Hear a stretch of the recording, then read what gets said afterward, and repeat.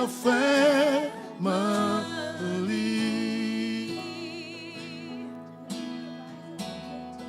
I need you, you need me.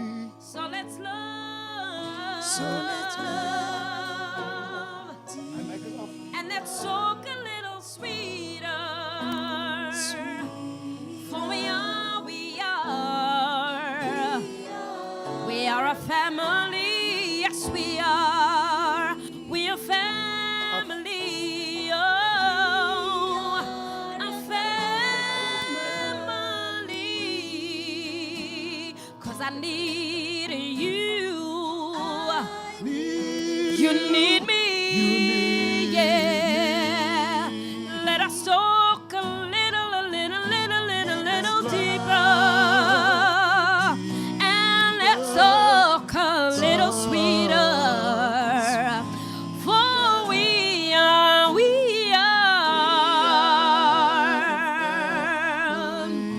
Let's declare today we are a family. We are For I need you, I need you.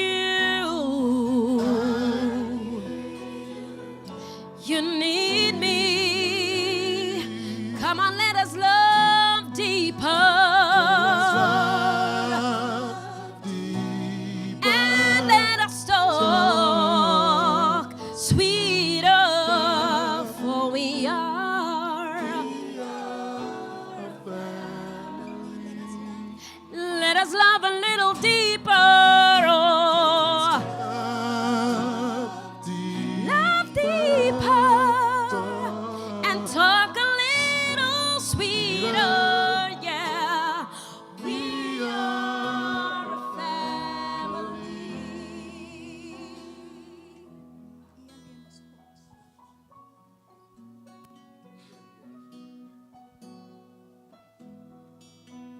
This is the opening prayer, eh? So we just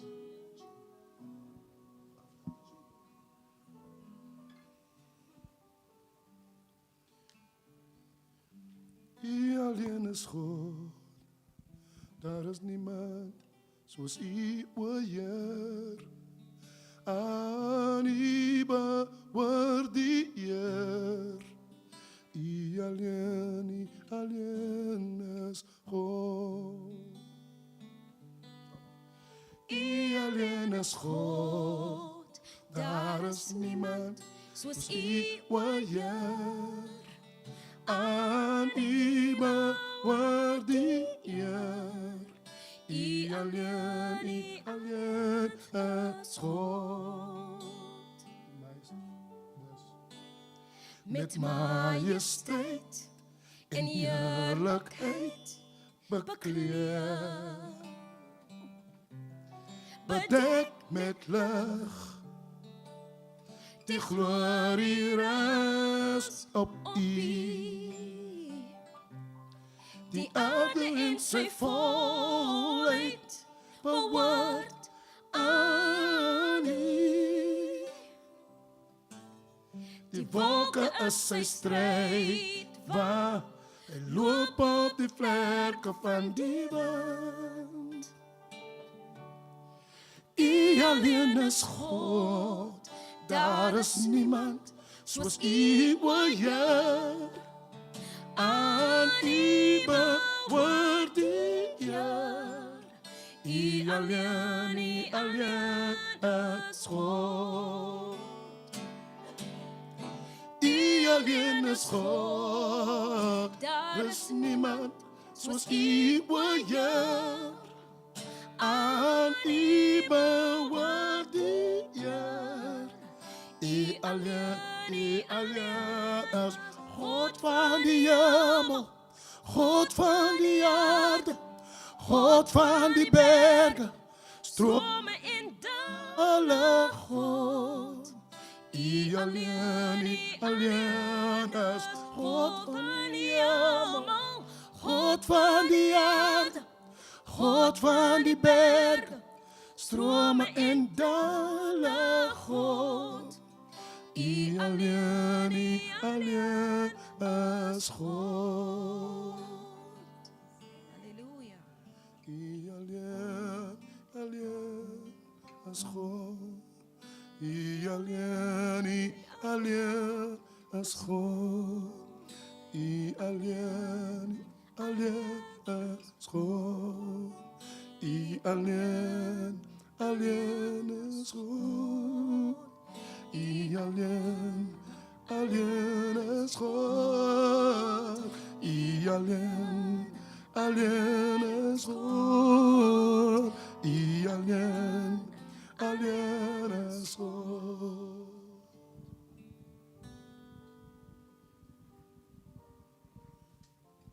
Thank you.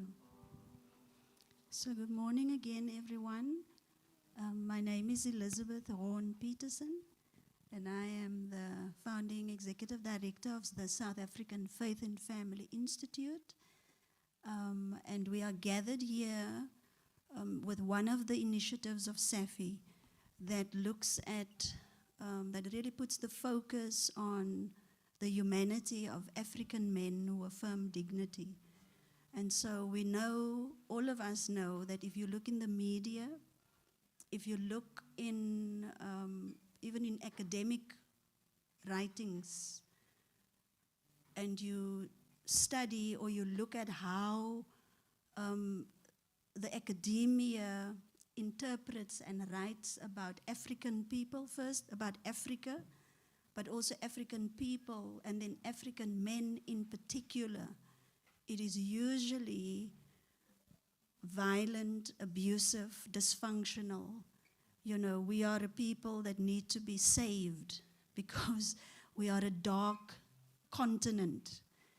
And so only a few African men in the entire lifetime of being human, only a few African men gets to reach iconic status. And you and I know who those black men are, right? Nelson Mandela, Desmond Tutu, Martin Luther King, you know, and even Gandhi. You know, it's interesting when you see that.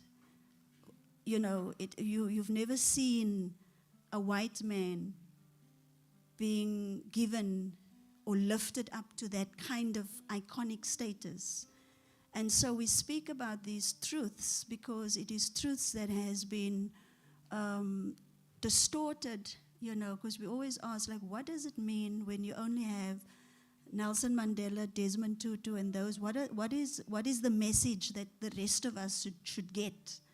You know, are they used to silence and you know, so that we don't really talk about the horror that was done on Africa by the West, you know, by people coming as missionaries in the name of the Lord, coming here, violating the peoples that God has created that lived on the continent.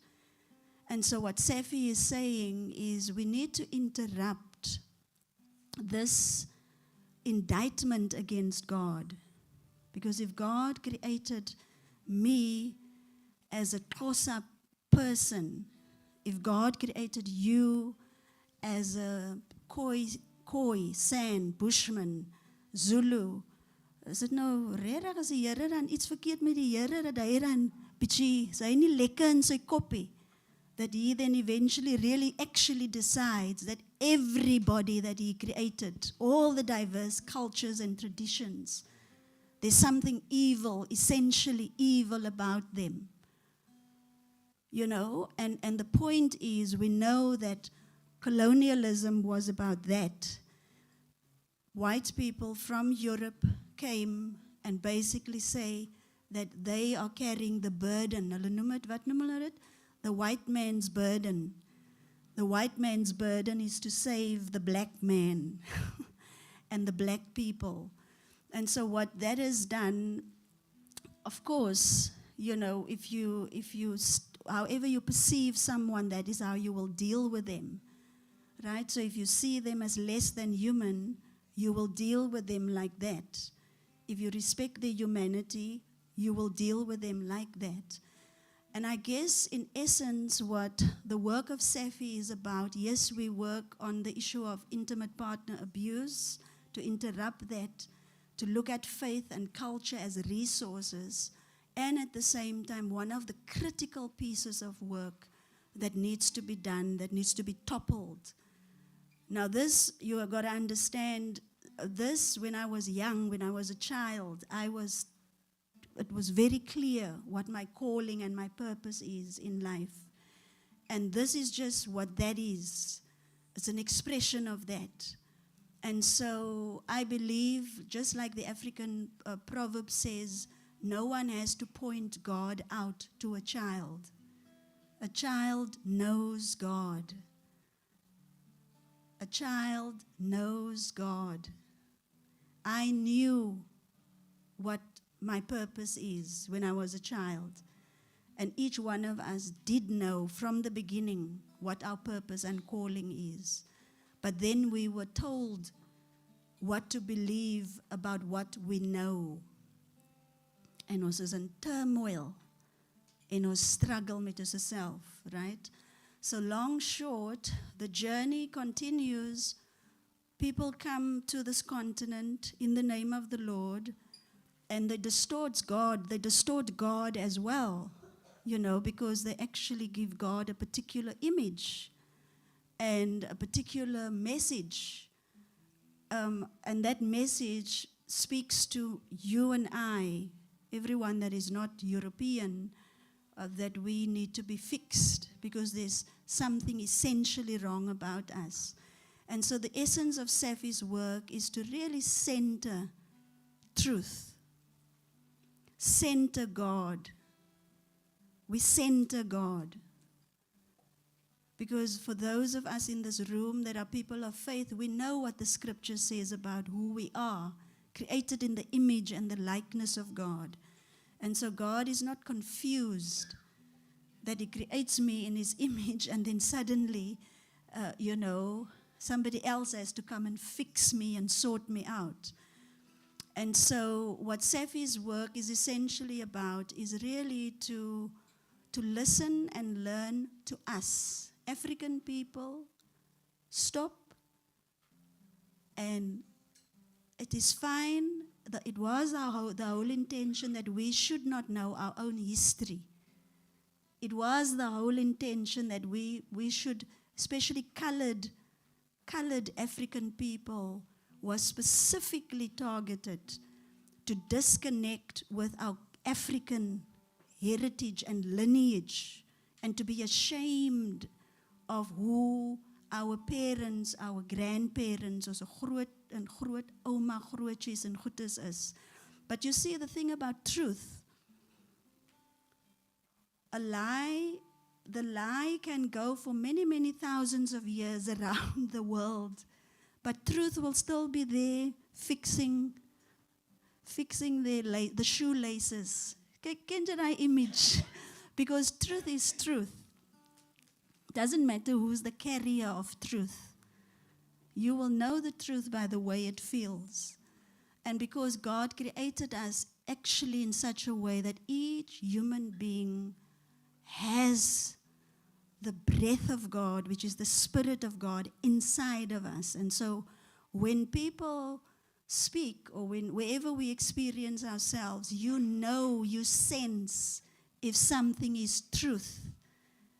And you also know, even if it's somebody with big authority and different institutions, that is important to you, you know the truth. And that's the gift. And so what we are doing, what we've been working on in terms of the men affirming dignity, is to really begin to center right into history this particular aspect of what does it mean for African men to be human. But also we zoomed it specifically in on colored African men. So all of you, most of you know by now that we have the Men Affirming Dignity exhibition that was in the slave lodge. We were intentional that it should be in the slave lodge, or not in the museum, because museums are carriers of history, and people from all over the world come. And so we wanted, very clearly I need to say this, it's the spotlight is on the humanity, the agency that God had placed inside of every human being. How did these men, in the face of being dehumanized and living in dehumanizing contexts like the Cape Flats, how have they managed to retain their humanity? When they fell down, they came up. It didn't matter what they experienced, right? They came back up. And they treated the people in their lives, whether it's men, women, their families, other people, they treat them with dignity and respect. And so the gathering here is specifically, my dad is the catalyst, Daniel Horn, because I saw him. I grew up with him. I saw how he was treated during apartheid. I even saw how he was treated in the church, because apartheid was alive in the church, everywhere. And even though there was, because hy's donker, baie donker van kleur, and so even though he's been treated like crap, I've been like fascinated at this person who just never lost his humanity. It's fine if you don't respect me. Ek kan nie vir jou change nie. Ek het myself verongeluk as ek vir jou wil probeer convince. So Daniel Horn lived his life in that way. And one of the things that he said when he saw what was happening in life, even in the church, toe hy maar vir homself gesê, hy moet maar net met die Here werk. Hy moet maar vir hom hier bepaal. The one that created him knows him, right? And has the blueprint of his life. And that is how he did his life. Him together with my mother, we are 9 children. Each one of us het 'n rigting. Daar's nie perfection, daar's nooit perfection nie. Ek praat van 'n rigting in die lewe. When you saw my sister Susan that is here, I honor her. When you saw that she had a tendency for caring and nursing, and when she then wanted to go and do first aid, he saved money and made sure that she get a first aid kit. Right? Caroline sê sy het 'n bicycle gekry. Jackie, is ook hier, I don't know what you got, you niks gekry nie. Jy het vir Jesus gekry. But I think when he saw, I don't know, he probably saw I was into sewing or something. En ek het nog altyd die sewing machine wat hy vir my gekoop het. The point is, our parents did not have money. My ma was a domestic worker, my pa het vir Shell Garage gewerk. But they lived with us in such a way that dignity was the way that we lived. Even though the church people thought that we were poor. And so sometimes when there was gatherings, dan wil hulle vir hom die oor, weet wat oor is, vat huis toe. But these were people that were incredible in terms of their own dignity and self-respect. They could sense when people gave them things out of pity or out of disrespect, actually. And they would gently not take that. Because we did not come to participate in our own disrespect. And so, for those who know me, moenie confused we say, I did not come to participate in the disrespect of God's people on this continent, African people. So no, when you get educated, because we know education was also used as a weapon for some of us, kry 'n bietjie education, God weet, ek dink jy nou, jy is bitter as wie ever, jy praat nou net op 'n rigting. I mean, I remember when, and you see, when I say these things, I also say it very graciously and carefully, because I'm talking about how we were twisted by a system of oppression that used God. So yes, there were people that thought I needed more airtime and preaching time because I had a degree and I became the director of a shelter than my dad, and who was an elder. But what I did, initially I didn't want to take the preaching opportunity, but then I thought there's an opportunity to make things right. Because jy moet wakker skrik, het my ma gesê, jy moet gou wakker skrik. So nee, ek praat hier, is eintlik nie, ek het niks om te sê nie. Jy het iets om te sê. So I would go up, if my parents were in the audience, I would have them stand. Because ons mense moet wakker skrik. Apartheid het vir ons de mekaar gemaak in ons koppe. Ons dink ons is bitter as ons 'n bietjie iets het. And I would have them stand. If I had people visiting from wherever outside of South Africa, I would bring them home. Sê my ma, jy pray die mense hier bring. Ek kan nie Engels praat nie. Ek sê, hulle moet in jou presence wees. They must eat from you, from your hands. Moenie vir my ko aandag gee nie. Jy ken nie vir my waarvan dat ek kom nie. As jy nie na my ma se huis toe kan kom nie. En as jy nie daar kan sit nie, dan wat het ek om vir jou te sê? Jy loop vir my hier in die pad, jy vir my ko kry. Jy kry ook nou, sy het 'n dokter nou hoor. Ek hoor ek het mos maar nou die dag 'n dokter gekry. Maar nou sien jy hoe die mense vir jou treat. You see, ons moet versigtig wees. You see, we've learned many lessons, and so when I saw my dad, and I was doing the work now as a social worker, got into the shelter, saw what was happening. I couldn't believe what people did with each other in their intimate relationships. I could not believe that. How do you get to a place of love and connection, and then that sacred place of an intimate relationship become a place of horror, where violence and abuse is happening consistently? And because that was not what I saw at home. I saw how we were struggling, my parents were struggling, but I saw how they held each other's humanity. They lived in a way that says, you are not my property, but I belong to you.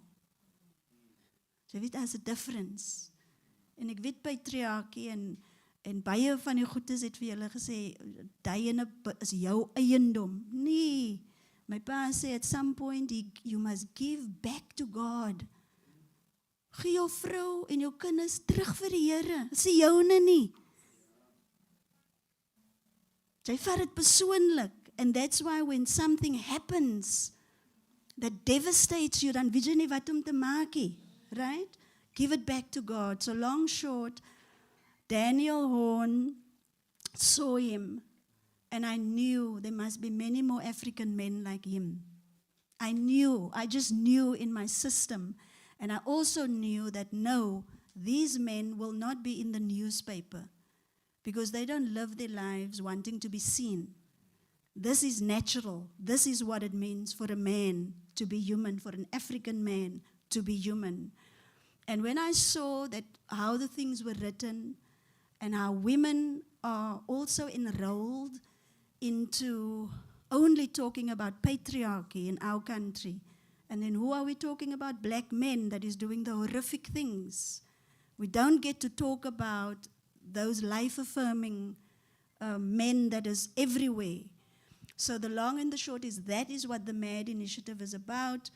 And we gathered stories of about 14 colored African men on the Cape Flats, and that's in the exhibition. I want you, the mobile version is outside. There's an app. You need to take the app, you need to put it on your phone, let your children read those things. Hulle is op social media, let them read the narratives of the men that look like them. En laat hulle sien wat eintlik ons mense about is. And so, so basically, my dad's birthday, he was born on the 21st of October. And so we knew that he would, when we started the MAD initiative and the exhibition, we knew we needed to have some series of conversations. And so we knew it was going to start on the 21st of October. We knew it was around his birthday. And then, of course, he effectively died on the 24th of October, 2022. And so I knew these dates were divinely, given. And so today is the day that he died. And I was with him. And so I say the same peace that I felt is still with me. He was a man that lived with us in peace, and when he died, he left us in peace. And so what we are doing here, so basically the MAD Indaba then, it is an Indaba. Indaba is a very important conversation. That's what the word Indaba means. And so every year we will have the MAD Indaba, and we will gather, different groups, different peoples, wherever we are, and we will have this important conversation about the humanity of African men who affirm dignity, because we are the ones that needs to change what is in the media. Those of us that are now, ons is nou geleerd, ons het positions now. If the thing is still the same and nothing has shifted, then there's a problem. That's a problem, okay? And so some of us have taken the courage to step into our lives' callings, because that's the calling that you need to get into. Nothing else is going to save you. Jy kan maar hoeveel degrees het, hoeveel geld verdien, waar woon. Nothing is going to save you. Only your calling. Because before the foundations of the earth, you were known and established by God to be fully alive and present right now, at this time in the history of humanity. And so I think this time together of Indaba is also to just assist us. Bietjie terug by yourself. Remember who we are. We are remembering who we are as individuals, but also we are helping each other as a collective, as a people. So this time we focused on really putting the spotlight on colored African identity and rites of passage, because we wanted us as a people, not just us, because there could be other people in the space, but it's amazing how this room actually looks exactly like God showed us who must be in the room, because ons moet met mekaar praat. Ons hou van om ander mense in te nooi. Laat hallo giewies. My pa het gesê toe die man kom van Liberia and say a prayer for him when he was on his last couple of days. So I thought then Pastor Stephen was now lekker, because we had a meeting. We every day had a meeting, like as my dad was in the last phase of his life, literally the last couple of days or weeks. We had daily or weekly meetings to discuss as a family, wat is die next ding wat ons moet doen? Hoe moet ons nou, wat moet ons maak? And so when Pastor Stephen came, and he came to say a prayer for my dad, then I said, so he can must now lekker stay here by Papa while we are having the meeting. And my pa said, no, he needs to go and sit in your meeting and he must observe. But you see, my dad lived by another principle. He lived by the principle of, jy moet net doen die ding wat die Here sê jy moet doen. Jy moet net die ding doen. Moenie wil verre tee drink oor wat het die Here gesê nie. If the Lord said, go and do the prayer, that is what you do, en jy moet march van die jaad af. Because jy gaan vir jou verongeluk as jy vir jou gaat involve in dinge wat jy nie verstaan nie. No?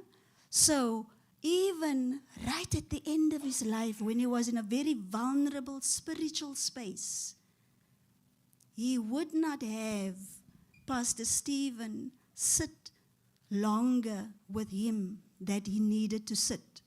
He would not have Pastor Stephen get into conversations that he's not supposed to get into.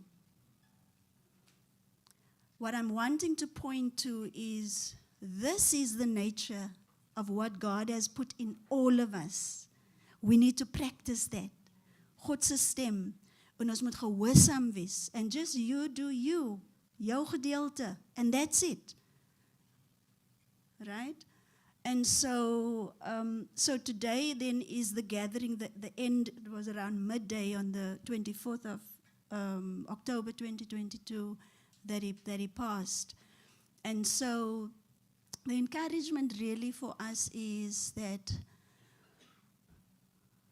we do have everything that we need. And so I'm going to invite Ashwa now to just take us through what has happened over the last couple of days. Earl Erasmus was one of the key facilitators. He will probably join us, as the day unfold. Then we will also invite Dion to come and share, because he's the visual scribe. He creates things as we are, as the process is happening. So he'll talk a little bit about that and tell us what was created over the last couple of days.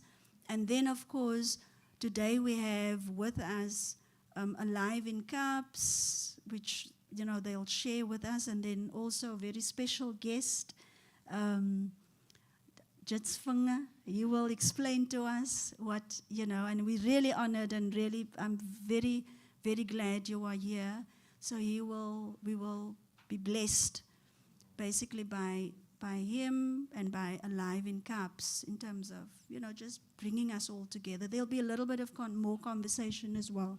So do you want to do the admin, or are we going to do the names quickly? Okay. So we're just going to have you just quickly say your name and the community where you're from. Edward Adams, Ravensmead. Geraldine Adams, Ravensmead. Quentin Goliath on Mitchell's Plain. Caleb Peterson, Stramfontein. Trevor Whiteboy, Mitchell's Plain. Aisha Whiteboy, Mitchell's Plain.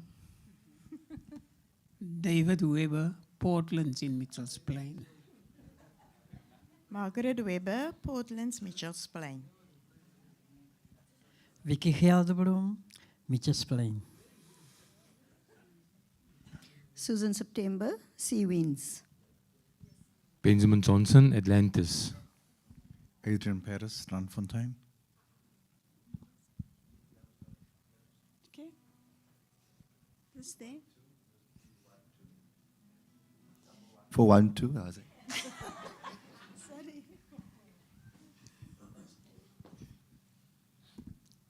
My name is Loyiso. My surname is Kufe. I'm staying in Philippi. Thank you. My name is Lusanda. I'm from Philippi. My name is Onako. I'm from Philippi. I almost thought you were also going to sign. Elizabeth Johnson, Atlantis. Samona Hillman, Atlantis. Samantha Hillman, Atlantis. Unisoyuki, Rugby. Rugby. He doesn't know. Oh, Nathaniel Erasmus, Stramfontein. Roderick Eyston, Mitchell's Plain. Vincent Vogt, ek is van die Bontas.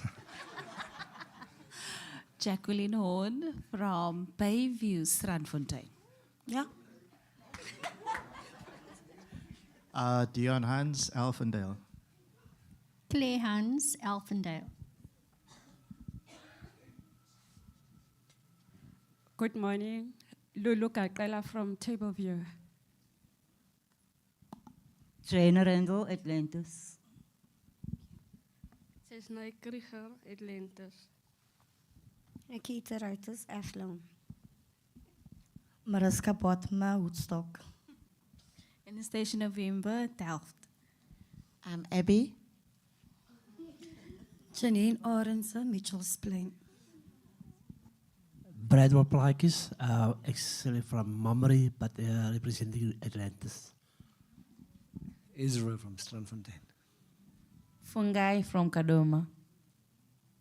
Goeiemôre almal, Al Mentor Ocean View. Marion Gabriels, Kuils River. Clayton Gabriels, Kuils River. Janine Roy, nou van Bala. Ik is eindelijk van Lavendale, ik blijf nou in Mitchell's Plain. Morning, everyone. My name is Tanda Ziswa Mkanda from Kailicha. My name is Pumelele Msweli from Kailicha. Jonathan McKay, Belleville South. Thank you. So, Ashwin. You did introduce yourself? Oh, Elizabeth. Elizabeth van Strandfontein. Ek is ook van Lavendale in Steenburg in Retreat. Actually, dat hele gedeelte daar. Good morning, everyone. Ashwin Deploy. I am born, bred, everything in Bonteville. Currently now residing in Elsie's River. Born and bred in Bonteville, very proud of that. But living in Elsie's River. You know, you must go share your light somewhere else. So yeah, I'm also the Safi's Mad Men Affirming Dignity Coordinator, Program Coordinator, and it's a privilege to be with you today. It's a privilege to see everyone and just be in the space. And to recap on the 4 days, I just want to do a few protocols. We know that every house has rules and every place has its rules. And every place has a set of things of how we do things. You don't just come into my house and go open the fridge. As mis biscuits vir jou. Weekie so hier nie. Sit daar in die voorkamer, relax. Ek vir jou nooi. I invite you to the kitchen. So just like that, the space that we are in also has its set of rules and it also has its sets of things of how it does things. And so I want to welcome you to the Artscape Theatre in Cape Town. And this is a non-smoking zone inside. So if you are a smoker and your lungs need exercise and breathing, I invite you to go outside of the doors, and you'll find there is a patio on the porch. Then you are more than welcome to smoke if you are a smoker. I am also, when I do sit here and it is events and it is things that Safi does outside of our office, I become the occupational health and safety officer for Safi. And so I want to say that you don't have to worry. You are safe. We have a nurse also on standby. That's how safe you are today. And so in the case of an emergency, and we do hear the sirens, and we do hear that there is an emergency evacuation from Uncle Dave. Uncle Dave, would you just wave your hand for us? Net so 'n vaai, net so 'n vaai. And then, Plaatjes, would you just give us a vaai? So from that side, 50% of the room will move through the emergency exit here behind me. This hall here looks like a hall, but it's not. It's a door. There's an escape door. And you will run down, walk. But in case of an emergency, you must run, baleka, raatloop. Just teasing. We will move in an orderly manner. We will move down the steps. And then those that the 50% of the room this side will follow Dr. Elizabeth. You will move downward to the basement. And there you will meet until the space is declared safe. The other 50% on that side, don't worry, I didn't forget about you. You will move out by the exit point there where Mr. Dion is standing, and you will flow right outside to the porch area in front of the Artscape until the space has been declared safe by Artscape's Occupational Health and Safety Officer alongside informing me, and then we will bring you back in the space. But for so far, nothing has happened. We don't know, we won't, nothing will happen today also. But don't worry, you're okay, nah? Nah? Don't worry. So yeah, thank you very much, ladies and gentlemen. We also ask that you do, I know that there is some of us that are maybe on standby, that maybe just put our phones on silent. We will share the link, the YouTube link with you. So if you want to record, if you want pictures, it's fine, relax. We just want you to breathe. Just be present. We're so consumed by this mobile device. We just want to be, and we sometimes miss the moments. We sometimes miss important moments, and because we constantly just want to capture everything. So then I also will invite you to say you can go on Safi's Facebook page, like our Facebook page, and don't worry, your picture will be there. We have iPhones taking picture of you. It's high picture quality. We have high picture quality. Is it Nokia's? Yes. iPhones, Apples, that's taking pictures of us. And so your face becomes very clear on the picture. You know, here you light of complexion, there's you lighter on that picture. So you don't have to worry. You're okay. And then I know some of us will see the camera looking at us and you want to look serious. You can also look serious. There were days I knew the cameras looking, ek speel net serious up me. Ek focus. But we want you just to relax and breathe. For those that have their journals, you can journal your things down, capture those things. And so we want to say thank you very much for being with us. We really, really value your presence here today, even as those that has journeyed for the 4 days with us from day one till now. Thank you so much. And so for the 4 days, as we have heard from the 21st being the birth date of the catalyst Daniel Horn up until the day of his passing, very ironically, on the 24th. So it gives 4 days space of us doing the Indaba. And I think this morning, when I woke up with these words. It's Afrikaans. I'll say it in Afrikaans, but I'll translate it also. It says, and I know from us that in the church we would know the saying, as die koringkorrel in die grond val en nie sterwe nie, dan sal dit geen vrug dra nie. And so if the seed does not fall into the ground and die, then it can bear no fruit. And so you mustn't speak to death about me, because then I become excited. Because in my other capacity, I'm an undertaker, so you mustn't speak about death. Ek raak excited. You know, I hear death and I run, papi. I come. I get like, it's like telling me there's a lollipop shop open, or his tuck shop is open. You know that game we used to play, ek koop 'n boksie matches. Die winkel is toe. Van my sê jy iemand sterwe, ek kom, papi, ek kom. So yeah, that's why our church people don't invite me to come and pray for them. I pray, Lord, let thy will be done. And then I also ask, brother, sister, do you have an undertaker? And if they say no, then I say, die Here het gesê, ek moet net hier wag by jou. So yeah, and so this morning I was thinking about this word and this saying, and I thought about the life of Mr. Daniel Horn. And I was thinking, if he did not die, very ironically on the 24th, then this was not going to be birthed. The Indaba was not going to be birthed. And so a few years later, the seed has died in the ground and it's growing slowly but surely. I always say these words when and I think I've used it at my grandmother's funeral. I said these words. I said, I'm not burying her.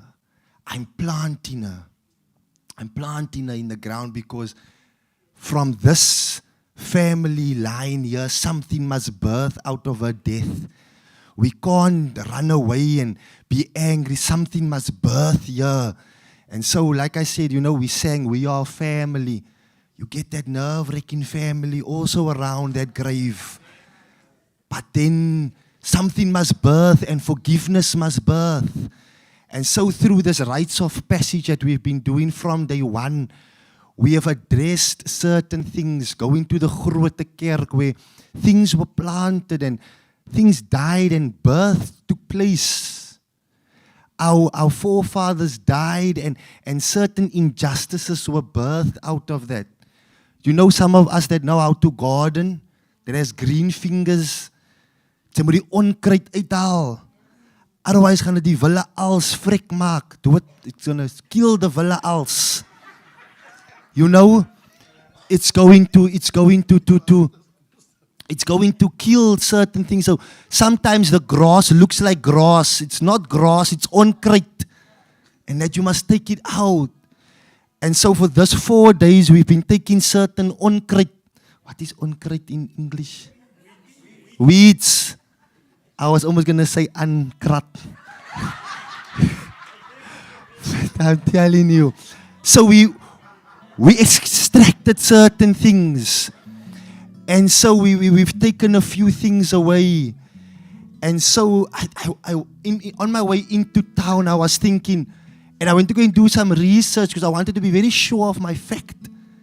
And I saw that when the seed germinates in the ground, the shell that holds the life must die, must open up, must burst. You know, when you get birthed, something must die. The womb dies inside so that life can come forth and water takes place. And so during this 4 days, we've been dying to certain things. We birthed on Tuesday, we birthed a very new type of look, very new lens we birthed. And yesterday, very ironically, something was said here. And I came to jot down a few things this morning. So from day one, we spoke about where it all started and where the MAD initiative has taken place, going to places such as the Oudtshoorn area, Johannesburg, Elsies River, Bonteheuwel, Lavender Hill, Atlantis, Liberia. So you see, if the seed does not fall in the ground and die, it will bear no fruit. And so we spoke about the flame that has come forth from the life of Mr. Daniel Horn and what flame really sparked here. We went to go and visit. I think Mr. Dion will touch on a few of the pictures. And so I just want to run very briefly through. We went to the Grote Kerk. We went to the Grote Kerk, a place of where we sat and we listened. We were boxed, and in our box we listened very deeply, but also knew that lies is still being told to us. We were being said things that truth still doesn't want to really bring itself forth. We stepped into a space that is so-called the place of light, but it feels like a place of darkness and suppression. A place that where on the one side it possibly being the place of light, hope, freedom, and on the other side slavery and dehumanization is taking place, and people's dignity and our forefathers' dignity is being stripped from us. And so it's just an arm length of these two things. And then we came into day 2 and we reflected on certain things and we got our language back. The very language that was taken away from us at the slave lodge, we got our language back. We were proud to say, and I think Pastor Sean, I mentioned this the other day. I said, when you said about the Afrikaans dictionary, I said there's one word that's going to have a full-on 3 pages alone, and that's the word dinges. Because we will literally say everything is dinges. Bring that dinges here, man. Dinges can be the mic, dinges can be the phone, dinges can be the glass of water. But we felt proud to speak in our Afrikaans language and the tongue of where we come from, where we born from. You know what is birthed inside of us. I was sharing and I was saying how when I awaited the arrival of my sister from Kimberley, because I'm excited to go now, because tonight I know for the Cape Townians, we use the word skinner. But in Kimberley, we use the word nivis. Hey, my sister was my nivis optel. And when me and she talks about nivis, my wife looks very weird at us. Because then she doesn't know what we're talking. Ek is ook fyn. Is ook fyn en ons nivis, maar ook 'n bietjie oor jou hier. So in die gesprekke. Ek gee nie weet die nivis is eintlik oor jou nie. Soos wat sê, hey, as jy aan my medicine hier verbygaan, sal jy maar ook aan my, jy sal maar moet sit my eie. And so you become proud of using your language, the thing that carries meaning to you. You don't have to come into a space and feel, oh, I need to change the wording of my lips. But I feel me. I can sing in my mother tongue. I can speak in my mother tongue. I can be in my mother tongue. And so yesterday we spoke about the intra-generational wisdom and rites of passage. And we spoke about, and I think this is one of the things that, one of the modules, the aspects of Safi, we use what we call the Sankofa bird. And the Sankofa bird is a Ghanaian mythical bird. That it says that it's with its feet forward but its neck to the back. And it brings back the golden eggs with it. And so yesterday we could plant our feet forward and we could turn our head to the back and bring the golden egg moments with us. And we could leave the rotten eggs behind. We spoke about how unique it is and how colonialism has taught us that, no, it's bad. Dis hier, stoordery, vyand van die kruis. It's demonic. And so this morning I was watching a few people step in. Like, oh, Here, wat gaan jy hier aan? What's happening here, Lord? Wat ek my bevind? Why did I accept this invitation? Yes. But then I used examples of my granny when she said that when you're sick and we have the flu, we didn't drink Panado. We didn't go and buy Carenza C because there wasn't Carenza C then. We drank Villa Als en Wynryk and we warm gemaakt. We cooked it on the dinges, there, on the dinges. And then we would drink it. When our stomachs was paining and we had cramps, we would pack the Als. And when you had a headache, they didn't give you a Panado and a grandpa. We cut the potatoes and we put it on your head with a lappy. Pull out the headache. Do we still... A sign lappy. Yes. And when we would take if you had earache, my granny would take the Malva blaar. Oh, julle luister. My granny would take the Malva blaar and she would press it into our ear. And that's how we got rid of ear infections. And so not everything that might look and was taught to us by the colonialists to say, oh no, that's bad, but not realizing they came to take the very knowledge of that and turned it into Western medicine.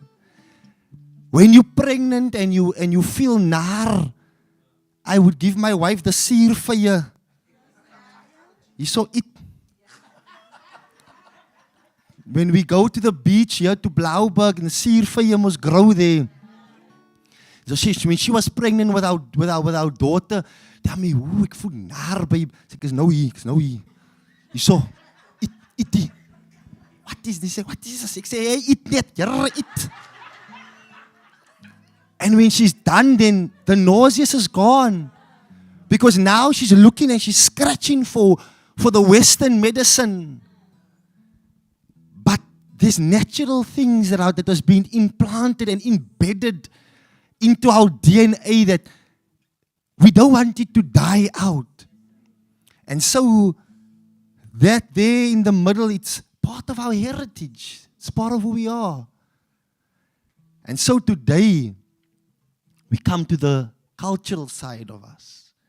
The one gift that we cannot deny that us as people have. That's the gift of music. We know how to turn anything into a song. Aardappels en pere, tamati merum. We know how to, we're poetic. We have a sense of poem inside of us. Groot die ore soos taxi deure. Lang hare. And it's these poeticness that we want to bring forth today. Yesterday, I think, and I will close with this in saying, someone mentioned in the room yesterday, they said, it's like looking at the dry bones. It's like looking at the dry bones, and they brought us back to Genesis 1 when we look at the centerpiece in the middle of the room. God van die hemel, God of the heaven. Yeah. Would you just mind explaining what you saw yesterday?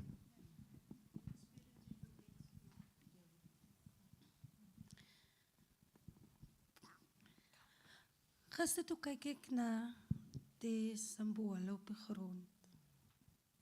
Ek het die vraag gevra as die tema oor Genesis. Want as ek terugkyk in my eie lewe, hoe my ma gebid het. My ma het altyd gebid, God van die hemel. Dan gaan ek terug na Genesis toe, waar Genesis vir ons sê, aan die begin, die skepping van die aarde, het God water van water geskei. So dan sal ek die glas vat, die deurskynende glas as die water. Dan het sy gesê, God van die aarde. Dan het ek die klippe gevat, soos die berge. En dan het sy gesê, God van die hemel, God van die aarde, God van die mens, as die hierdie mannetjie. En die diere, as die vel. En dat het vir my teruggevat na die skepping van die aarde. Dan het ons broeder, ek kan nou nie onthou wat sy naam is, broer. Hy het sy storie vertel.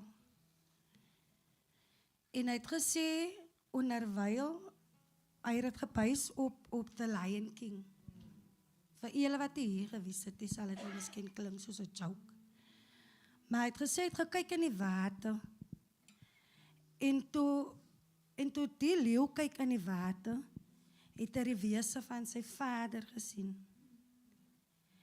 Omdat hy net so sy vader gelyk het hy strength weer binne hom gebring. Dit is nog steeds by Genesis. Die hele saak hier gaan oor genesing.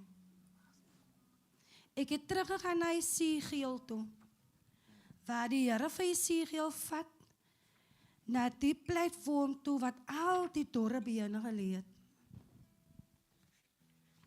Nou genesing begin by ons self, soos wat ek gister gesê het. Een en elkeen van ons gaan deur iets. Miskien deur die familie, miskien deur iemand anders, maar daar is iets wat vir ons terugslaan.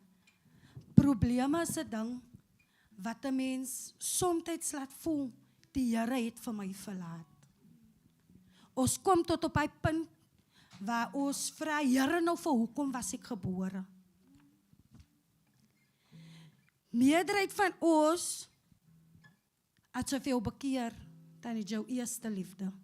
Sy het die vrese van God, maar soos tyd aangaan, verdwyn het. Nou die dorre bene, het wys as die mens, jy het jou God, jy het jou beliefs, maar soos die lewe aangaan, het jy dit verloor.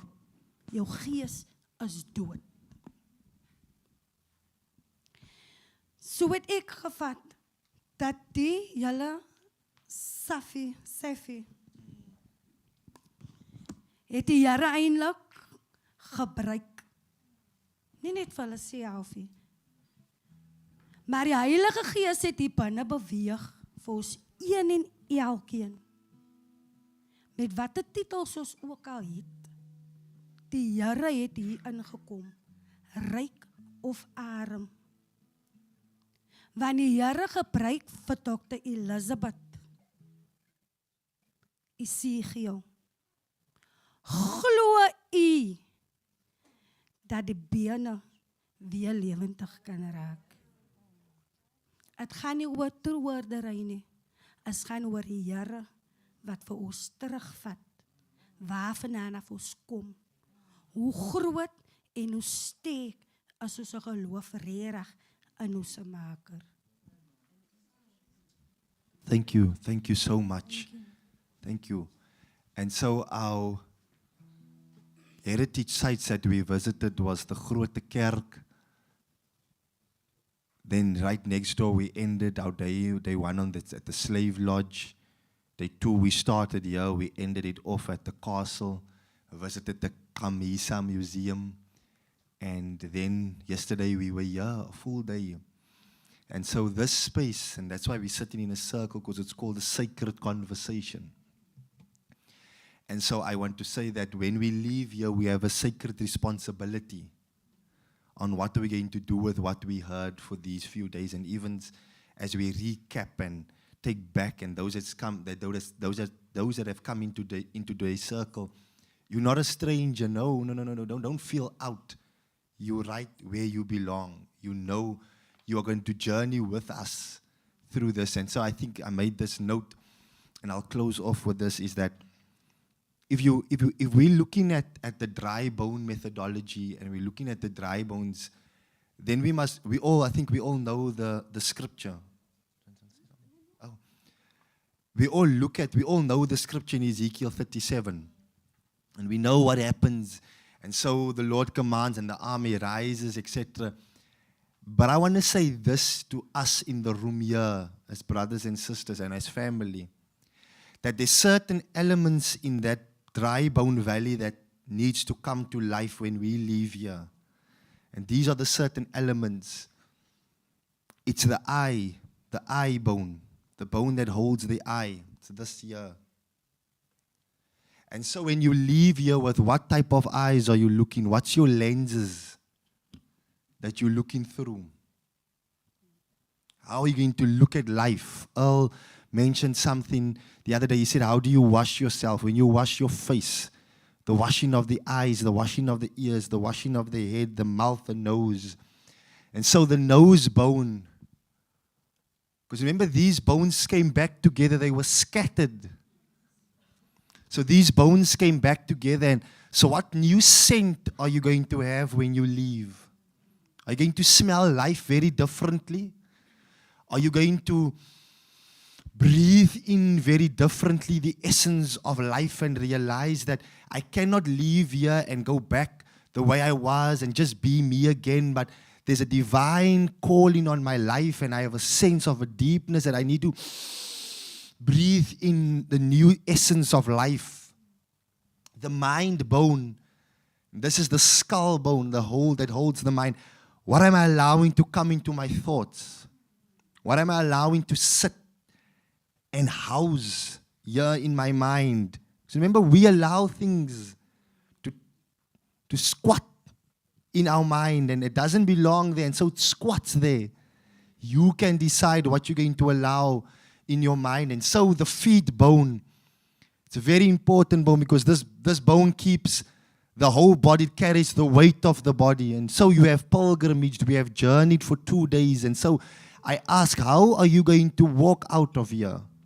How are you going to walk into new life, into new callings, into new doors? And like we mentioned the other day, your gift will make room for you. How are you going to sit at other tables with your feet? And so the rib bone, the bone that covers and protects the heart. The one place that's very sensitive to us, we can either get hurt from there or life can come out of there. And so what are you allowing to be covered by your rib bone? And what are you allowing in the essence of your heart? And what are you going to allow to flow out of there? And then, last but not least, your spine bone, spinal cord. When you leave out of here, are you going to sit in life just being,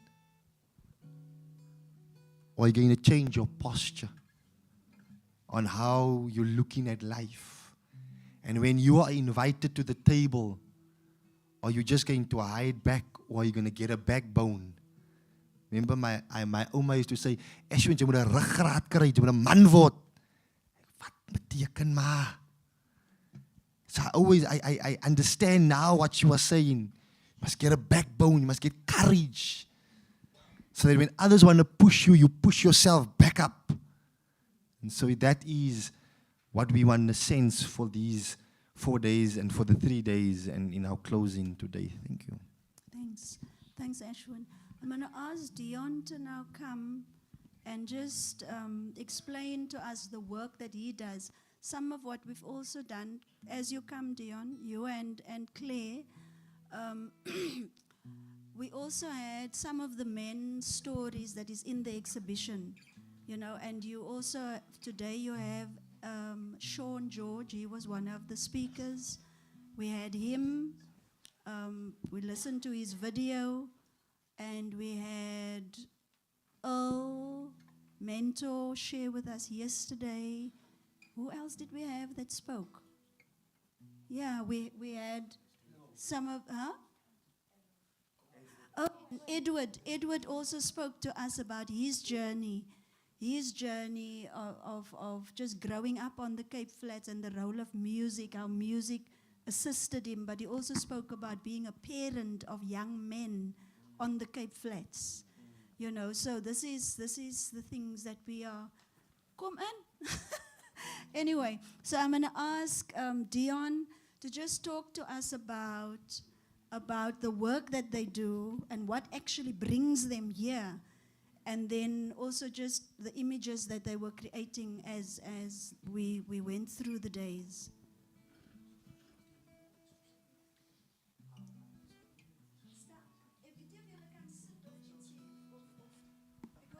Okay, sign language. We have the sign language interpreters.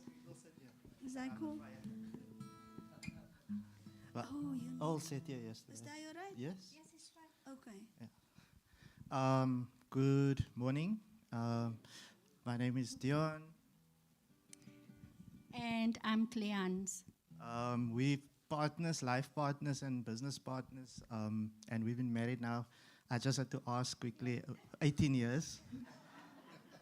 We've been together for 18 years and still very much in love.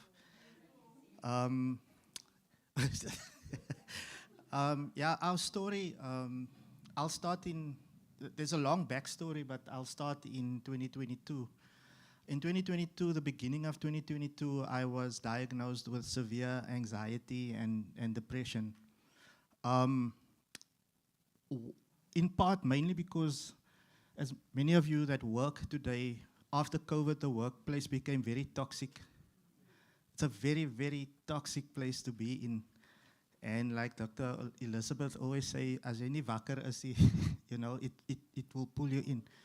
But the other reason that contributed, one was partly medical, but also in 2021, we had a lot of deaths in the family, especially men, and that also affected me. So it was all these things, you know, like a Jenga board, you don't know, stress subtly creeps up on you and stuff. And so I was diagnosed, and it got so bad at work. I worked for a very large company. I had a very senior position. But the anxiety and depression got so bad that I couldn't even speak properly anymore. I couldn't get words out. I would forget that there's a meeting, completely forget. My productivity went down, and it was quite a humiliating experience at work. And they actually asked me to leave. They asked me to leave. And there we were as a family at the time. I was the only breadwinner. My children were both at school at the time. And now I'm sitting at home. We were staying in Malmesbury in 2022. And I was booked into a clinic in Paarl During this, sometimes you as a man go through something and you don't know what your partner is going through. So Claire asked me to speak because she's very scam. But I was unaware of back at home what was happening while I was trying to find my feet. Long story short, we were unemployed. The money dried up because we didn't have a nest egg. And we took a very difficult decision on 1 September 2022 to start a business. And it was really a leap of faith. But I think the important thing was that we did it together. We learned a very important lesson that I think comes from all of our collective ancestors, which is how to consult, whether it's on the knees or whatever way you go and ask for help. Like David says, where does my help come from? And but we had a conversation and we said, okay, we're gonna do this and we're gonna do this together. And on 1 September 2022, the Sand Scribe was born. The name of our business is the Sand Scribe, and there's a whole story behind that.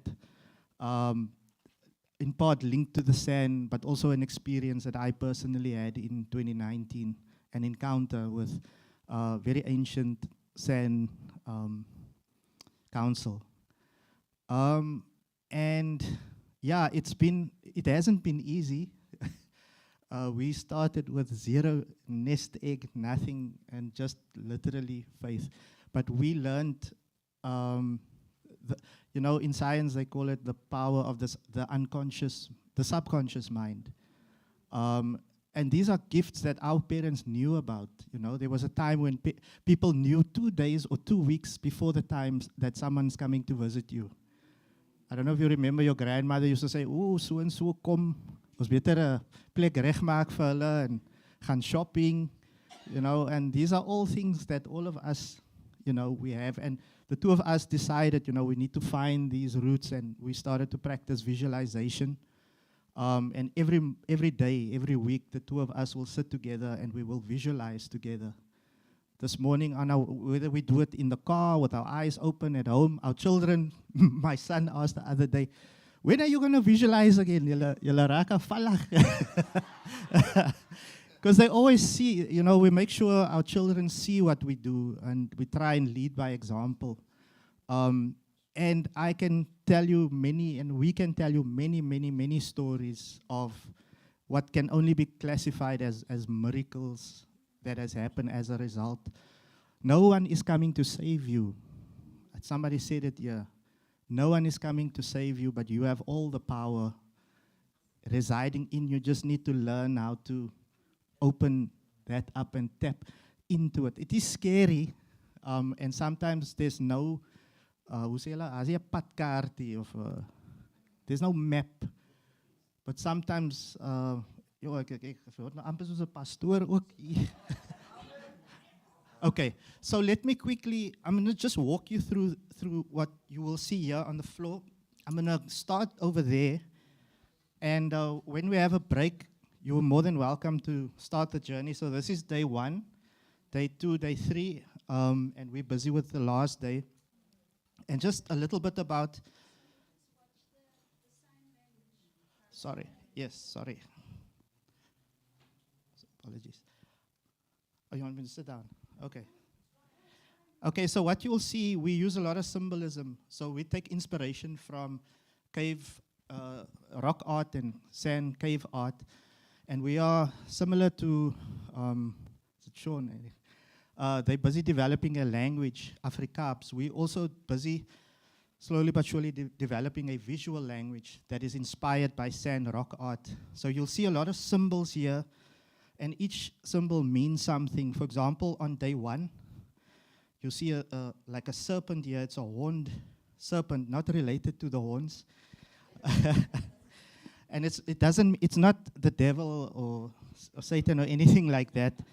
But in sand culture, the horned serpent represents deep history. It represents foundational knowledge, and it represents fossilized wisdom. And it means we need to go back to where all this pain and all this dehumanization started. And you'll see words here associated with the horned serpent, like the harm done to our people was very intentional. This generation will shift things and stop this and live more intentional and mission orientated. And that is the call to action. So the same thing that causes you pain can be the same thing that result into this shift. So it comes from exactly the same place. And then you will see over here we have dignified, we call them dignified walkers. And you will notice the way that they walk. And I think Sean challenged us, Ashwin, sorry. How are we going to leave this event? And you will see the body language. They're walking upright, they're moving forward. It looks like they're moving rapidly, but they're confident. They know who they are, and we call them the dignified walkers. And the way that you walk and live your life after this event is something that can counter the narrative of what is written, especially about colored men in history. I'm not going to go through everything, but something very interesting that Dr. Fungani was talking to us about. Fungai. Oh, sorry, I can't even read my own handwriting. She spoke about, as Africans, we possess ways of knowing, and we possess ways of being. And she spoke about the culture of Ubuntu. A person is a person through other people. And I am because you are. And that was really the central message. And you will see, it wasn't planned, but every day you will see a circle, and there you will see a circle, and there you will see a circle, and probably today there'll be another circle. And if you look at, we're sitting in a circle, and I'm seeing all the signs all of a sudden. And Dr. Elizabeth and Safi calls this the sacred circle. And in the sacred circle, sacred conversations happen. And you'll see you never see one person in a circle. And you will see fluidity, blue colors representing water and fire. And we had the presentation here by Earl. And another strange animal that not animal, feature that you'll see here is, and I don't know the easy word, but the word I understand or read about is the theanthrope. It's looks like a human with an animal head. And what that represents is transformation. The head is the eland, which is a sacred animal in San tradition. It's what you aspire to, your goal, what you want to achieve, what success looks like for you. But you have to go through this process in order to transform. And it starts with your speech, language, and this was the presentation that Sean had. And you'll read all the words here, but also the painful past and how language was used to confine people and say you are, and label you as a colored person without looking at the history and your ancestry and any of those things. But language is one of the most powerful tools that was used to confine us and dehumanize us, because on the farms, you were not allowed to speak in your native language. And if you did, you were beaten, right? But now, they are busy with an amazing project to bring back language. And it is that language that takes us out of these confined spaces into a place of power and a place of being. I'm going to stop there. There's lots to look at. What else? Okay. Yeah, so this was day 2, and the theme for the day was naming and framing colored African identity. And the way that it is reframed, and a tool that is being used to reframe is through language. And yesterday, it was all about the intergenerational wisdom and the rites of passage. And you will see here's 2 figures at the bottom, an elder and a child. And the question is, who are the elders in our communities today? And are there still elders? Ashwin was sharing the wisdom of his grandmother, because when an elder person says something to you, something positive, it really carries and it has a weight. He was sharing his grandmother's words were, as she was also passing and transitioning, she said to him, "When I look at you, I see God." Now imagine what that does. I remember my grandmother said something to me once, you can be anything you want to be. You know, I mean, it's such a tiny thing. And if you look at children on the Cape Flats today without parents, we need our elders in the community. And I think a movement like this, like the work Safi is doing, and bringing these sacred circles to our communities can restore the place of the elder, where we can sit in a circle like this and have healing conversations. And yeah, music, and today is all about music. Music is another powerful tool because our people, as you said, Ashwin, are very, very talented, very gifted. In fact, tonight, Jonathan Butler is playing here at the Artscape. And how many gifted, he has another very gifted young man and people in the room today as evidence. But music also is a personal rite of passage. When people go through something, they sing their way through the pain and the hurt. And so that is what you will see. We also had Earl yesterday talking to us about you can actually plant your pain and use the compost, the mess of your life, to grow something beautiful in your life.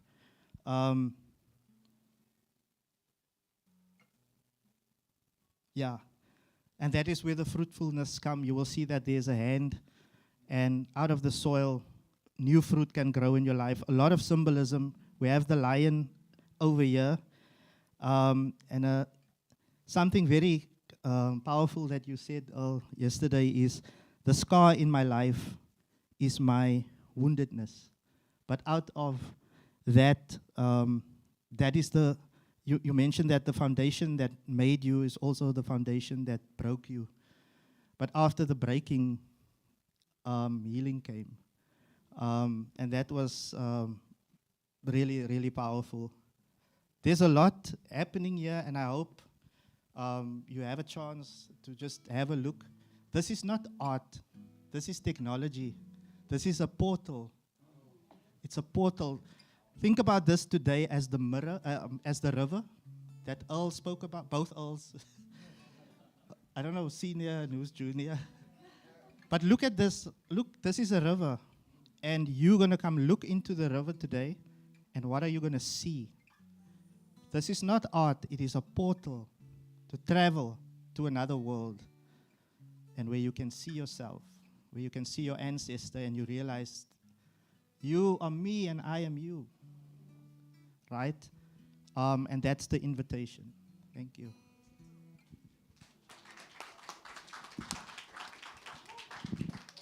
Thank you very much. Thank you. Thank you. Thank you so much, Dion. And so I think part of the process for us, and what we've also said, is when you step into your calling, you must understand that your calling is probably going to be unique. There's not a blueprint. The blueprint is with the one who created you. And so God doesn't make copies. So you're going to have to understand that when you step into your true self, your true essence, whether it is as a social worker, as a nurse, as a pastor, or anybody, if a musician, if you do your calling, you will transform the field or the industry that you are stepping into, right? And so we are reminded then that oftentimes it is our calling that has pointed us to becoming a pastor or a nurse or a social worker or a businessman or whatever. But oftentimes what happens is, or a police officer, by the time you get to be a police officer or the nurse or the whatever, social worker or pastor, what often happens is people take the title and they leave the calling on the day of graduation. On the day of ordination as a pastor, you take the title because it gives you access to people, it gives you a certain authority. Social workers, psychologists, all these people. And the question is, are you still busy with your calling? Or are you just busy with the thing that comes with the title? And the mess that we find ourselves in, both personally and collectively as a community, is oftentimes related to us wanting to acquire. Ons wil gesien wees, want ons was mos gemarginalized. So jy wil gesien wees. En so nou gebruik jy jou musicianskap, jou social workskap, jou dokterskap, want nou kan mense vir jou actually sien. Want nou roep hulle vir jou pastor. Hulle roep vir jou nou, die anders begin nou vir my roep dokter. Ek het maar nou die dag 'n doktorat gekry. You see, we attach ourselves to the thing that gives us visibility. And so we must be very careful about that. And so the work here is, and I love the way that Dion has just reminded us, so even this process for Safi, you know, the work here for me is, I'm got to be dependent on discernment. One of the values of Safi is discernment. We don't just talk about faith as a resource, we actually look at what is the qualities, the things that can help us as an organization. So we have to discern what is it that God wants from us at this particular time. En dan vra ek vir die Here, nou, jy moet mos nou die regte mense instuur. But I need to be still enough, quiet enough, nie so besig en op 'n treadmill en wil by elke die event and die event visie, so that I can hear. And then I found Dion and Claire. Ek dink, wat is wat die mense doen? It's a new way. Critical stuff that we need. It's very easy to go to those who are available and do the things every day. But it takes something else to create the newness. And maybe it will be new for us, but it's actually things that has been embedded, has been there all along, that needs to be woken up, right? And so thank you, Dion and Clay, for your journey and for your faithfulness and for your courage to bring this particular aspect, you know, even to our process. So what I would like for us to do now is we're wanting to just have a few other voices into the space. Earl, Anastasia, maybe if the two of you, is there something that you wanted to? No. Okay, so I just wanted Earl and Anastasia, and then I'm also going to ask Dr. Fungai and Uncle David to just give the gathering some inputs as to what have your experience been, you know, over the last 3 days as we're gonna go into the next phase. But I think there's a song just as you prepare yourself. The first Anastasia and Earl, but I think Alive in Carbs have a recording that they want to play. Sean, yeah. Do you need to say something about it or? Okay. Do you want to just introduce it? Yes. Good morning, everyone. As we've said the other day, we are busy with language CAPS specifically. We've been contracted by an organization called Wycliffe. They are the Bible translation organization that has been doing translations since the 1300s. Some of the translations you are reading is in where it's been done by them, so it's a legit organization. And so they've contracted a few of us to start translating the Bible into Kaaps. What you will hear now is the very first draft of Genesis 1, the way we would hear it on the street. We want a Bible in the language of the people, for the people, so that everybody understands it. Thank you.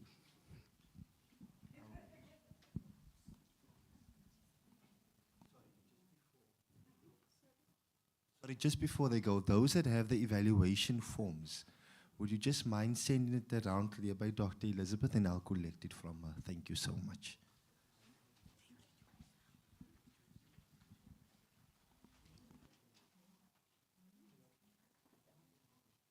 Genesis 1, die creation.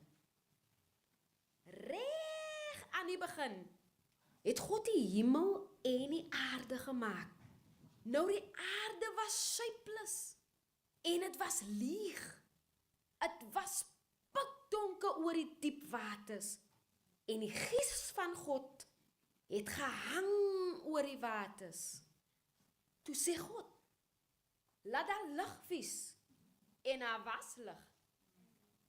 God sien toe, die lig wat hy gemaak het, as kwaai. Nou so het God die lig van die donkerte geskei. En noem die lig dag en die donkerte nag. En het was nag en het was môre, die eerste dag.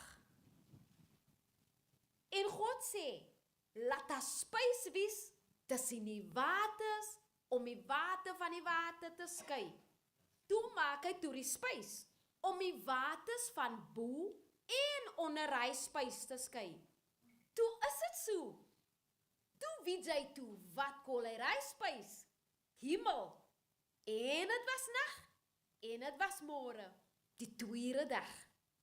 Toe sê God, laat die waters wat onder die hemel spys is, alles op 'n hoop by mekaar kom, om 'n wy te maak vir die droë grond om uit te stiek.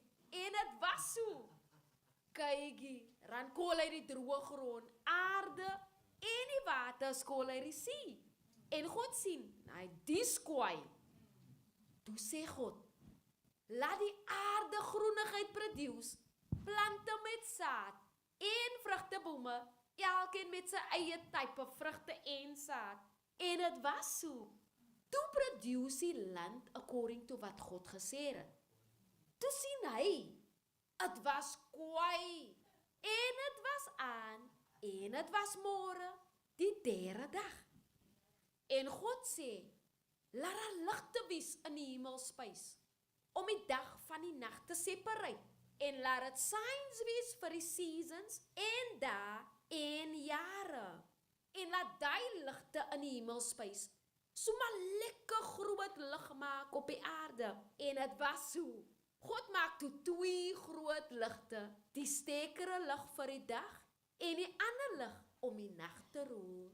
Hy het ewen die sterretjies gemaak. God sit hulle toe in die hemelspys, om lig op die aarde te gee, om die dag en die nag te roer, en om die lig van die donkerte te separate. En het gesien, het was kwaai, en het was nag, en het was môre, die 4de dag.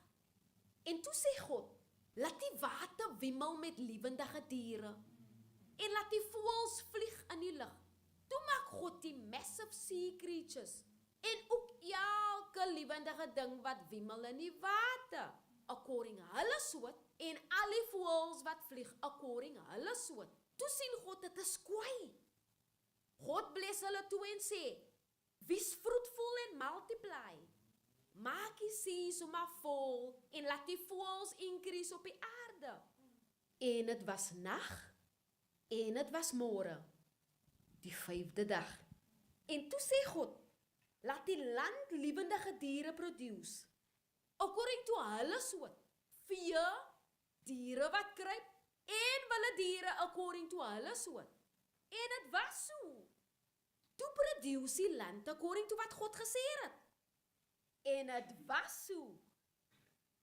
Toe sê God, laat ons mens maak in ons image, wat soos ons is, sodat hulle kan rule oor al die visse en voëls, oor die mak nakdiere en al die wilde diere en creatures wat beweeg op die land. God maak toe die mens in sy image. In sy eie image maak hy vir hulle. Man en vrou het hy hulle gemaak. God bless en sê hulle, wees fruitful en multiply. Maak die aarde vol, dominate dit en rule oor alles. Kykie en God sê vir hulle, ek gee vir julle al die plante met saad in dit. Elke boom wat jy kan aan dink wat vrugte dra, hy sal julle kos wees. En vir al die wilde diere en al die voëls en al die creatures wat move op die land, alles wat lewe, die groen plante is kos vir hulle. En het was so. God sien toe alles wat hy gemaak het, en het was baie kwaai. En het was nag, en het was môre, die 6de dag.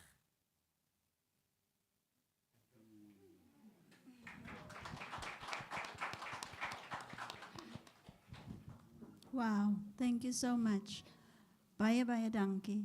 So, ek gaan nou vir Anastasia en vir Earl 'n kans gee, just to share with you some of their experiences, maybe what stood out for them, just to bring everybody into the space. Thank you. Good morning, everybody. I'm Anastasia November. I work at a shelter for abused women and children, and what I've experienced and learned this week was not only a spiritual awakening in my personal life, but also professionally. It took me back to where I came from, going to my grandfather and my mother and my father. We are from Oudtshoorn originally, and obviously I grew up in Cape Town and became Western, forgot about the roots wat mama geleer het, wat mama gesê het.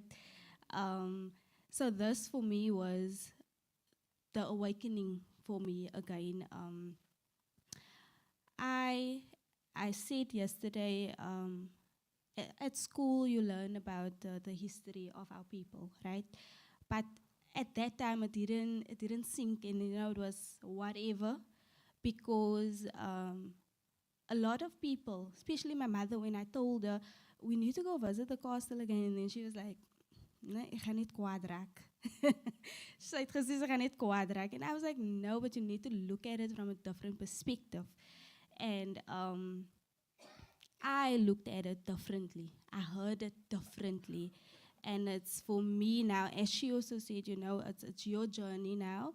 You go and you make of it your own, you build on it. And surprisingly, growing up, my mother always said, if someone do something to me, even if it makes you angry, you don't treat that person the same way. You don't treat anybody differently. And when the story was shared about Daniel Hoon, I was reminded of my mother's words, you are unique in your own identity and you need to be you. You don't follow other people. You don't treat other people the same way. And for this year, actually, I've got so much hurt, so much pain. But this whole experience, hearing Earl's story, hearing everybody's stories, reminded me that it's okay to be a bit broken. It's okay because there's purpose in that brokenness. Coming into a setting where I have to work with victims of GBV, it was scary coming in. But this reminded me, it's okay, I need to be here. I had to go through some things in my journey to be able to feed into them whichever way. This reminded me that I also need to take care of myself. I also need to fill my cup in order to fill others. And it was awakening because it reminds me of mama, it reminds me of papa. Ek het gister toe ek verjaar en ek kom by die werk, toe Nikita gesê maak vir haar bitter koffie. En my oupa het altyd as hy gebel het en sê hy pa se meide moet nou 'n glas suikerwater drink. And it was so symbolic for me because everything just gelled together again of where I come from, and I should be proud of that, you know. I shouldn't be ashamed of going through stuff. You know, my father was a heavy drinker, and I'll mention something, the Friday nightmare. My whole weekend was a nightmare when I was younger. I never wanted to go to school on a Monday morning because I'm tired. I'm tired with this. But my mother was the one pushing, you know, it's okay, this is my battle. But, you know, it became all of our battle.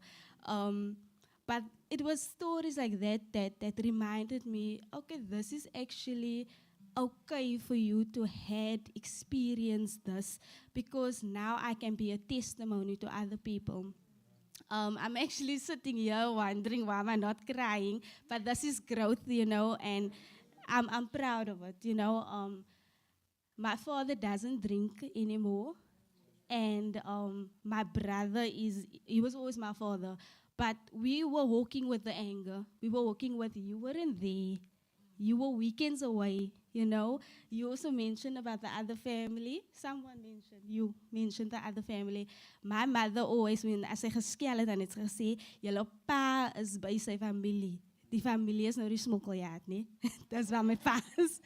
But we walked around with that. But because of the foundation that my grandfather had laid as a spiritual man, my mother stepped on that and she built our foundation the same way, spiritually, you know. My father would be the one walking us to church on a Sunday morning drunk. But we went to church, me and my brother. And today my brother he's spiritual, you know, me too. We believe in that because that is our foundation. And this, I know it was back, many moons back, of the sand people and all of those, but it's our people. And it reminded me about going back. You know, I sit with my mother every day and I tell her about my day, and then she will look and just laugh and say, "Jou oupa sal trots wees op jou." You know, because this is like we literally forgot about these things, but it reminded us again. And I just want to say thank you to all, thank you to you for sharing those stories, because I related to it. I related, you know. My mother, she said, whenever we want to step out of place, you know, my brother's more quiet, my brother's more in line. I'm the one that push. I want to do this. I want to experience. And my mother was always the one who said, but no, this is not you. You know, this is no, man. Come back here. And it reminded me of how friends, how family members actually took the other way around because of a rocky foundation, you know. But even though my foundation was sometimes not good, my circumstances was not good, I was kept because of the foundation that was laid for me, and that is nice to revisit again. And professionally, this was, for me, it was another way of looking into the client's situation. It was another way for me to say, okay, we all come from something, and I cannot just use my profession to work with these people. I need to use me, need to come back to the compassion that I had when I chose my career. My ma het ook altyd gesê, jy kry nooit groot kop nie. Jy kry nie groot kop nie, jy bly net hier op die aarde. And I took that with me. I took the humbleness always with me. But this also just reminded me again, no matter how far and high up you go into life, you always need to stay grounded in order for you never to forget where you come from. Because when you forget where you come from, it's easy for you to lose sight. It's always you're gonna lose yourself in the process when you forget. So this was a reminder, you know.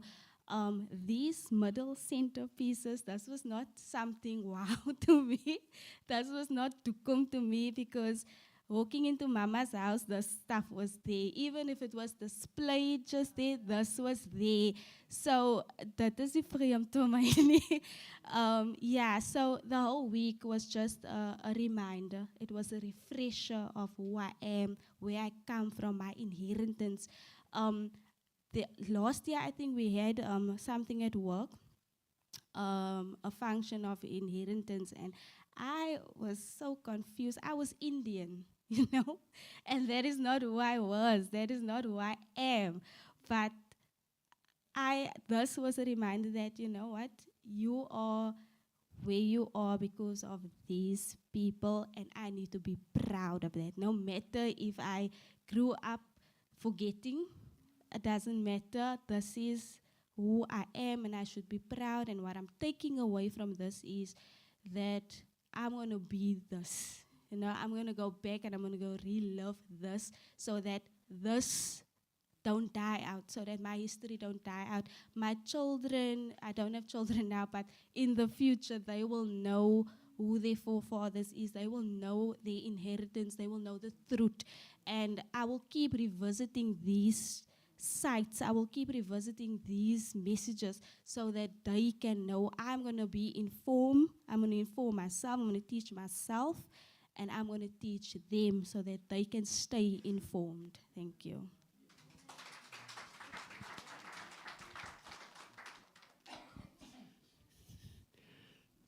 Sorry for my rug. No? Beautiful. Thank you. You never know until you know. There is always a window that you don't see, that you think you see, but you don't see. And I just want to base my talk and my sharing on that, and how my ignorance and my stubbornness kept me limited in my growth. Dion, you've mentioned something profound earlier about the elders in our communities. Are their voices still amplified? Is it being lost? I think the elders still play a powerful and integral role in our advancement as a people, as disenfranchised people. And I want to use the story as an analogy and just to tie into what I'm trying to say with regards to eldership. A lion loves eating impala. But the old lions are unable to hunt anymore because tunnels fraud, they can't run, they're not as agile as they used to be. So they go and lay in the tall grass with the impala, unable to see them. And they dependent on the young lions to go out and hunt. But imagine a huge field where the young lions is on the one side of the field and the older lions is laying in the tall grass on the other end. And the young lions who chase the impala towards the old lions. Remember, they are unable to hunt. And they chase these impala, the group of impala, towards the tall grass. And the impala do not know. And once the impala approached the long grass, the older lions would step up and give out a huge roar. Wow, what happens? What happens? What is the first thing, choice, the instinct of the impala? What happens? It turns around, right? And it turns around into the jaws of the young lions. But if that impala would have run towards the roar, they would have survived. And that was my experience these past 4 days. I've sat with so much unprocessed trauma that I thought I had overcome. Because I became so addicted to self-development and being the change I want to see, but not knowing that deep within me, the woundedness still dictated and helped me navigate my life, how I show up as a man amongst men, as a man in my community, what I've been taught as a man, what a man needs to be.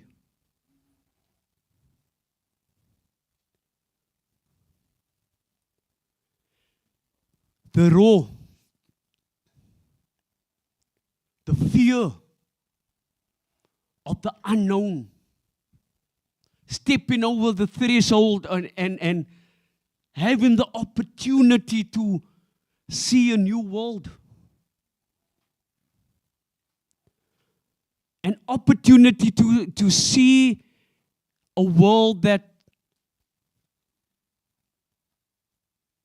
allows me and my woundedness to bear positive seeds and fruit. And for me to plant that seed in order for that seed to grow after its kind.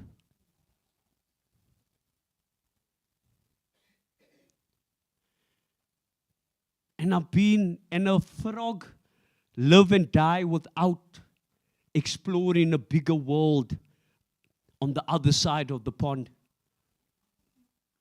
Frogs are stubborn. But there's a swan that would come and drink water from that pond. And the stubborn frog would say, where do you come from? And the swan would tell the frog, don't you know that there's a bigger world on the other side of the pond? And that frog is still as stubborn because the pond is the only world the frog knows. And he will live and die and he will kill for what he knows. And the swan would come the next day to drink water and the frog would still be the same in terms of his response. And the swan would still tell the frog, don't you know there's a bigger world on the other side of this pond? But sadly, the frog would live and die without exploring a bigger world. I thought I knew. I thought I had everything that I've overcome in my life.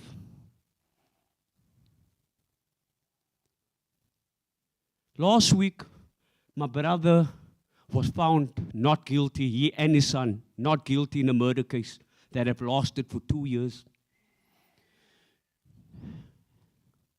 Last week, Wednesday, I got the message 1:45 the afternoon. Having held so much darkness within me, my trauma being amplified, checking in with a lot of judgment towards my brother and his son. Found not guilty.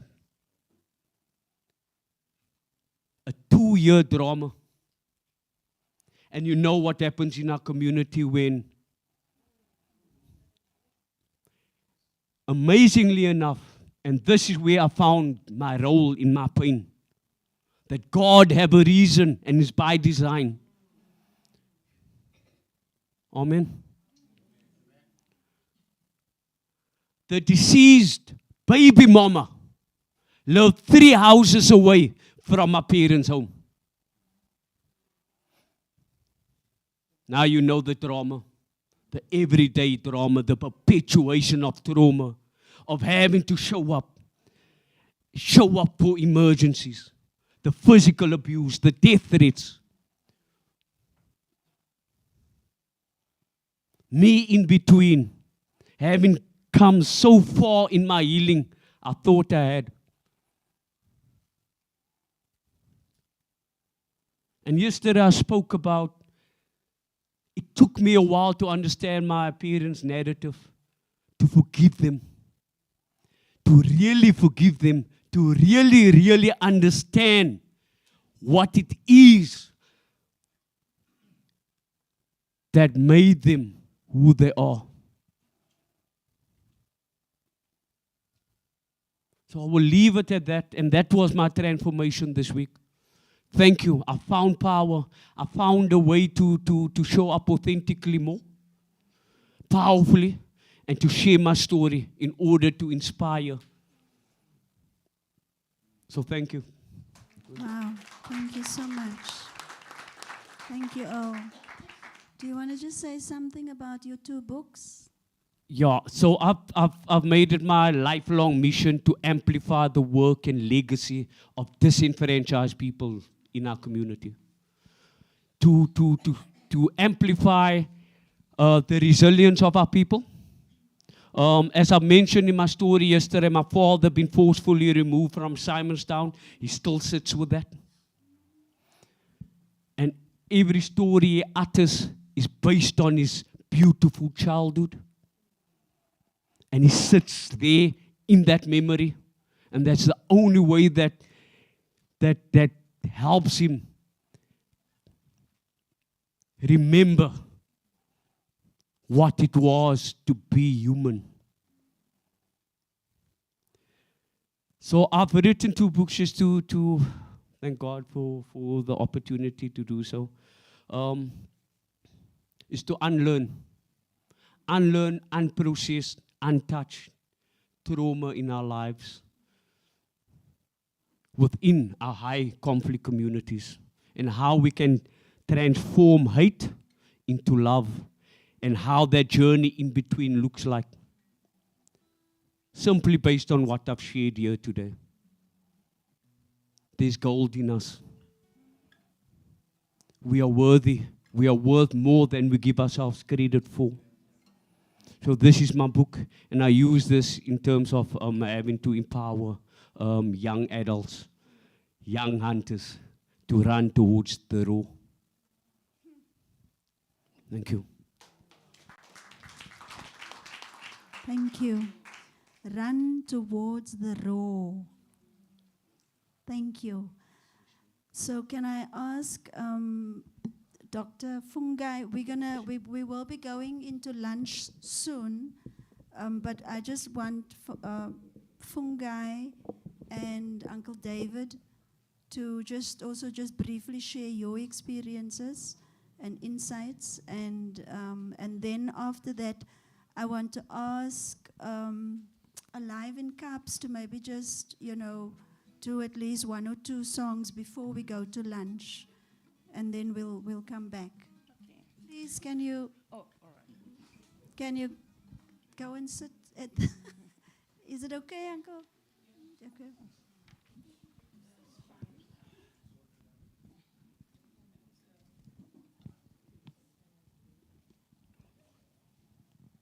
So while Uncle David is moving to the chair, Dr. Fungai, she will introduce herself, but what is important for Safi to do is to locate our work in academia.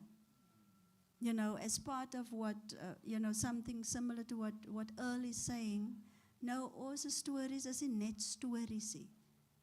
And so, Fungai will just share a little bit about her journey with Safi, but then also what, whatever stood out, what she actually shared on the first day, and then anything else that you want to share. And Uncle David will also just share what brings him to this space, and and what his experience was. Thank you. All right, thank you so much. My name is Fungai Chirongoma. I'm originally from Zimbabwe. I came to South Africa in 2017 for my PhD studies. That's when I came in contact with Safi. So my research more broadly was looking at how faith-based organizations address issues of gender-based violence. So as I was looking around, I was seeing that most of these faith-based organizations are mostly doing shelter work. And I really needed a balance in terms of my case studies. That's when I came across South Africa Faith and Family Institute. And I said, there we go. At least I have another perspective, seeing it an organization that is also bringing in religious leaders when addressing issues of violence against women and gender-based violence more broadly. So I came in contact with Safi in 2017, and ever since then it has been my baby. Every time there's an event, I'm there, so literally it's my baby, older than my firstborn baby.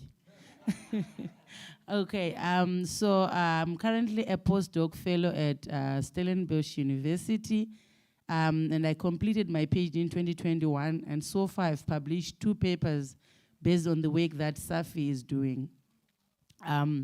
So in terms of what I presented on Monday, it was quite interesting to have the opportunity to really look and analyze the story of Papa Daniel Hoon, trying to see the humanity that he expressed in as much as he lived in the context of apartheid, the context that was gruesome, as well as living in the context of the Cape Flats. He still maintained his dignity as a man.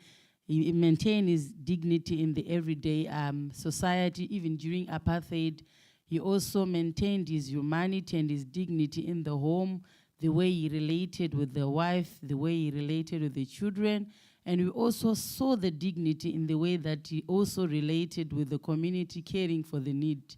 So basically, when I was looking at these stories, I was trying to analyze the story from an Afrocentric perspective. So, you know, we have these Eurocentric worldviews or perspectives that try to analyze the position of men in Africa. When they are looking at men, they are looking at them as toxic masculinities, men that are violent.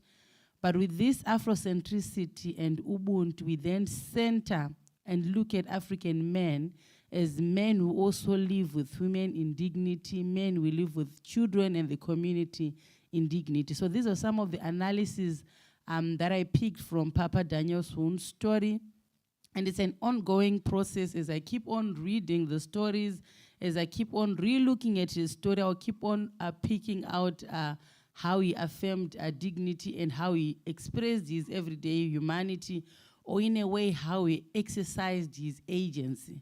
So the lens that guided me or that guides me in doing this is an Afrocentric perspective, trying to center the African voices, analyzing and accepting that African peoples, they have their own ways of being, they have their own ways of knowing.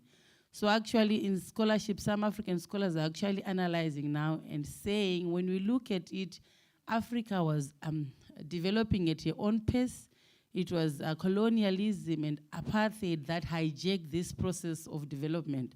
So perhaps if it was not for colonialism, we could not maybe have reached a particular stage, but we were still developing and we were getting there. It did not been hijacked. I think this speaks to some of the stories that people were saying, this whole idea of traditional medicine. It shows how Africans have got their ways of knowing and their ways of being. So maybe coming to Monday, it was quite interesting. I think I also shared it on Monday. And from a Eurocentric perspective in the academia, when you're analyzing the stories of your participants, you would call them by their name. For example, using a Eurocentric lens, I could be thinking of Papa Daniel Hoon as Daniel Hoon. But then let us say that I need to be conscious and to be awake and understand that I'm an African and coming from an African perspective. There is no way I would analyze stories of a father by their first name because that's an African and does not relate to my personal realities. Hence, I became conscious to then use the title Papa rather than just calling him by his first name. And also what stood out to me is, you know, in the academic sector from a Eurocentric perspective or Eurocentric worldview, if you're a scholar, you need to separate yourself or to step back. So over the years that I've been to SAF, I've been doing that. So when I'm here, I'm very conscious and saying I need to step back so that I can collect more information. But then I became conscious that I'm also human. I also have traumas and I also have struggles. But I can still negotiate being a scholar and also being a human who is facing a lot of trauma. So I then tried to juggle, understanding that in as much as I'm a scholar, I'm also a human who is coming from an African setup with a lot of traumatic childhood experiences, adulthood experiences. Hence, I then tried to kind of balance these two worlds that I'm coming from. So it was quite interesting when we went to the Groente cake. I hope I'm pronouncing it correctly. I then picked that history is the story of the victor. So as the person was towing us, again, we didn't go there as tourists. For the lack of a better word, the person was guiding us in understanding it. I then picked that we need to be conscious when someone is telling us about history, because who is saying it, when are they saying it, and from whose perspective are they saying it is very important. I already have background information about these histories of the historical and heritage sites from an Afrocentric perspective, the stories. But when it was being interpreted or when it was being said from a Eurocentric perspective, it was different altogether. So that's why sometimes I had to pose questions to trick so that maybe those African perspectives would come out, but still I could see that it was the Eurocentric perspective that was coming out. So that brought a lot of awakening. I think also Elle said that we need to understand that when you visit these sites, we're not visiting as tourists, but we are visiting as people who want to know and understand the history. So it's very important, because sometimes, we get excited when we get to sites, we're moving there as tourists, we're taking pictures, and we forget to understand that what we want to understand is the history of our people rather than just the history of the colonizers or the Europeans. All right. Then lastly, what stood out for me yesterday was Elle's story. It was quite interesting. Like I say, that I'm trying to negotiate these two worlds of being someone with faced trauma as well as a scholar. I learned the power of storytelling. It was quite powerful when he was sharing a story. I realized that in as much as our stories are different, our traumas are different, when someone shares their story, it triggers whatever kind of trauma or experience that you're facing.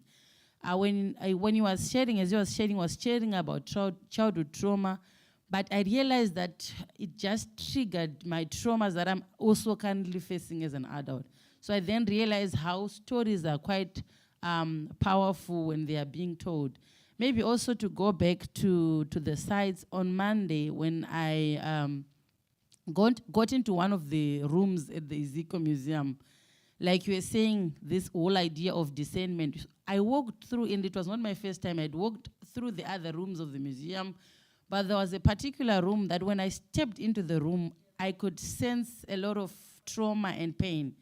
Then I met with her, like she's confirming. We met in the same room, and I also discerned that she's feeling the same trauma that we're feeling.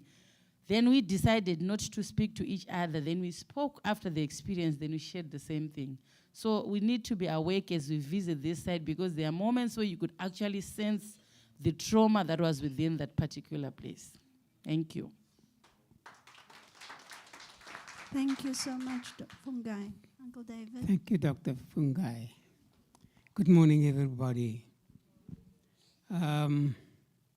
Wow, this week was an experience. And I need to thank you, Dr. Elizabeth and Safi, for the invite to be here. And what was amazing to me is that everybody has a story to tell. Our stories differs from each other's, and what I experienced this week, or from Monday or from Tuesday, is when we visited these historic sites. It really took me back to my school days. It took me back to my younger days, etc. And it wasn't easy. It wasn't easy to look at these things and see what our ancestors had to go through in those days. And it made me wonder, where do I come from? Now, my mother was a single mother. She was a single mother, yeah. She raised 5 children. I was the middle child, two older sisters, 2 younger brothers. We're a musical family. We used to make music, and my father passed away when I was 4 years old. My younger brother was 2 years old, and then I have a brother that from another father. But then I had this uncle who I now call my dad. He's in Australia. Elizabeth, Dr. Elizabeth, you're laughing because you know him.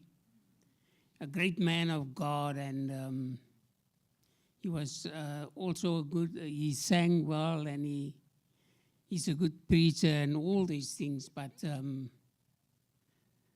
he took me and my brother and said, "You are my sons." But he spoke to us about where our ancestors come from. My father was a black man. He was a man from Durban, KwaZulu-Natal as they call it now.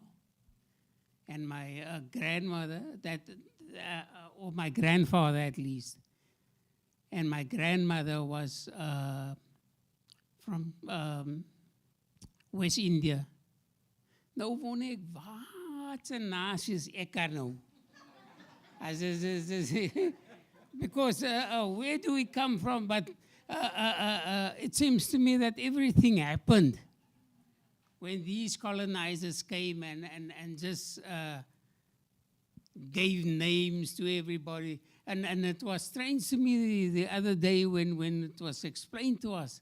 It was explained to us if you came there in October, then they give your surname becomes October. Come in February, you February, etc., etc. So they just named us and they dehumanized us. And it wasn't a good feeling. I was very sad when I heard all these things. And up till now, I'm really touched by this. And up till today, I think, as Dr. Elizabeth always say that, ons weet nie waar kom ons vanaf nie. We don't know where we come from because of these people. And as I said the other day, they came and they made their mark here. I was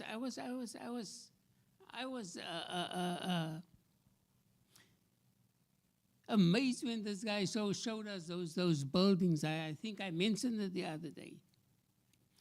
Showed us the Dutch building that they built and the English buildings that they built. And looking at those buildings, you can see the difference, because you can see that is something that the English has built, because if you look at the English buildings, it looks like that, and the Dutch, it looks different. So we've been dehumanized, and we've been taught things that made us look small. But what I want us to know that we are not small. God made us in His image, and we are children of God. He loves us. He cares for us. One thing that I do remember, as I said, my mom was a single mother. And ladies, I want you to think of yourself as strong women, because women are strong. Ons manne kan maar dink ons is wie. No. Women are strong. Is dit my vrouwtjie? Sy's sterk. Sy's baie sterk. Since I had a stroke, she does everything in the house. There's many things that I struggle to do, but she does everything. En baie keer gee ek vir haar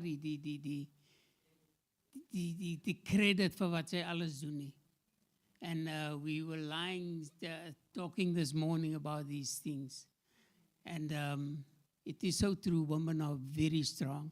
And I want you to walk. When you walk with your chest out. Loop met jou bors uit en sê, ja, nee, ek is sterk, man. So God has made you much stronger than us men. We may be physically strong, but you are much stronger than we are. And that is why we love you. We can't go without you. We can't go without you. The guys are very, very, very, very quiet when you say these things. Hey, guys, we have to say that it is true, eh? We have to say it is true. We are moving towards the raw. Yeah. You are most roaring. You are. Yeah. So thank you, Dr. Elizabeth, for the opportunity to come to the Indaba. I've been here, as I said, last year with the launch, and I'm here now. I've learned a lot of things, and I also learned that you're not too old to learn. There's so many things that you can learn, even if you get a bit older. So thank you for the invite. Thank you, Ashwin. Thank you for Ezra, your story, and Ezra, that Erasmus, that isn't here today. Earl, sorry, Earl. I'm thinking of Ezra there. Earl, thank you for your stories, man. We appreciate it. And I really took note of it, and there's definitely things in my life that I can change when I look at the things that I've learned this week. That was baie fruitful. En dit is baie wat ek geleer het daarvan. So thank you very much. Appreciate it. Thank you so much. Thank you. So it is 12:30 now. Is alive in Kaapse mense reg? Kan julle vir julle gaan position so duikant? Just remember, we need to keep this area clear for the sign language interpretation. Do you need all the mics?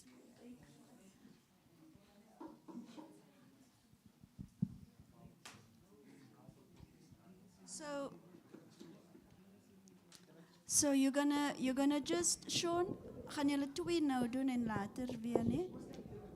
Een nou en ja, is een lank. Anyway, but we will just have like, some song, and then we're going to go to lunch.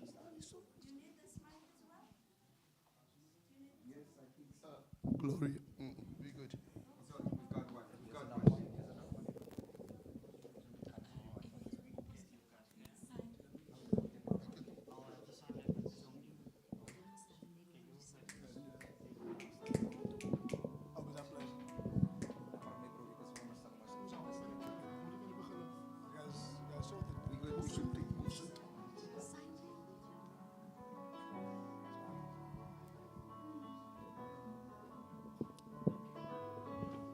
Vincent, just watch there, no? So you might have to go a little bit to the back. Just for julle Diana. En die goedens. Maar die sign language, jy moet agtertoe beweeg as jy wil express. Thanks. So this song is Psalm 8. It says, who is man that he is mindful of them?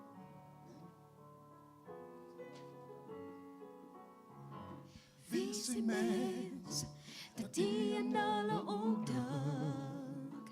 Die mens kant dat die vir hulle uitkyk. Wie is die mens dat die aan hulle ook dink? Die mens kant dat die vir hulle uitkyk. Maak hulle beetje laat die engele. En met glorie en honor zet hulle hulle. Maak hulle beetje laat die engele. and make glory and honor settle Allah.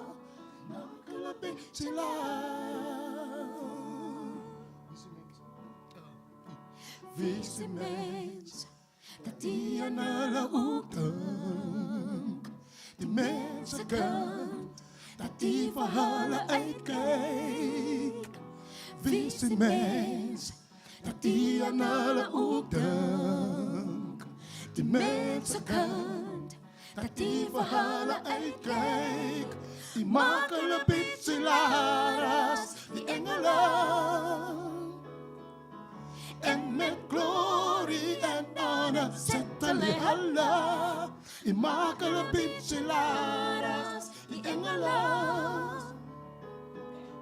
En met glory en honor settle Allah.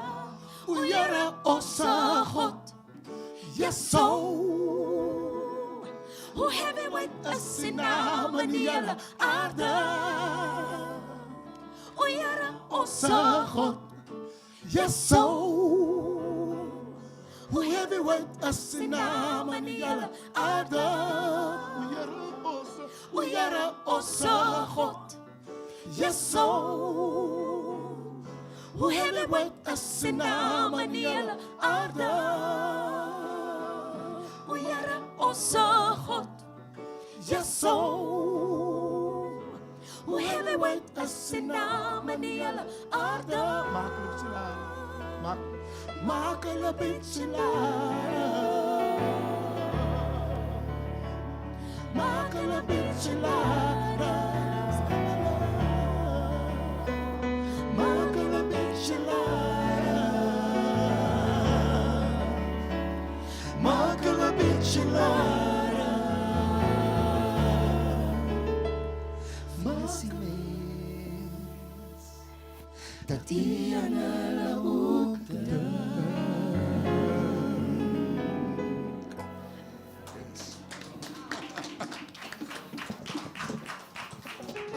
Wow. So on that note, we're going to go out to go and have nourishment for our bodies. But I need to just do a disclaimer. Hier's 'n klomp mense wat nie ge-RSVP het. So we're going to have to ask that we are particularly mindful, no? That when we take, soos jou ma vir jou gesê het, jy moet aan die ander soek dink. Dink aan die ander mense ook. Okay? So there should be enough, but I'm just specifically asking, especially those who have been here for the entire week. So we are in a sense now the host. You must know hoe dit gegaan by die huis. Wanneer die visitors kom, dan moet hulle eers eet. En dan kry hulle nog al die vleis. Here. So we're just asking, and also we ask the visitors, don't be like the colonizers. The colonizers came to visit, maar God weet hoe vat hulle oë. Ne? So let's lekker werk saam. Okay? So I'm asking, are we able to be back by 15:15, please? So laat ons lekker swift wees. Huh? Swift. Daar gaat die baie in die woord wees. Yeah, but maybe that also. So yeah, so just stretch, vars lig, get something, be swift. Those that need support, maybe the elders, it is net, laat ons soos elders serve, né? Sodat dit lekker gou gaan. Okay, so we'll see each other back here at 1:15. Inshallah. Inshallah. Okay? Vandag lekker met my het gesê beweeg. Beweeg in hierdie plek.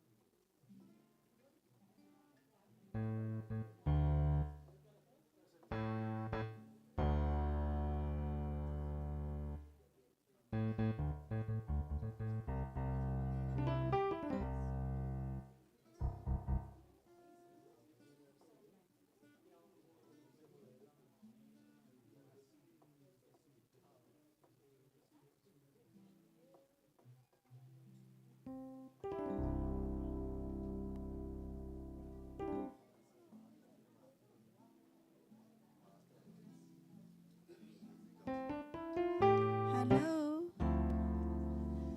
Good afternoon, everyone. Welcome. Oh, ek staan Annie. Welcome back.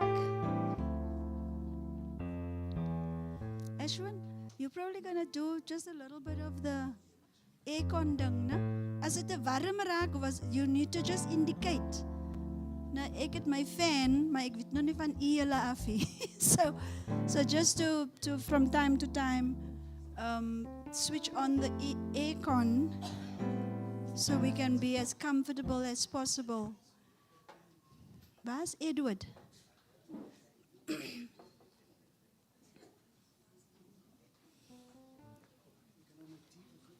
No, you please, you can.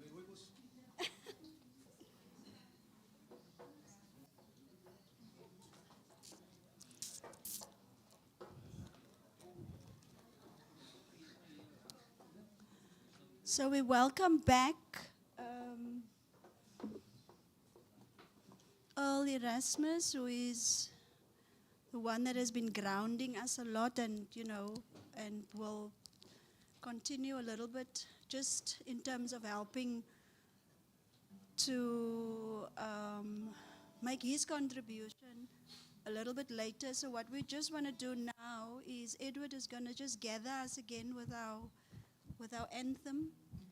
And then I'm asking the 3 people that is to come up to just sit here and share, and then we will have Jitsvinger. And then it will be Earl, and then Alive and Carbs will send us home. Is that good? The mic is down.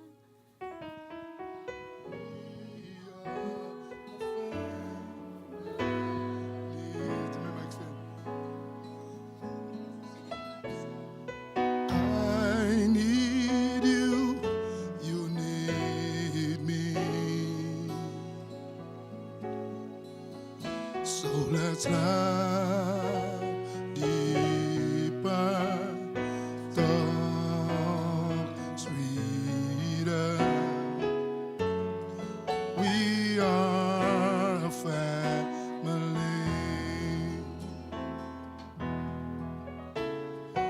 We are a family.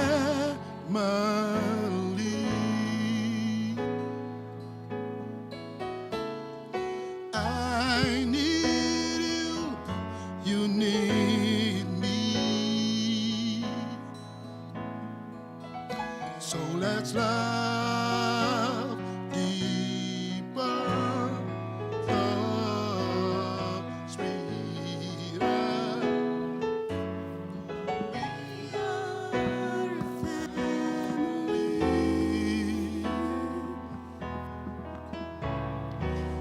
We are a family.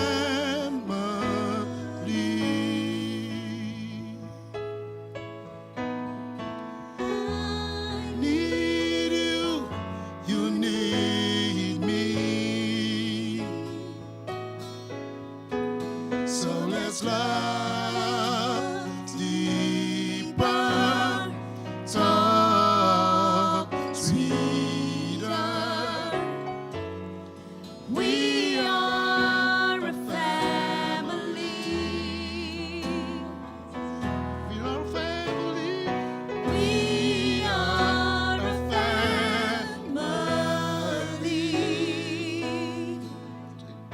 I need you. I need you. You need me. So let's love a little deeper.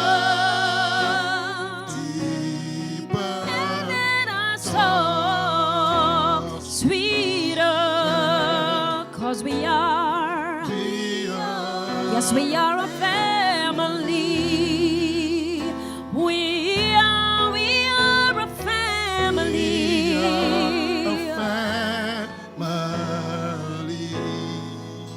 You're my brother and my sister. I love you, yes I do. You need me. So let's love deeper and talk sweeter. We are a family. So let's love deeper. And let us even talk sweeter. 'Cause we are a family. Yes, we are family. So let's love a little deeper. So let's love deeper. Be nicer to each other. Sweeter. We are a family.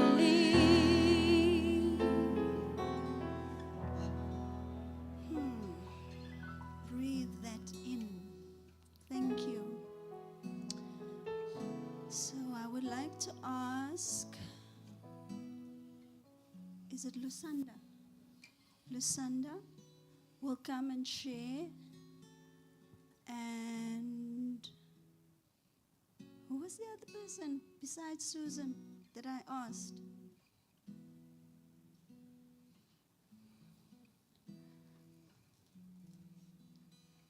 Oh, okay, then it's the 2 of them. Do you want to come? I may have forgotten somebody. Wil jy iets sê? Toe jy nou vir my kyk. Okay. Okay. So, Lusanda, you gonna come? She must be in front, and then you will interpret or from there.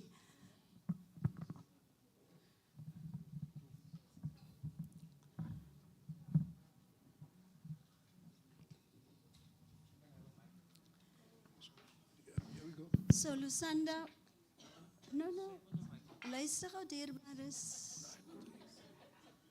Here ja. Broers and sisters. This is, we make that mistake actually, that we take the mic to the deaf person. The deaf person speaks through sign language. They don't speak voice. But the person is here in front because we are listening to her. There will just be somebody voicing so that we can hear what she is saying. Okay? So we'll give Lusanda a chance to just share about her experience for this past week or the couple of days that she was here. And then I will ask Susan, who is my elder here. Remember I said we're 9 children? And so Susan is she prepared the womb. 3 years before I came, she was there. So I honor her because she made and paved the way in many, many ways. She didn't just prepare my mother's womb for me to later come and occupy that space, but even in her life's journey. You know, I witness her, I see her, how she actually paves the way for me. But there's also something significant actually about Susan and my dad's journey and my journey. We were like 3 people. So, holding space for each other. So I think it's appropriate, and I'm really privileged and grateful that you are able to be here today. Just also as we conclude today, to just give some input as well. Ne? But I first want to ask Lusanda to speak to us about her experience.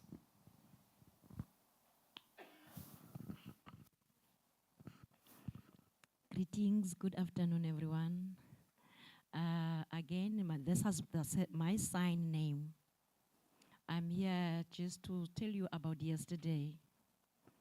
Yesterday, I saw, when I heard the Earl speaking her story, I just felt a pain. I felt like crying, but I just hold myself because his story matches my story. Because the same way when I grew as a deaf child, I suffered with my mother. And then we suffered, but now I'm feeling better. Why I struggled? Because we are 3 children, 2 deafs, and then we just growing like we're struggling because my mother couldn't support us because we were deaf. I felt pain yesterday when I was just watching his story, sharing his story, and then I really wanted to cry because really it matches my story, but I just hold myself. Then when I arrived at home, I share with my brother the L's story. And then my brother said, wow. So my sister, no, we were not alone. Also, other people outside there, they suffered the way we suffered. But we need to be strong. We were not alone. Because I always think that we were just me. But because yesterday I saw that other people as well. So I learned yesterday. But this story about also the story of the guitar man, Edward, also the children, they suffered. Yes, you see, and then my mother and my father, they're not there. Then they have to take care of them. They change their lives. I just want to thank you. You see, his children, they were smoking. Then he was quiet, was confident, and then there was all those abuses things. You see, also his story. Just I believe that he kept on.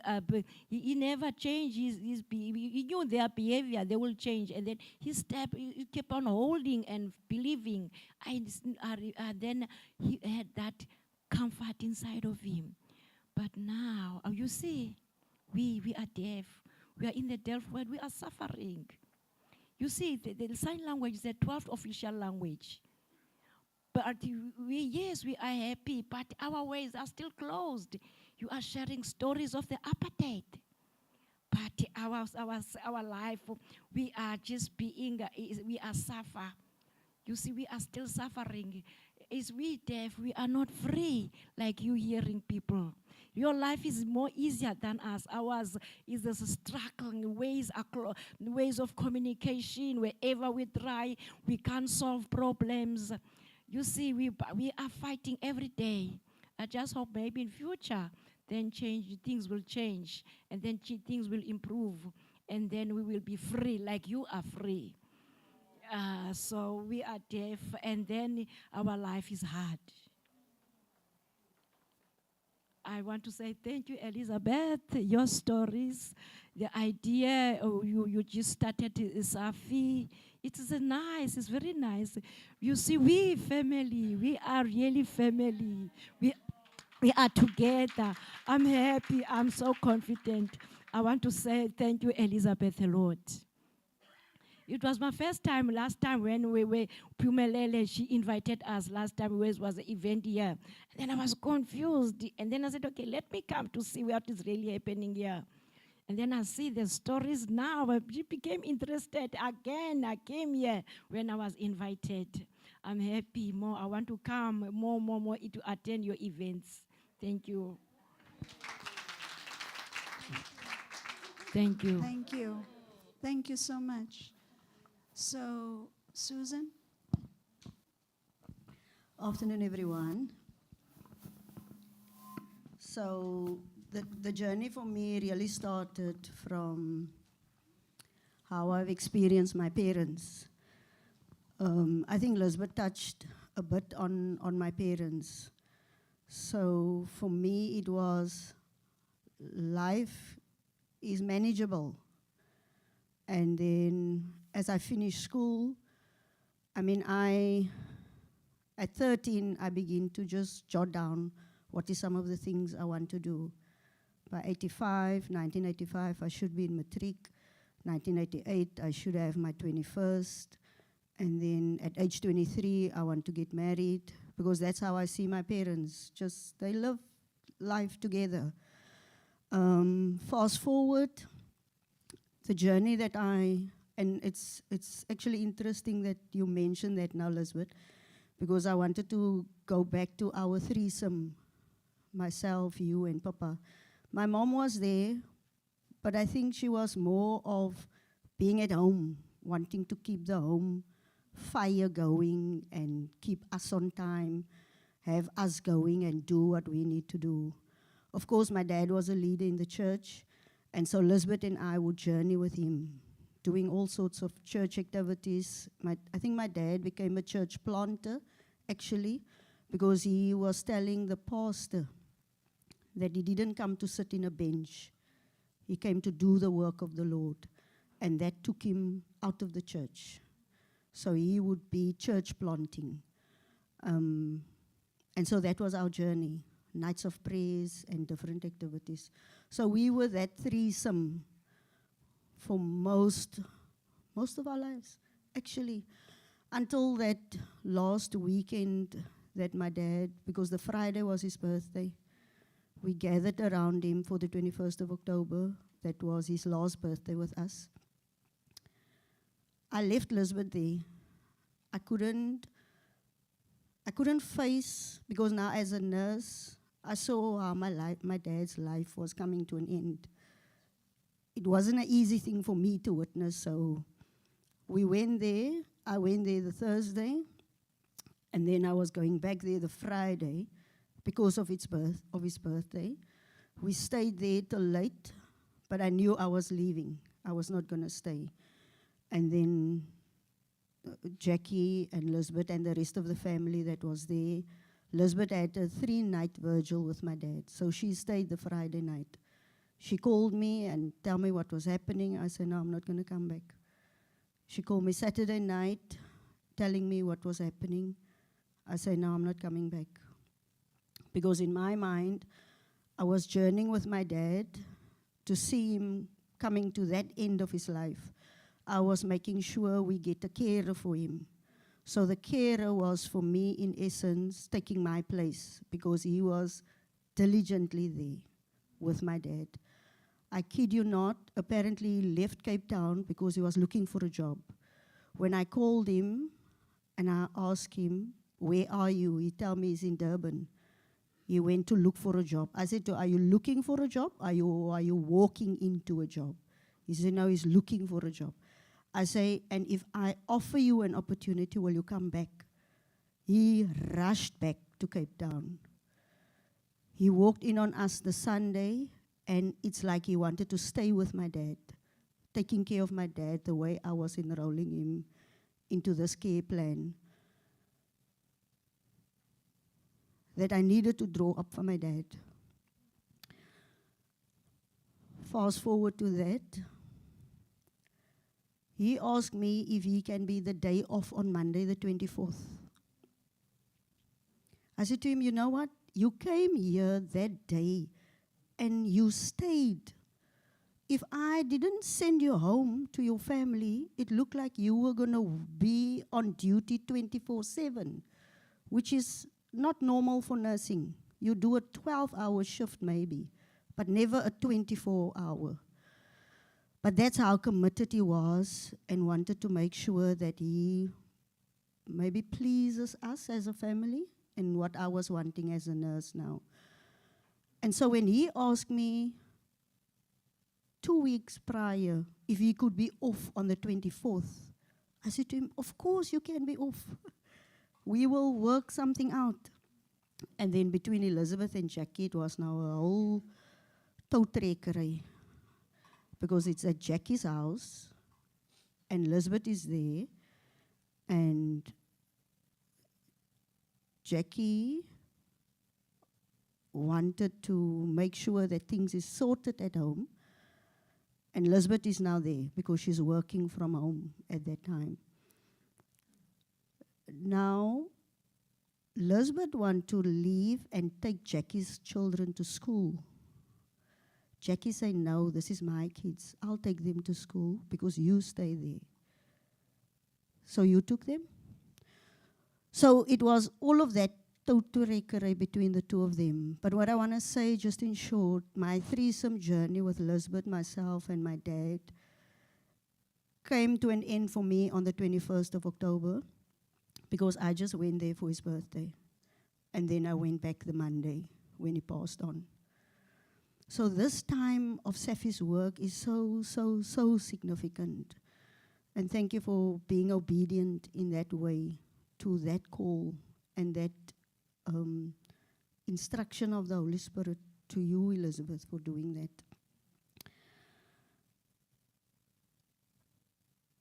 So nou, ek is ook online toe, was Ashwin, want die mense het online ge-RSVP, want toe ek ook die advert sien, I knew I was going to come, but then I also wanted to just make sure that I'm recognized when I'm here.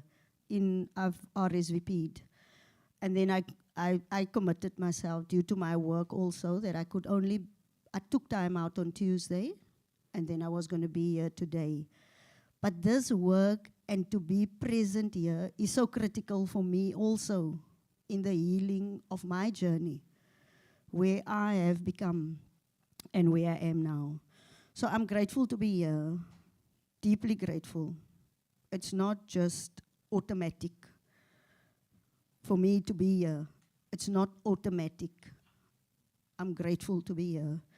So I'm sharing space today with Jackie and Elizabeth. And as we were journeying together, because my threesomes have changed over time. So when I look at Elizabeth and Jackie now, they are the two social workers in the family. And as Jackie was pursuing her studies, I kept saying to her, Jay's 'n ander social worker. Elizabeth is die ene, maar Jay's 'n ander social worker. Die ander een vir die tyd for what's going on in homes and in family lives. So it's a great thing to witness, the two of you. So the work of our healing as individuals is ongoing. Even as a nurse, there was times I needed to heal myself. If I can just take you briefly back, as I said, to me, I was looking at my parents and life looked easy. It really looked easy. To be married looked easy. To just do life looked easy. And so it was also for me automatic to want to have that kind of life. And so for one, ons is mos in die jeug. En ons kyk mekaar. Ons smaak mekaar, ons spien, ons vry, ons doen almal daai. So there was this guy, and I keep saying he was an appropriate candidate to be my first husband. He was an appropriate candidate. Because hy het gewerk. Ja, uniform werk on top of it. And he just ticked all the boxes. You know, want hy's bekeer on top of it. But I kid you not, in the first year of marriage already, he was informing me how he still wanted to go and study. Ek het al klaar my oë op die toekoms. We're going to have a good life. As jy nou study, dan mean het ons gaat 'n goeie lewe het going forward. So of course you will have my support. Yes, go and study. En ek hou huis soos my ma huis gehou het. Ek is 'n nurse. Ek het niks meer vir nodig nie. And life is good. Until I saw things. En daar is niks in my wat sou nog die Here vertrou en vir die Here vra, change nou hier, wat gaat hier aan nie? Want ek het nou klaar gesien. And all of me knew I was not going to stay. I upped and leave. Ek het niemand regtig se permission gevra nie. The only thing I really did was to call my brothers and sisters, want hy sou ons in die huis goed te gedoen het.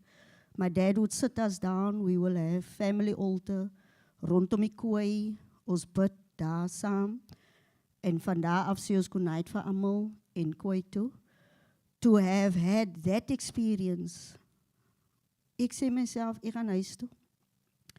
Ek het die tyd om die reg te maak, because jy meen, jy kom van die Here af, jy kom van die uniform af, jy gaan nou study, jy gaan nou vir my so 'n lewe gee. Hier het ons 2 kinders nou. So, a long story short, ek dink my lewe is net een dankbaarheid vir wat die Here vir my doen, en wanneer ek my sisters en ons life saam as 'n extended family seen and experience, then I'm grateful for the grace. Lastly, I want to read the vision, to see individuals live their full potential in intimate relationships and families in a society that is free from gender-based violence. We are grateful because dan bring die Here vir Melton in my lewe, a very old soul. Hy is net daar altyd. And when I buried my son in 2013, en ek dink ek gaan nooit oor die kom nie, and he walked into my life 2016, or we reconnect 2016, dan sê ek vir hom, hy trek die vorm aan van 'n capsule. You know mos 'n capsule, né? Wanneer jy antibiotic is 'n capsule, die. I feel he has become that for me, in the way I could just pick up my life, keep on healing, coming back to life fully, to the extent that Elizabeth saw me as, ek het my sister terug. Because literally we are dying when we are staying in situations where we know it's not healthy. En wanneer ons die exit door nog soek, dan is ek bly, Ashwin is in die room en hy sê, die 50%, daar is hy exit door, en die ander 50%, hier is die exit door. May Safi's work really inspire all of us to find the exit door, to heal, to really become full potential people that we truly are. So I was not going to miss this Indaba. So I was committed to be here on Tuesday, and I thank God I found the grace to be here. En die woensdag het ek mos my eie goede gemaak, Jackie. And so today is ek weer hier so, want thank God for the grace. So thank you. Thank you. Thank you, Susan. Thank you so much. Waar is Quentin? Is jy reg, meneer? Is jy reg? This is Quentin. Please, I mean, he's going to just, he's going to have a moment just to share and to do his thing with us.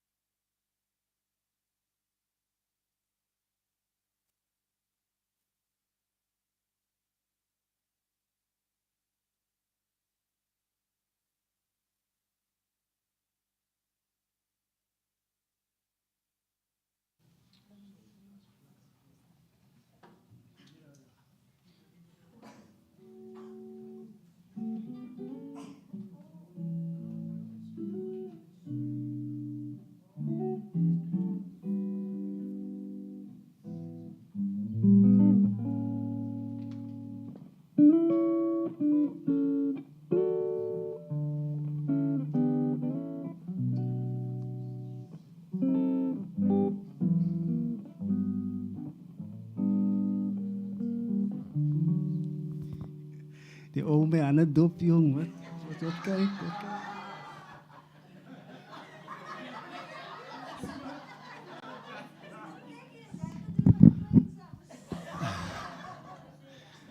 Yeah, as musicians, we thieves. Ons steel van mekaar. So, dag sê almal. Ek groet julle almal in die naam van alles wat goed is. Ek is bly julle het almal safe hier gekom en ek hoop dat ons almal hier vandaan veilig sal teruggaan. Dankie. Is my intro klaar? Moet ek myself introduce? Okay.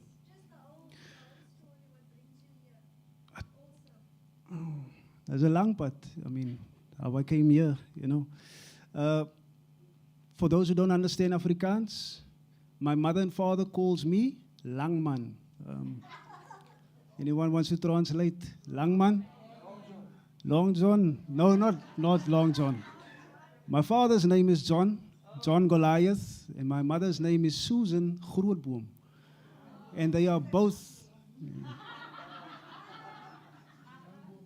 Ek is 'n lang boom.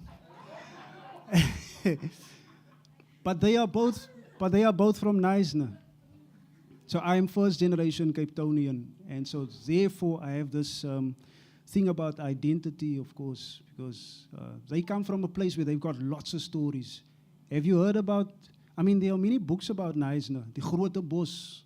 There's a lot of mythologies also, that existed. Even my grandparents and probably my oldest aunt can talk about beings that I never thought bekeerde mense can talk about.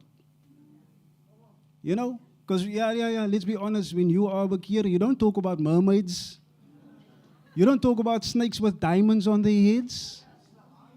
That's the spirituality I was raised on. Just to introduce myself a bit further. So I came to understand that Knysna is a mystical place. And so every now and then, my parents would take us there and show us the river. My mom would show us where she, as a 16-year-old, saw this mystical snake just sailing with a diamond flickering through the bush. Like, you saw that. You know that I'm your son, right? You're not some legend that saw something and that we only read about in books. This actually happened to you. And there are many stories that my elders, you use this word here, elders, my uncles, my aunties, like what they shared with us. So as youngsters, when they have what we would call sangande.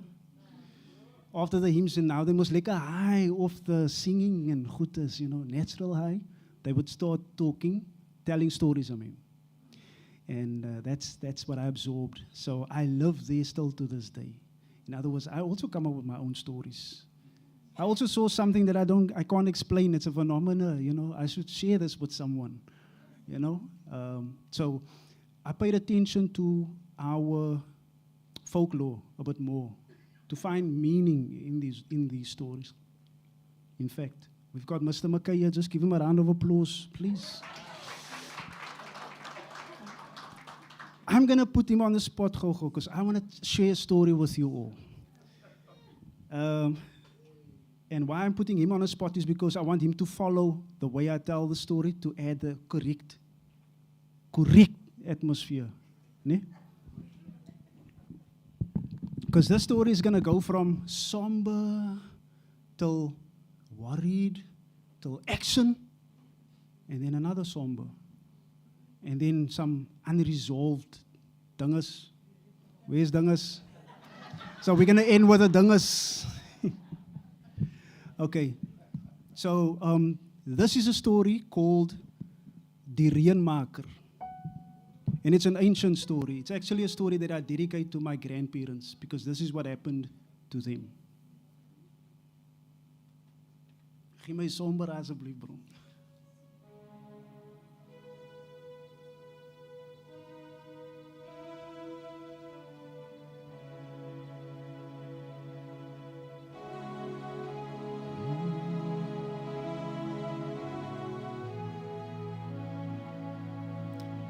Die reënmaker.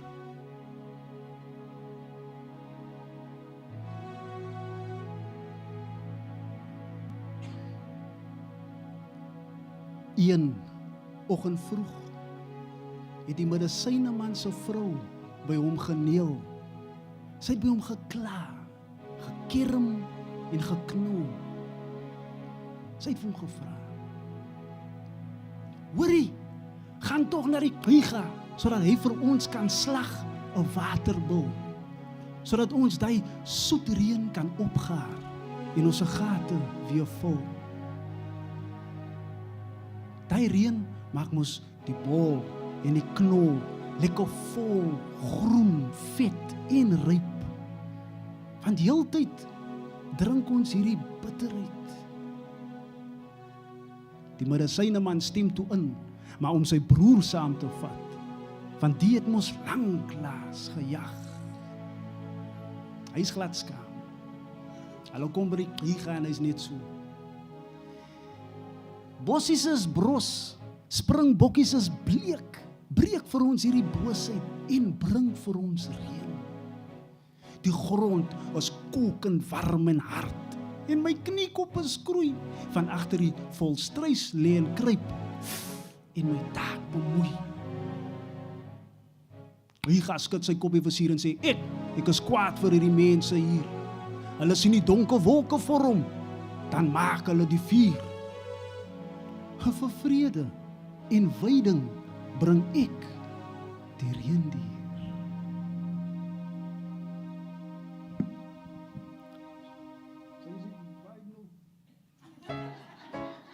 So kom en hou jou tou met boegoe besmeer. Van die reendier hou mos van hierdie geur. En pas op vir die noordewind, want daar waar ons trap, sal hy ons uit ons spoor uit verklap. So kom saggies. Saggies. Saggies. Saggies. Nou, blik aan die horing, gryp aan die ster, plant jouself agter en voor. Dink aan die leed, dink aan die smart, dink aan die hongersnood as ons ons taak versuim en hierdie waterbul verloor. Giga gryp die horings, slag het met die ribbe saam en gooi het oral rond. Daar waar die vleis val, spruit water uit die grond. Die noordewind gaar wolke saam. Hey, nou stap die reën op bene. Sjoe, dis 'n moederreën met melk soet water. Wolke vir haar hare, versier met weerligstrale.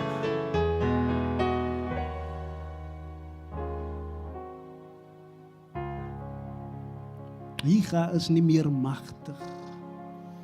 Hy is uitgedryf as sinister, mysterieus.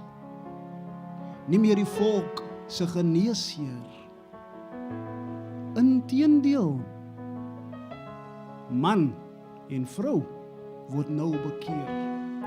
Brood en wyn is 'n bloed en vleis ritueel georkestreer deur 'n sendeling in sy swart karos. Met hy swart boek, met hy rooi tong wat klap. Ken hy die bol en die knol wat Liga vir ons gaat uitgerol in die vlak? Ken hy die vuurgeheim? Ken hy die jakkalsdans wat ons op volmaanaande laat transdans het?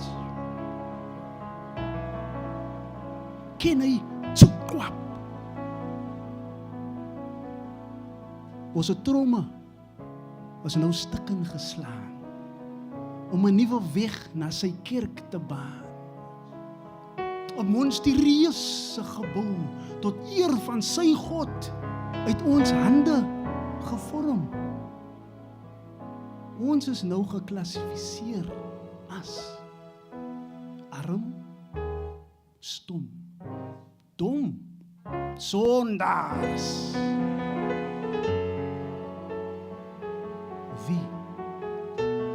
Wie gaan vir ons reën bring?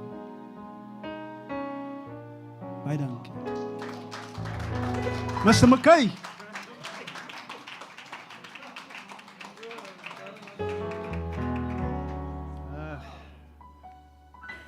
Okay, so vir almal wat nou saamgekom het, guys, the mic is feeding a lot, né? Die mic feedback so 'n bietjie baie konsonante kerf soos 'n kwas oor die ken was klap 'n klip toe maan van kraft en kalse katswingstrip kaal oor 'n kerslig. Kensel die klas, eklektikus in die square, sit sy vas. Sonder kees vir jou klats clueless in jou quest en jou council collapse. Net 'n sound check.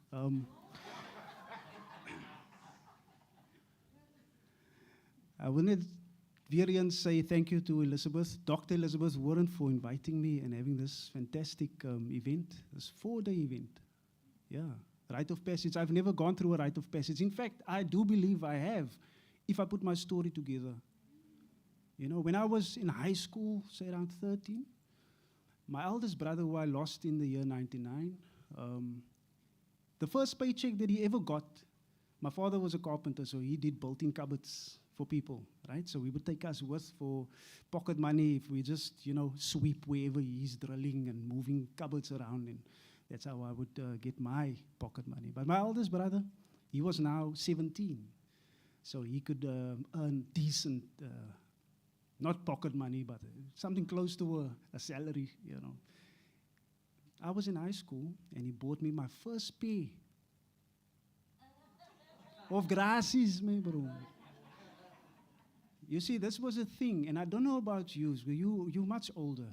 On the Cape Flats, the grasshopper, I just want to say, is our cultural object, passed down through generations. Some of us wear it, I like to say it like this, cake to, week to, mol to, zol to.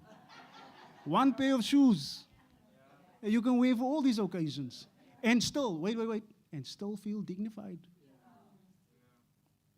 I don't know, it's because we put meaning into these things. You know, we choose what we put value in, how much value we put into things. And the thing that I noticed, because I grew up in Kells River, I'm actually from Mitchell's Plain, like I said, but I grew up in Kells River, because my parents, after seeing, you know, I'm a child of the 80s, seeing the civil unrest, you know, 1985 and them, and also the Mandela effect. When we heard in the 80s Mandela died in jail. Hello? Yeah. I'm part of that generation, you know. So awareness, thanks to hip-hop and thanks to rap, I grew up with this, there was something that they passed in hip-hop where say, know yourself. If you know yourself, that is the most powerful piece of information you can ever get.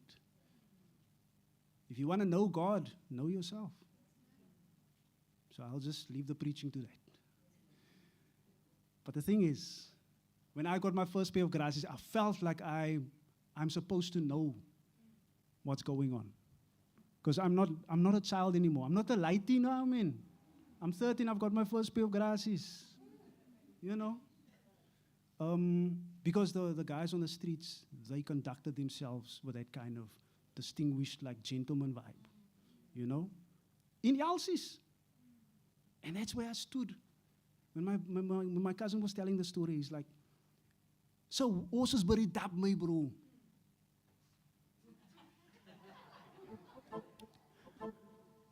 Horses buried dab. Hey, Amalaza. Wie van julle ken van Mr. Magic? Magic met sy been. So Magic was playing. And the place is packed up, yeah. Now it was raining outside, so you can imagine if you're there, you got shelter. So people were just sneaking in from every gatsi and, gap where they can come through the tent to get inside. And then suddenly, Magic is doing his solo. Place got quiet, because it's Magic Moose. And as he was doing his solo, someone snuck in. Now, I forgot to mention, the sound system was made up of you bringing your speakers, you bringing your cables. Ons gaan nou kassat. You don't know? Ons gaan nou saam klap. We put things together. So even though the equipment was a bit dodgy and it made a liquor sound because we brought people by mekaar. So keep that in mind, because someone snuck in as Magic was doing his solo. And this is how my cousin put it. En toe my broer trap iemand op die draad en hy sok homself zits.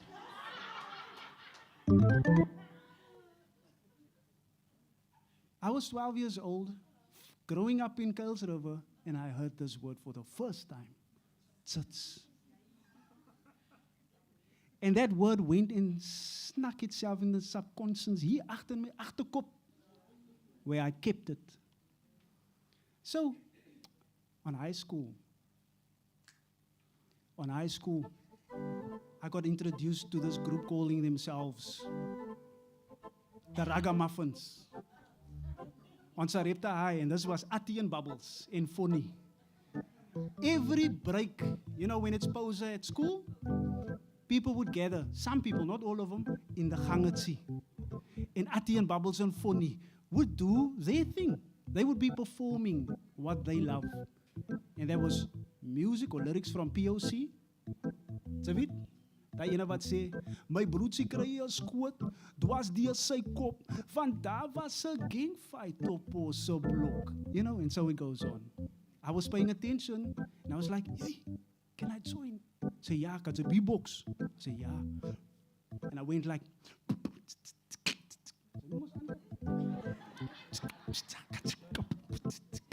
but they only performed 3 songs every break. And so it went on for months until I was like, Ati, can I write something, please? Because we need to extend this repertoire. And that's what I was at first. I became a songwriter, a ghostwriter. So I wrote rhymes for this group as a beatboxer. And then later on, I started rhyming myself.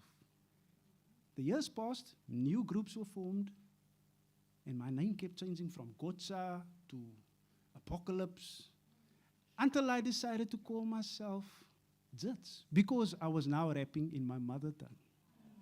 You see. And that's how I became Jits. I think that's my story.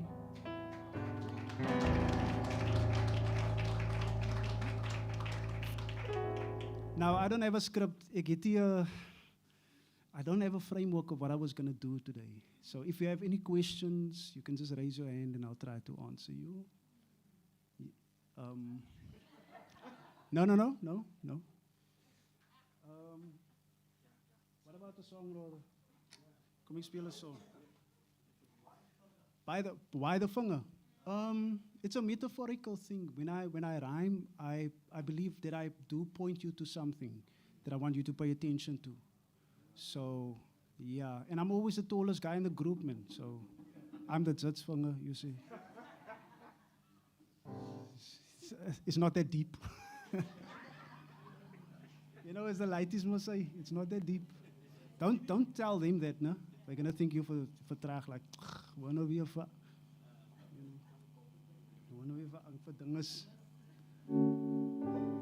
My mother taught me how to play guitar. So this is to Susan. This song is called Smile, and it goes like this. See. But when it comes to the chorus, live in the cup, live in cups, no? Julle kan mos sing. Go like la la la la la ti ti da da re, la la la la la ti ti da da re, la la la la la ti ti da da re, la la la la la ti ti da da re, la la la la la go, la la la la la ti ti da da re, la la la la la ti ti da da re, la la la la la ti ti da da re. Almal sien uit na die dag van môre. Ek rewind die tyd, cause it passes important. My mind record wat ek sien, sy die liefde zijn so baie, dit's why die beat wil slaat na die chorus. One time vir alle positiveness, vir ons om te survive. Vandag is môre se gister. Al kom trials en obstacles in, sal ek smile as ek die song sing. As sing ze saam sê, la la la la la ti ti da. Nie sag sing nie.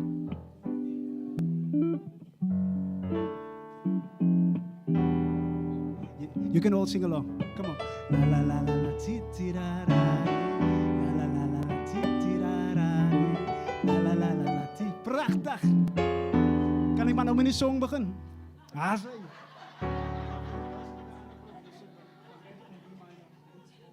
One, two, 3, 4.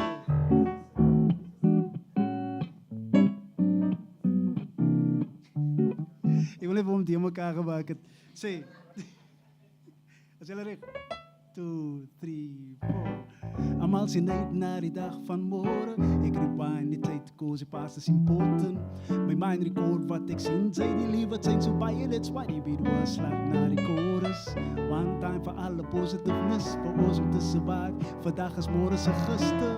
Al kom trials en obstacles in, sal ek smile as ek die song sing. En sing gesaam sê, la la la la la ti ti da da.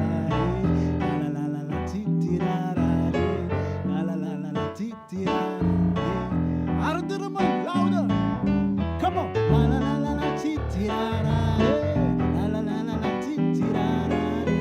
La la la la la ti ti. Wacht een beetje, ik heb een story om te vertellen. Yo, die gaan voor mieliepap en notes. Vroeg in die ochtend een peanut butter op. Koring om mijn zak op pad school toe. Verlin die aardige briek geslaat met mijn vingers tot een middelklasse salaris. Die pon om mijn bladskaas kriekel. Langs die pad van mijn lieve kap ik kapaal. Ontsnap je hiet en lam in die skade van mijn paase prikkel. Nou eet ik van die tafel, bedien met alles wat ik niet. Health, a gift in the team, daar is die kop skiet. No maat zit in die wicked and false ways met kaal. Face the world, ze zoek voor gloves and love making today. Ze is klaar getijden van die guitar player. Zits in die flavor locked inside this time and space. Hey, almal sien uit na die dag van môre. Julle is voorbaar. My mind record wat ek sien, sy die liefde zijn so. Ons gaan nou aankom man. Slaat na die chorus. One time vir alle positiveness, vir ons om te survive. Vandag is môre se gister, yo. Al kom trials en obstacles in, sal ek smile as ek die song sing. Nou kan julle maar sing, sê la la la la ti ti da. La la la la ti ti da da. La la la la ti ti da. Prachtig.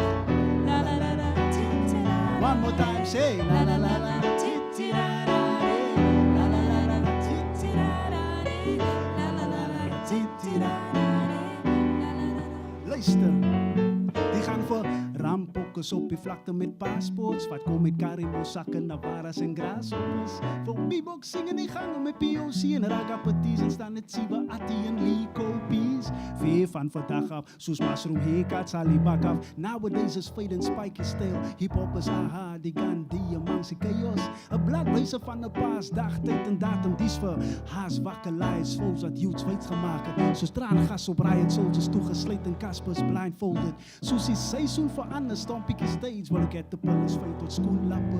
Gebruik die voetstappe van 'n kleinsie voort sy staan, moet sy kyk, voort sy maats moet sy kry, moet sy maak so meer die tyd, voels sag maar slikkie pace bro. Raak dit jou kyk te doen, lyk dit die paas, navigate die future. Almal sien uit na die dag van môre, ek rewind die tyd, cause die paas is important. My mind record wat ek sien, sy die liefde zijn so baie, dit spijt die beat was, laat na die chorus. One time for alle positiveness, vir ons om te survive. Vandag is môre so, ek totaal sê nog julle luister. Die smile as ek die song sing gou saam sê, la la la la la, titi la la, la la la la la, titi la la la la, titi la la, la la la la la, titi la la. One more time, say, la la la la la, titi la la, la la la la la, titi la la, la la la la la, titi la la, la la la la, titi la la. Baie dankie julle.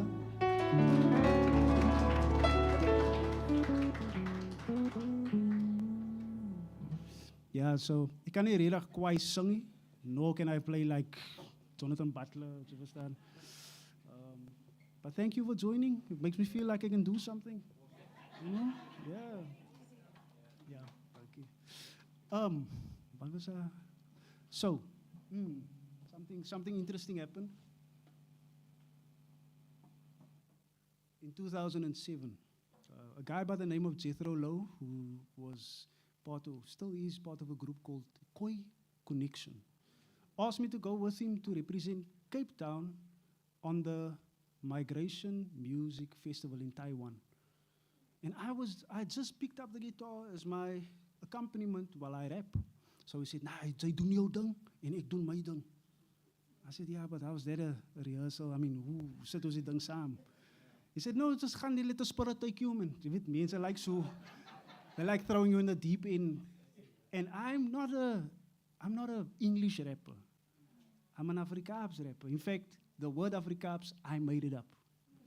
You know? So if you hear the word Afrikaans, dankie, Tsatswanger is hy is hy bra. Ek is hy ou.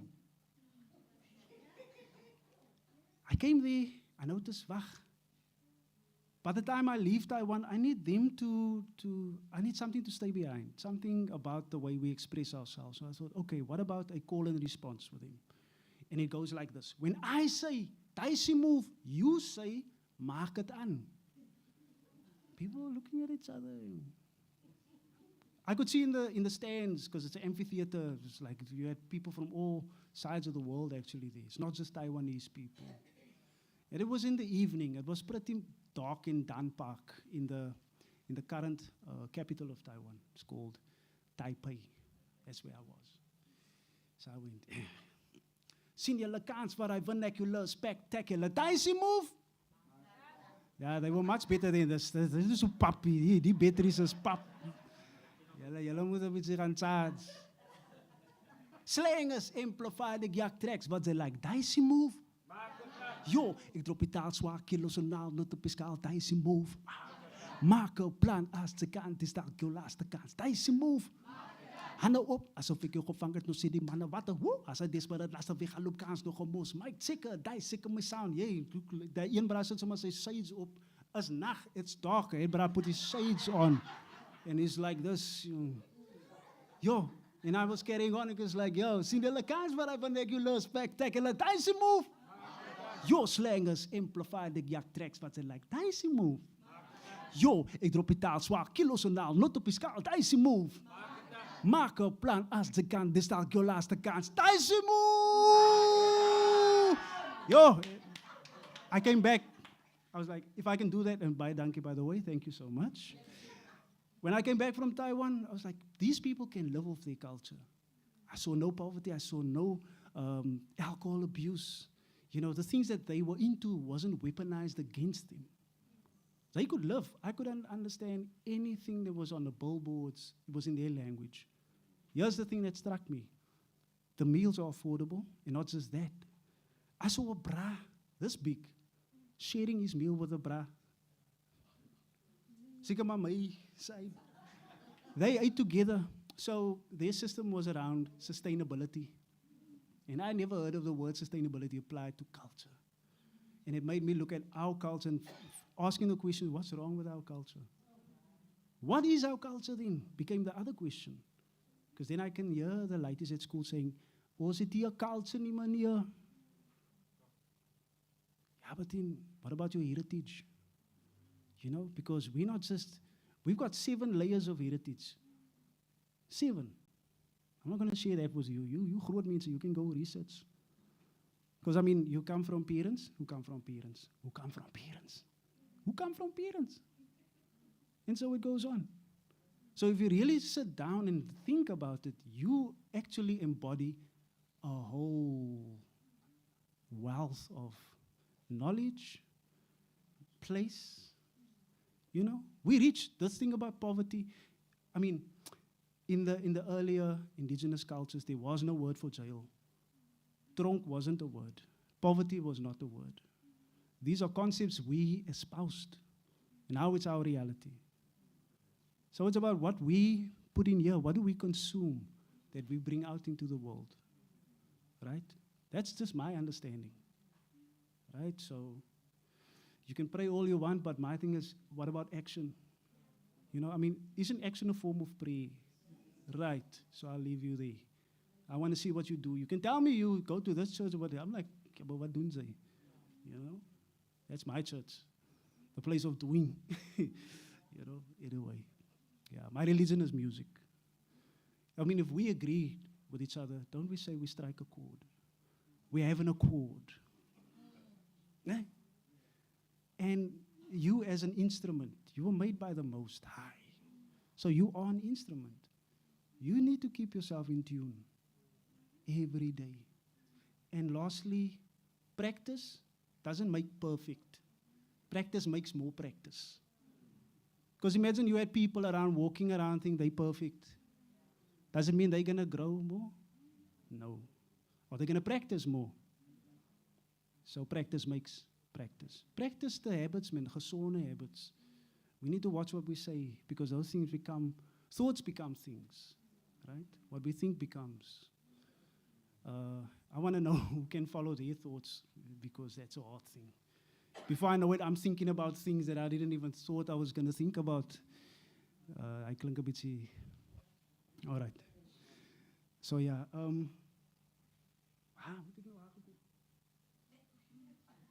Yes, I'm a young lady mos nou in sy eerste paar grasies.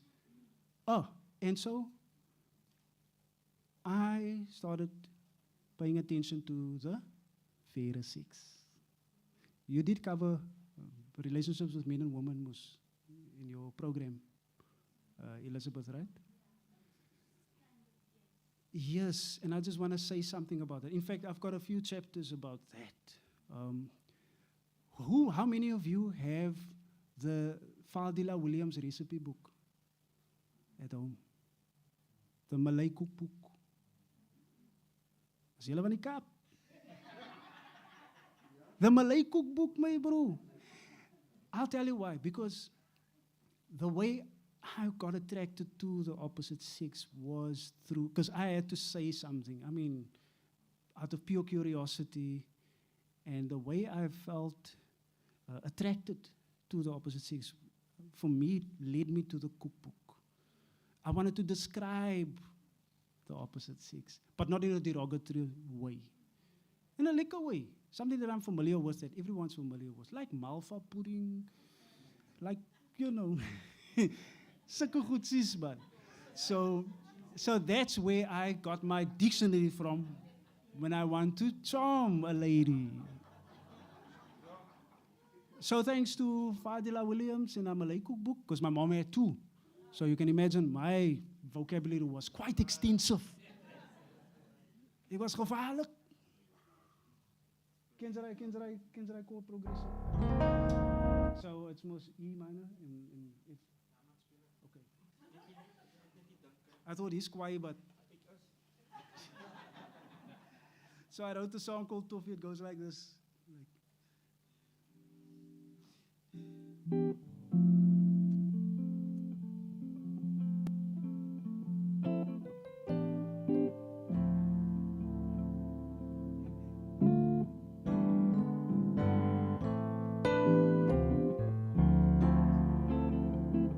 maar vir hom kans. Be patient with this guy.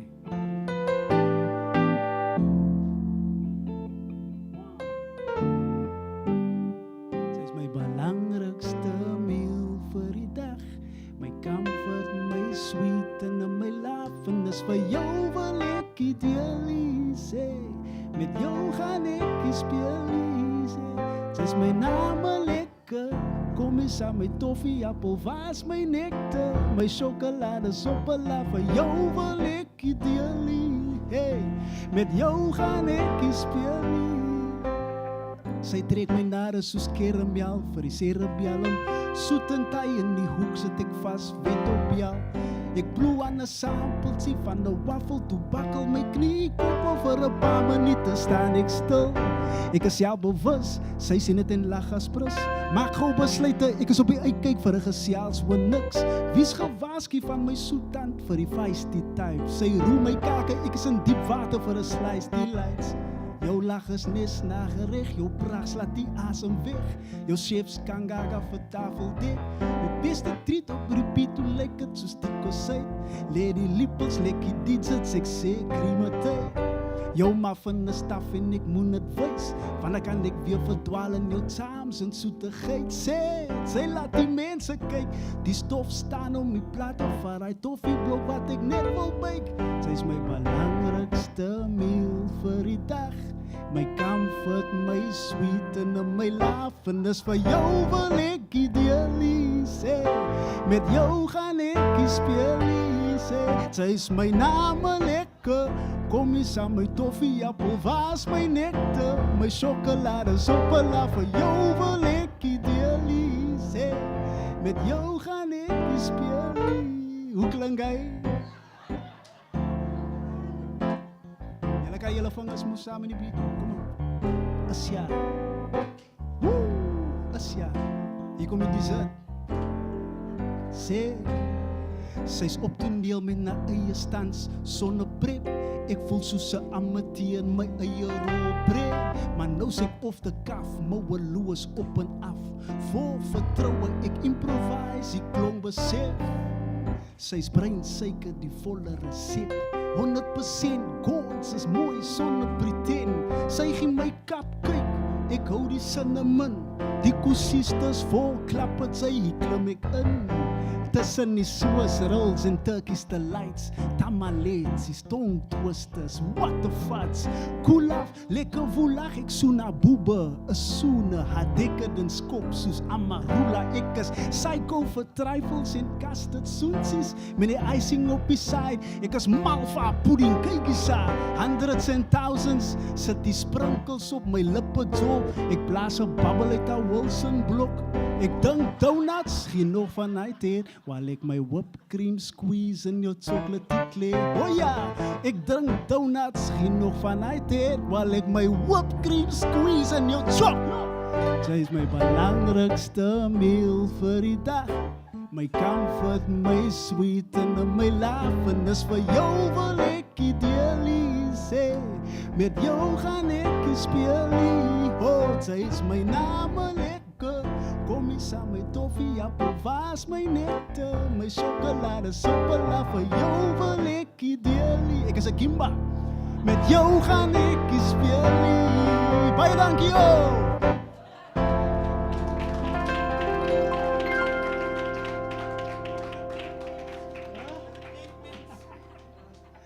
Hy speel hom lekker oor 'n cake, mens, né?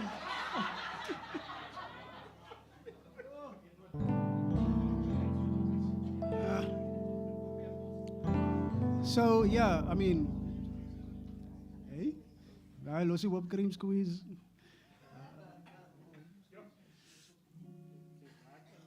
While we're on that note, that's because we need to elevate even our entertainment. It needs to appeal to our higher intelligence, not all the low vibrational, like promiscuous, praat net van cookie and, you know, we way above that. We're way advanced.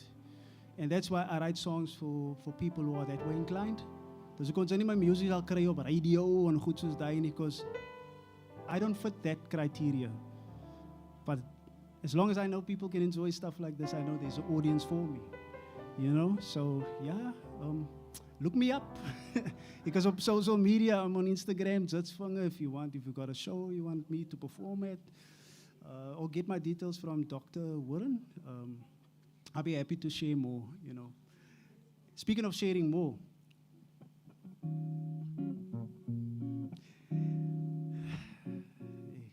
ik praat te veel. This one is called Brain Cycle.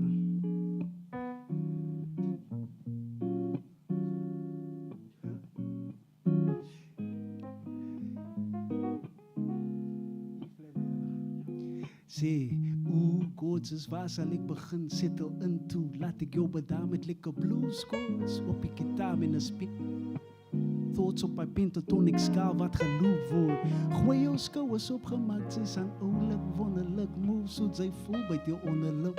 Ek hou dik en observe wat sy ondervind en tokkel dit met my kop, sokkelit, sy's nog gestik. Ek druk het stout binne bou, dik gesout, limits word min soos ons klim. Het grip en het klou, my verse sit ek in jou mix, in my dance sections, word gelig op relax mode, het sal vana. Los die stress af, poena, skop jou skoene uit. Voel verlig soos ek die tense net jou voete vrywe. Toegegooi van die pleasure dicing move. Glo my, dis net die wegtrek sing saam. Brain suiker, nie man het 'n smaak so sy nie. Soet goed is kaas, kykie. Ek soek hy brain suiker, sê wat? Ek soek hy. Oh, julle kan sing, kyk. 'n Brain suiker, nie man het 'n smaak so sy nie. Soet goed is kaas, kykie. Ek soek hy brain suiker. Sê wat? Ek soek hy. Moenie skaam as jy man, groot mense. Imagine you meet someone who can undress your mind, né? And make love with your thoughts. Is dit nie so nie? Side B vir jou Einstein, hier kom nog 'n stanza times 4, twice as nice. Opposites word betrokke van soggens tot die volgende oggend. Like-mindeds op soek, lok hulle in, hou die prente weg. Ons kan dit skets met woorde skat. Weet hoe dat lek jou cerebellum word oorgevat. Finesse your nerves, ek is reg om te serve. Slip in the tek, ek hou jou in sek. Wanneer die nice, sy spoenankies. Ek wil as sommer op iets soos 'n box, die lights alleen sonder stop soet. Sexy so not sy by jou seksuele geolie vir 'n tekomente. Why are we here? Nee, wag. Wat gaat die aan? Why are you blushing so? Huh? Julle het allemaal kinders soos julle hier sit. Julle mense, not judging. I'm talking about the thing that brought us here. No, hoekom kan julle nie saam vibe? Why didn't you vibe with me now? My job as an artist is to appeal to our humanity, to make love, not war. So I've got a whole dictionary. In fact, I came up with the word brain cycle. The song that I sang was a word I found like, where are the songs where we are attracted to each other's intelligence? Because that's where you need to make the appeal. If you speak to the opposite sex, what's the organ we need to get at?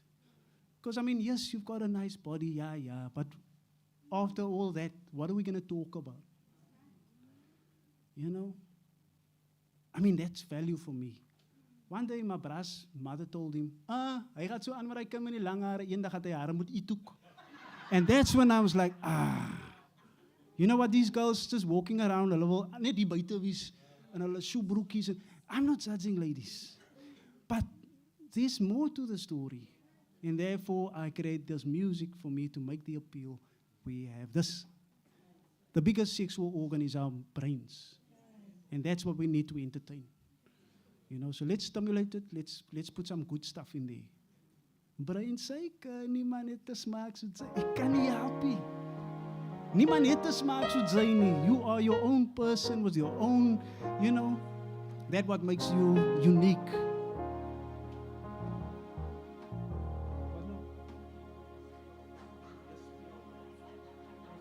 Hulle wil saam sing, soek hy brain suiker. Ek soek hy brain suiker. Vir die laaste keer, 'n brain suiker, niemand het 'n smaak soos sy nie. Soet goed as kaas, so kykie, ek soek hy. ek soek hy. Laaste keer, ja, 'n brein suiker, nie man het 'n smaak soos jy nie. Soet goed is kaas, so kykie, ek soek hy. Laaste keer, ek soek hy.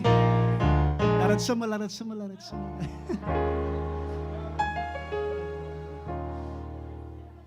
Okay, I think, not that last one, okay, net een lyn.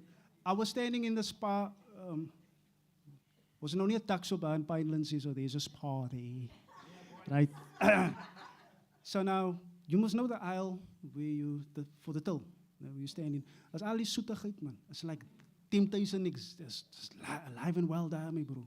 You see all the sweet goed, I'm just like toffee, my belangrikste meal vir die dag, ja, breinsuiker. And there's the magazine aisle. My bro, you see all these lovely people on the magazine covers, but when it comes to a brain bra, no, just to, for the sake of relevance, I'm saying brain, because we are looking at each other volgens color, because you're black, because you're white, and everything, wanneer gaat het stoppie? But we're all human beings. But there was a guy on the Son Courant cover. You don't see his face. They blur out the face, but he's lying with his face down with a gun next to his head on the front cover. Have you seen that? I mean, it's normalized, you know. That's us. That's what makes us famous, you know. This ongoing silent genocide on the Cape Flats, you know. Yes, peace in Palestine, you know, free Palestine, free Sudan, but free the Cape Flats too, man. You know, what are the things we share at home? What values do we give our children? Let's pay attention to that. Mr. McKay wants the chords, because hy wil hê hy moet speel while ek praat met julle. So,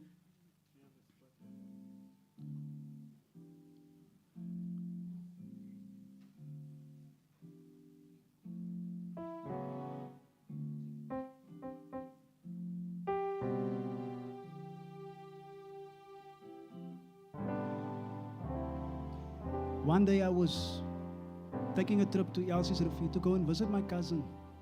From Pinelands, you have to take the Viking Road, right? On my way out, I'm passing Thornton, and it's the N7.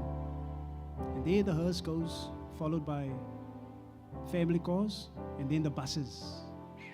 Very slow. I stood there for like 5 minutes at the big intersection. Okay, now I continue. As I'm on Viking Road, almost taking the turn, another convoy is coming through. A hearse, followed by family cars, followed by buses. Same day. I'm playing the backtrack. It just goes like that. Because I'm busy thinking of a song. I'm in Elsie's now, and I'm picking up my cousin. I'm like, yo, sal jy glo? I just passed 2 funerals on my way here. It's funny, no? And it's a nice day, by the way. Sun is up. Sky is blue. And now we're driving to make a pickup. I'm not going to say what. And as we stand there, it's opposite the church. The church gates open. The hearse comes out, followed by the family cars, and there the buses are waiting. As I was dropping my cousin, would you believe,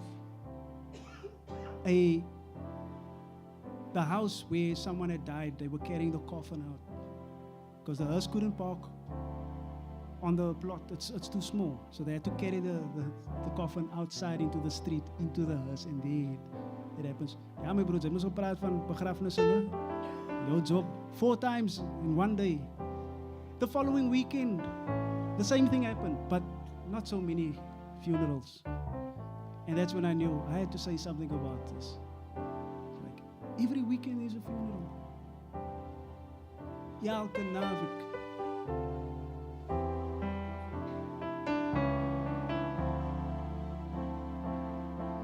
The ghetto was symbolic to the damage that they've done. Ek het hierdie chorus geskryf nie.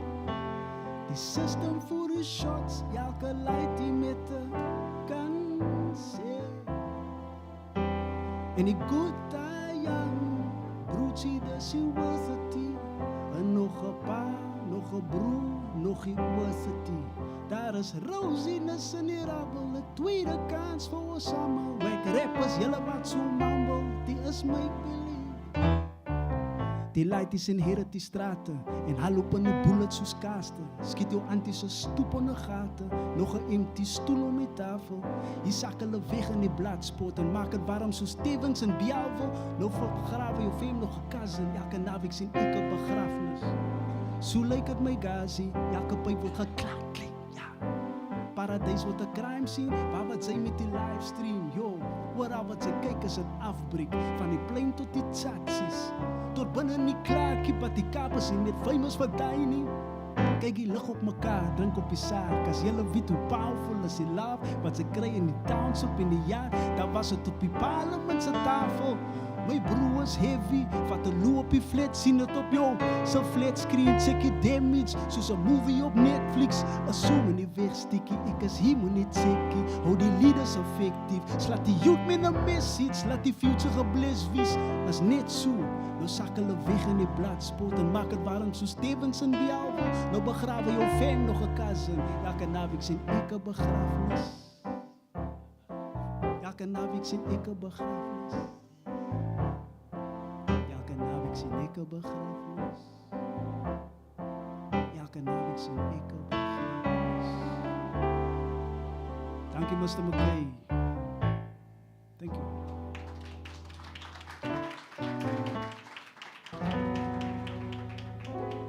Is that my time?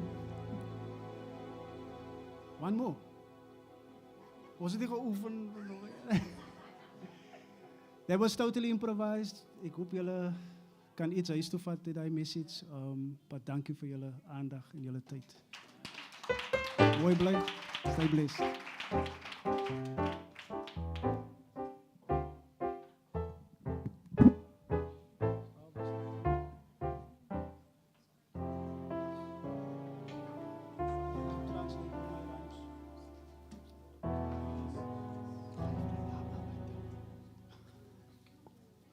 Thank you very much. Dankie, ons gaan dieselfde na suiker kyk.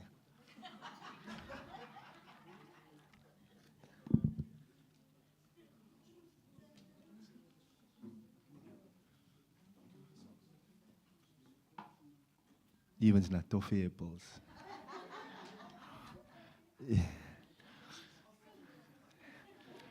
I don't know what you did, Jatsvanger. I don't know what you did.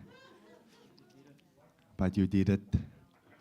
Sondag is ons almal by die tities huis, kursistes, is aan next level.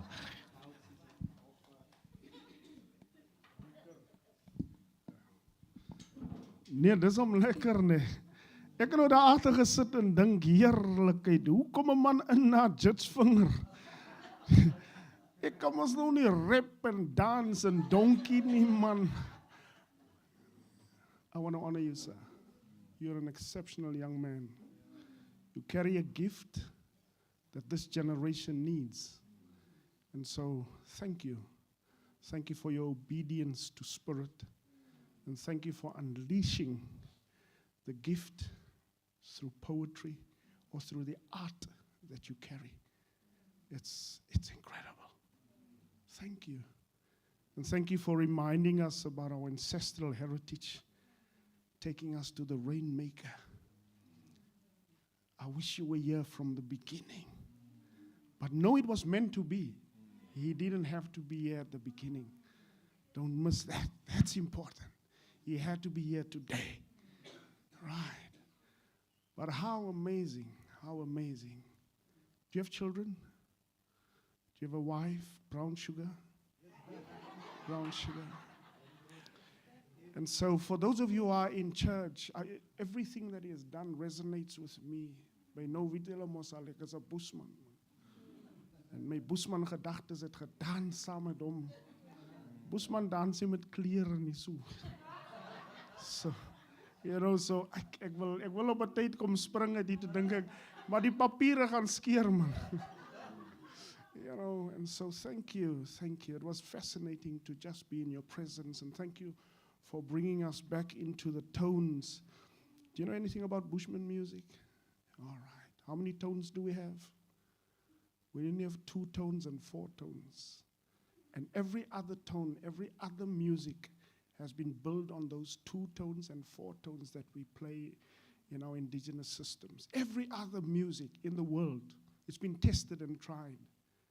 The rhythm that the indigenous African people has created. No.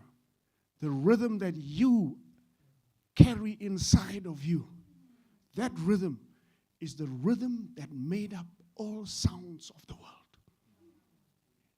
Everything that the world does in music today, it was birthed through your womb. Do you have a navel? Do you have a navel? Are you sure? Okay. That means you were connected to yesterday's story, Mother Earth. And your mother oftentimes sang songs. And some of you forgot the ancient songs of the indigenous people.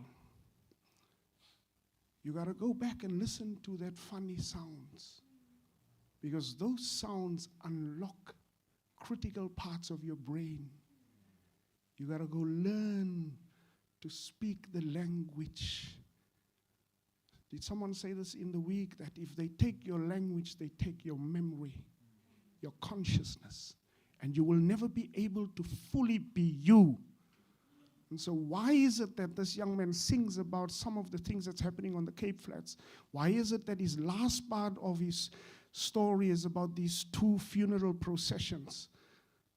For me, that was exciting. You hit it on the nail. You hit it on the nail. And so now let me talk to Christian people before there are other people that's going to come and sing. I just want to close a part of this mechanism that's standing here in the middle, this powerful tool that we use. I'm going to close a part of this. Are you okay? Yeah. Today I'm very nervous. I'm nervous because what we spoke about this morning, I sat in the presence of all these government leaders fighting for an area called Knoflokskraal. We will not move from Knoflokskraal.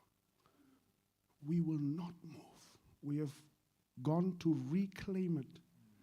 4 years, a process 4 years on now, they want to come and repossess it. And they call us, I can't even say the name, we are reclaimers. And so I came with that spirit here.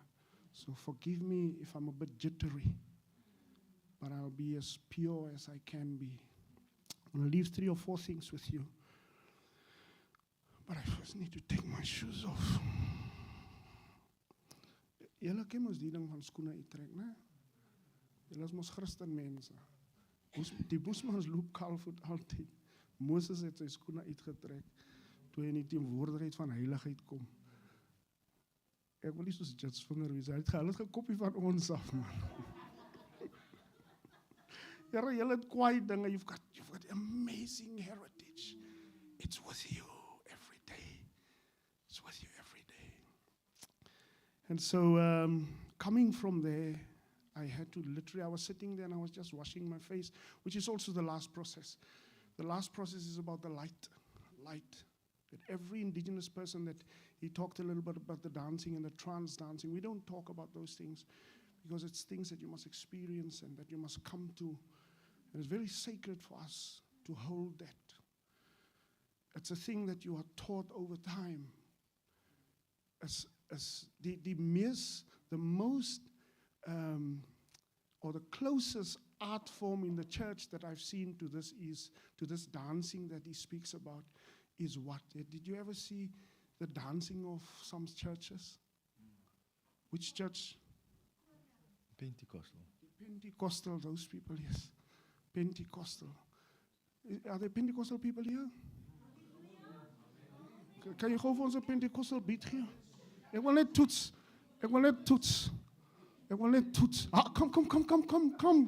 Come. Please. Jeez. Come. Rodriguez sound for the piano. Please, I just want to show you something. Because when you want to experience the light, and the light is normally right in the center.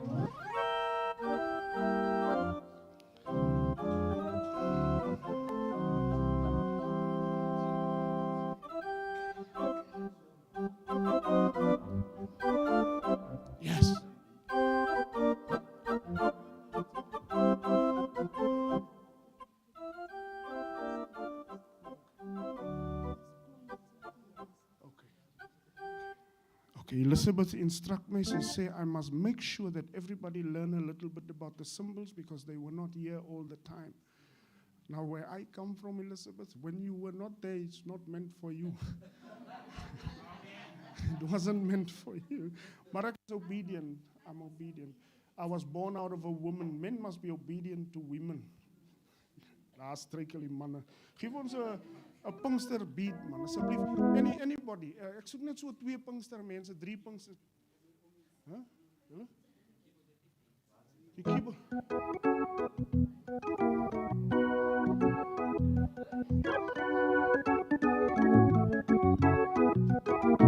Waar is die mense? Jy moet dan 1 Pinkster mens wees, Here. Kom help ons so, man. Kom aan.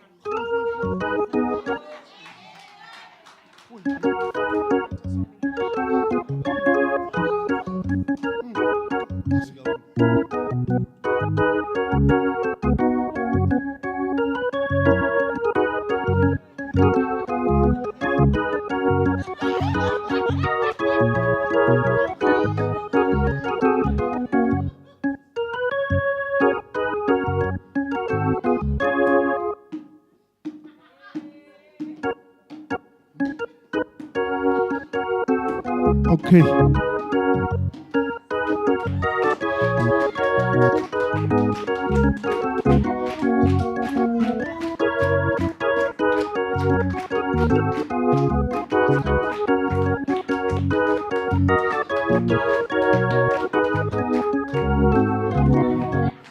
Okay. Thank you. Thank you. All right. So when you understand that, you will understand the trance. A lot of us don't know where this rhythm and beat comes from. Can I sit next to you? Okay. Where this rhythm and beat comes from. It comes from that 2 and 4 that I just spoke about. That's where it started. That's where it started. Ancient times. When you hear people sing nowadays, they sing about the Ancient of Days. It's the God of your ancestors. So I want to clear something here today. Here, help me.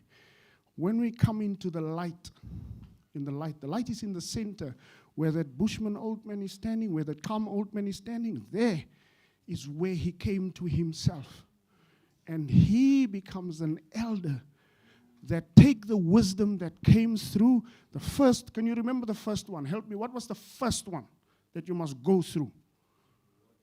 The water. The water. When you go through the water, this is waar die mense waar jou gesig was en tot orde kom. Yes, you come to yourself. Ne? Na die water, the fire. Nou wil jy mos julle pastore sê fire. Hulle het afgekopie by ons. The ancient traditions of fire was a time of deep cleansing. Right? Deep cleansing. And then the third one was seeing the wind, sensing the wind and hearing what the wind brings, the messages that the wind brings. That's the third one. And the fourth one yesterday was the earth. And just from again, he mentioned it, he says you must embody it. And you put on the body that you needed to put on right at the beginning. When they stripped you naked of your face. And the first time I said to you, they tear off the skin of your face, right? And that is meant to shame you. But now your own Bible says that which was meant for harm will be turned to good. That which others have thought they're destroying you, they're embarrassing you, they marked you, what not? They marked you. But when you come into your fullness, one of the things that my elders have taught me is, and this is also biblical, when you are naked, you are unashamed. For julle wat in die badkamer kom, when you stand there and you see yourself absolutely naked, if you can love yourself, in fact, that is a principle. If you don't love yourself, you won't be happy with what you see in the mirror. You won't be happy. But if you are able to accept you for who you are, after you've gone through the fire, and after you got this vision, and you plant yourself, you embody this new idea that you live by. From that moment onwards, here's an important thing for you to remember. You need to become the light unto others. So, simple thing. In our traditions, we don't die. We never die. Julle verstaan nog nie die ding nie. Now, Jesus made it very clear to you, but you are disobedient. He said, ek dood nie hier nie. Ek lewe voort. En julle wat agter my kom, julle gaan dieselfde doen. You understand this? Are you getting it? So you will never die. You will keep on living. And how that process takes place, you can deliberate that with your pastors. But in this moment, I just want you to understand, you and I need to come to this thing. And again, the guy comes like a prophet out of the Moffat, making it just as Coffet.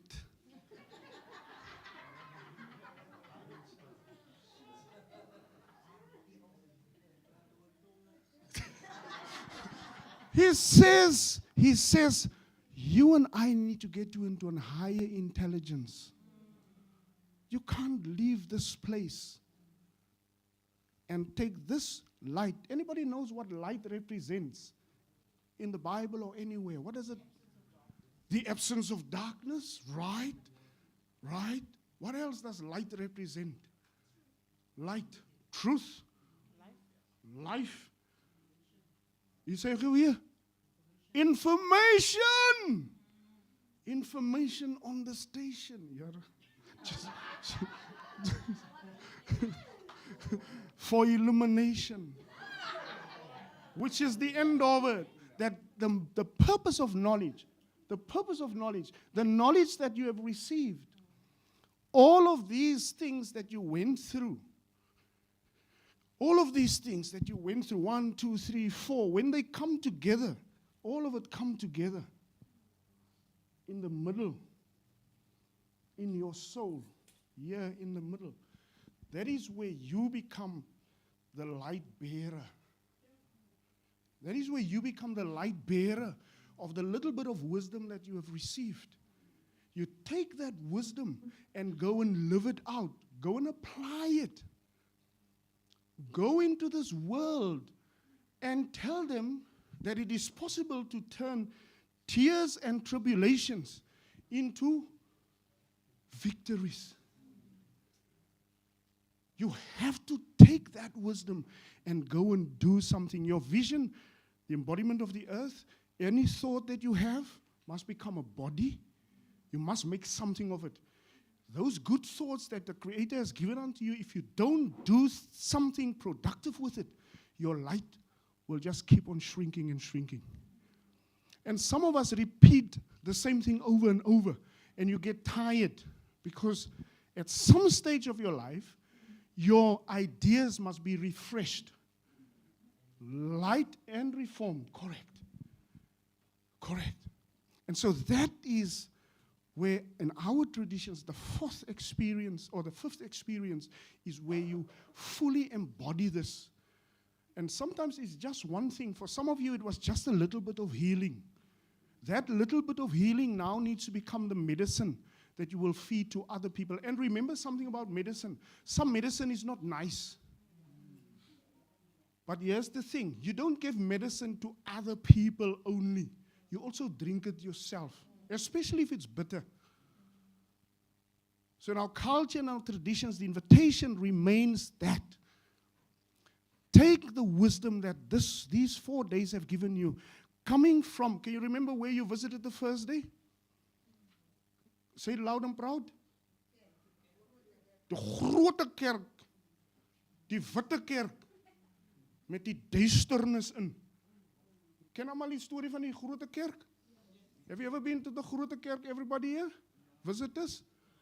Some has been here. What is under the foundation of the grote kerk? How many graves? Or how many chambers? 180 chambers. Julle weet waar is die grote kerk? Ne? 180 burial chambers. And out of that burial chamber, which people are buried around the what is this thing? The cock. Yes. Who's buried there? The governors. The governors. And from there, you heard this lie preached over and over. The lie of separation. And mentally we have been separated from our spirits and from our bodies. That's why some of us, up until today, struggle to accept our bodies, to accept the color of our skin. Dis hoekom dit so maklik is om mekaar te vloek, sê jy is swart. Why? Because that light must still dawn inside of you, so that you can, again, judge vinger, die profeet was hier, so that we can see the humanity of other people. Do you understand me? So that, I think, is part of what I want to leave with you. But I want to ride on his tongue because he said important things. And I have to relate some of the things that he said to you into biblical terms. Otherwise, you might just think he's speaking nonsense. He spoke about a very intense form of love. Pastore, wat 'n boek in die Bybel praat van die liefde? Hooglied. Korintiërs. Maar het jy al Hooglied gelees? Is net die mans. Hooglied praat mos van die vrou se gesondheid. Die lewe van die vrou, net die mans, die vrouens julle julle mans dophou. Here. But Hooglied is about this intimate, deep love.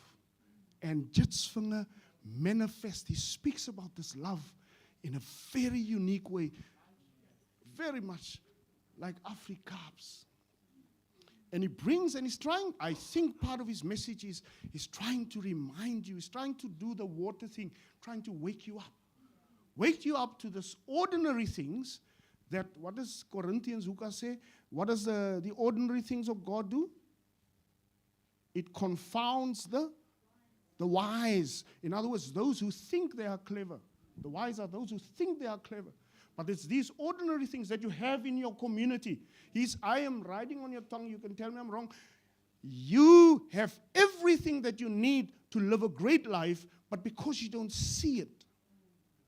Because that process of cleansing and remembering, that first process from the water up until the fire, you missed it. You've not cleansed your eyes. And you got stuck. You got stuck in the fact that violence is overwhelming. It's only overwhelming when you do nothing about it. It's only overwhelming when we don't stand together as a real family. It's an indictment against us if we sing that song and we walk out of this place divided again. And we've done it in churches over and over and over. Over and over. Many of the churches are divided. Not because they're broken, they're divided because they choose to be divided. They love their denomination so much that the greater light, die groter lig wat skyn. Julle ken mos die groot lig wat skyn, hè? Wat is die groot lig? Wat in die duisternis skyn?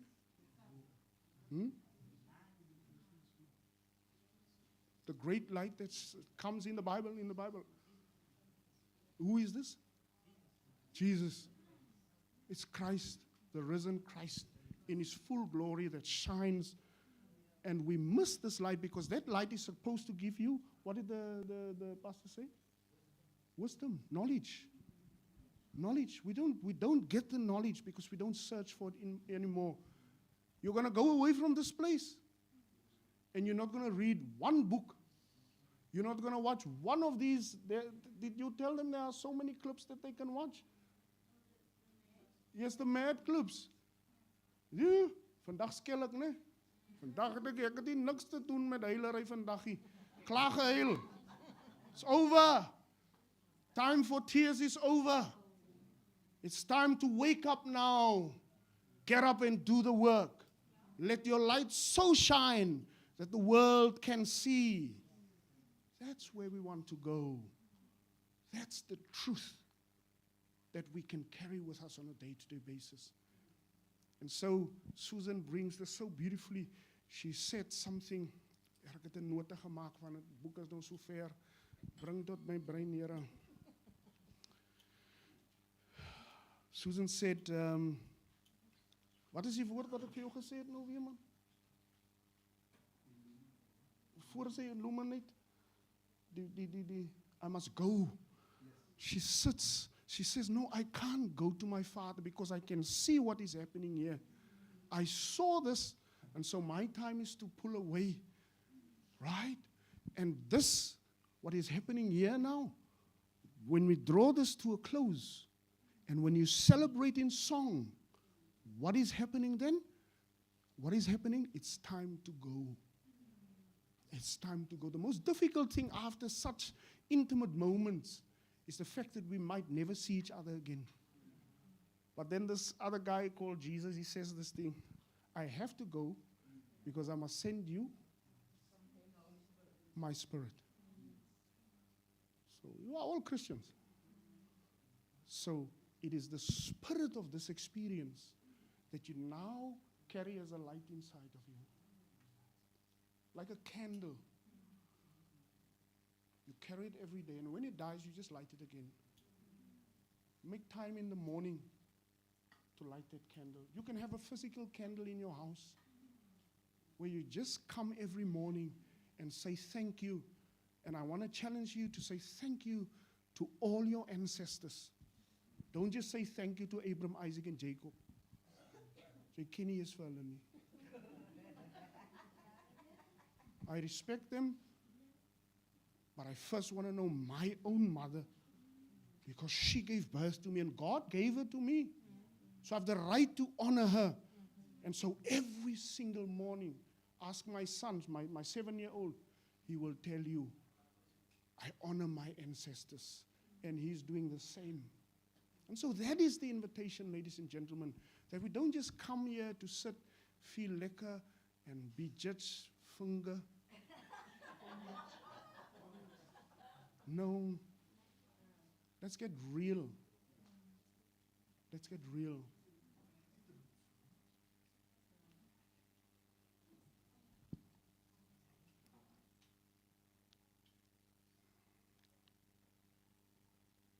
Praat ek te hard?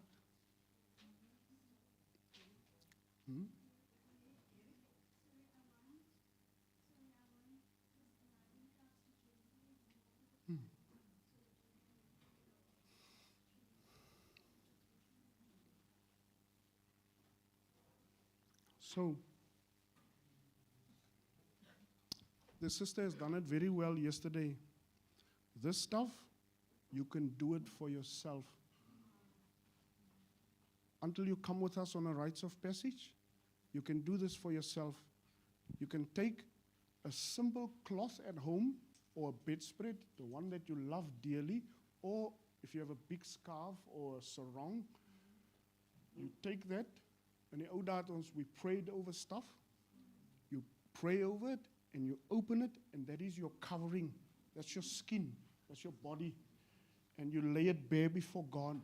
And when you lay it bare before God, you go to the water, and you wash yourself. You cleanse yourself. You've seen how to do it. Once you finish with that process, you go into the truth of who you are. Those secret things that we spoke about, you go into that and take it out in front of God.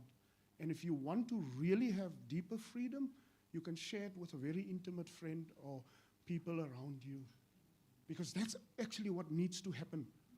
And the Bible declares this unto you. Confess your sins to each other. But trustworthy people, not anything and anybody. And when you do that, what happens? That is purging you. That is purifying you. That's refining you. After the refining process, you go and just wait to hear from the Spirit, the wind.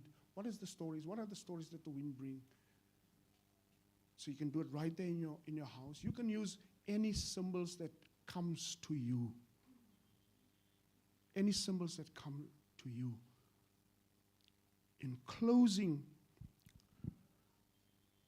in our traditions, salvation is not a personal thing. It is a communal thing. Salvation is never for me. The light I received is never for me alone. It is always so that my family can see that light. It is always so that my community can see that light. The reason why any young bushman goes through this process is so that, one, we bring him back to the soil to remember how he was formed and shaped, or she was formed and shaped. And after that, we make sure that he's reconnected to the community. Not just to the church, the community where you live on a day-to-day basis. Those people who see you when you're hungry or when you act as if you highty-tighty, that's the community where you begin to shine the light in. And if God calls you to another community, you can also do that. But that's where it ought to start. That's where the light shines. That's where the knowledge has to be shared with other people. And the last part of that community is the following, that illumination, light, wisdom don't just shine in the darkness. It is always present. It is always present. So we don't wait for the darkness so that the light comes. And so I think I've had the privilege to see Sean birth some of these things. I was on the sides. I saw his story. I saw how incredible his spirit began to form this light around him. And people were attracted to him. To him, his wife, his family. And as that light began to shine, as he kept on purging his gift, as he kept on purifying it, he started hearing something else. And he gave birth to what they will share with us today through song. Bring the two of them together. Your life, part of your life, part of the light, is the birthing of your greatest poetry. You got to keep a journal and capture your stories, capture your images. Why is it so amazing for us that I wish you could go with us for some ceremonies just to experience what it's like to dance and to be in the presence of sacred ancestral wisdom. It is the most fascinating thing. All of us don't understand the language, but we feel the language. And maybe today you're sitting here, and for a very long time, you haven't felt the language of love, the language of energy and excitement. And as we draw this to a close, I think the invitation is to enjoy and to embrace this art form of local music and local poetry, inviting you to love yourself deeper and more preciously. You've been neglected for a long time. Come to yourself and appreciate yourself. This is something that your husband and your boyfriend can't do for you. You got to do it for yourself first. And I assure you, your relationships will become better. So on that note, ladies and gentlemen, it is an honor and a privilege to afford, I don't know if I must say Pastor Sean or Sean, but Sean, Pastor, Brother Sean. I love you. And I want you to have fun so that we can get out of the seriousness. Yes, man. Yeah, it's just the serious man. Yeah. Thank you so much. I'm just Sean who happens to be a pastor. I'm Sean who happens to be a pastor. Yeah. Yes, I want to, as every good pastor, I have a scripture reading. Matthew 5 from verse 13 to 16. You are the salt of the earth, Afrikaanse, jy is sout van die aarde, né? But if the salt loses its saltiness, né? As jy kom laf word, die sout het laf geword, die sout moet nie laf word nie. Nee, julle is sout. Julle moenie laf wees nie. Julle is nog steeds sout. You must still be the salt of the earth. How can it be made salty again if it loses its saltiness? It is no longer good for anything. Please, please, please, I'm speaking to the salt here. Please be good for something at least. And then it says, except be thrown out and trampled underfoot. That's not my future. Then I want to conclude with what you said. You are the light of the world. A town built on a hill cannot be hidden. That's us. Neither do people light a lamp and put it under a bowl.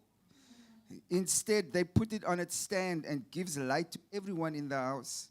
In the same way, let your light shine before others, that they may see your good deeds and then glorify your Father. Your good deeds must be seen, but our Father must be glorified. And with that, I want to say, as dit nie vir die Here was nie, waar sou ons gewees het? Nee? Alles die is onderhewig aan die Here ons God. Nee? Everything we do, man, our light comes from the Father. And so we're here to give Him glory for that. Let's go. Yes. Wie ken die song as die vir die Here was nie? Wie ken nie die song nie? Ons leer vir julle die song gou. Het sê, as dit vir die Here was nie, waar sou ons gewees het? Waar sou ons gewees het? Iemand sê vir my, waar sou ons gewees het? My antwoord is, Here, ek weet nie. Jy gaat ons. As dit nie vir die Here was nie, as dit nie vir die Here was nie, sê my, waar sou ons gewees het? Waar sou ons gewees het? Waar sou ons wees? Here we go. As dit nie vir die Here was nie, as dit nie vir die Here was nie, waar sou ons gewees het? Waar sou ons wees? Al staan hulle op teen my, en al sê hulle wat van my, soos 'n voeltjie wat uitvlieg uit die hand is so trap, die kus is gebreek, ek is vry. En al staan hulle op teen my, en al sê hulle wat van my, Soos 'n voeltjie wat uitbreek, uit die hand is so trap, die kus is gebreek, ons is vry. As dit nie vir die Here was nie, as dit nie vir die Here was nie, waar sou ons wees? Waar sou ons wees? As dit nie vir die Here was nie, as dit nie vir die Here was nie, waar sou ons gewees het? Waar sou ons wees? Alles werk ten goeie vir die wat hom liefhet. Vir die wat hom liefhet. Everything works together for the good of those who loves Him. Vir die wat hom liefhet. En ons hulp kom van die Here. Ons hulp kom van die Here. Wat hemel en aarde gemaak het. Hemel en aarde gemaak het. Ons hulp kom van die Here. Ons hulp kom van die Here. Wat hemel en aarde gemaak het. Hemel en aarde gemaak het. Alles werk ten goeie. Alles werk ten goeie. Vir die wat hom liefhet. Vir die wat hom liefhet. Alles werk ten goeie, ja. Alles werk ten goeie. Vir die wat hom eer. Vir die wat hom eer. Ons hulp kom van die Here. Wat hemel en aarde gemaak het. Wat hemel en aarde gemaak het. My hulp kom van die Here. Ons hulp kom van die Here. Wat hemel en aarde gemaak het. As dit die vir die Here was nie. Wel as dit die vir die Here was nie. Sê my waar sou ons gewees het? Waar sou ons wees?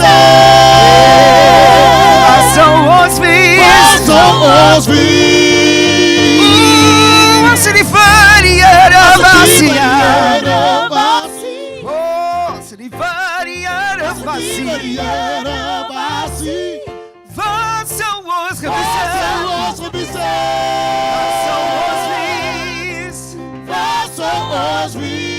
Sê my waar sou ons gewees het? Ja, ja. Waar sou ons gewees het? Ja. Sê my waar sou ons gewees het?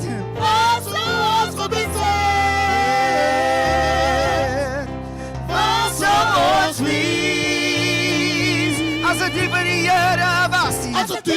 Here was nie. As dit die vir die Here was nie, waar sou ek en jy gewees het? Hier is ons nou. Ons is nou die lig van die aarde. We are now the salt of the earth. We are the light of the world. If it hadn't been for the Lord. Thank you.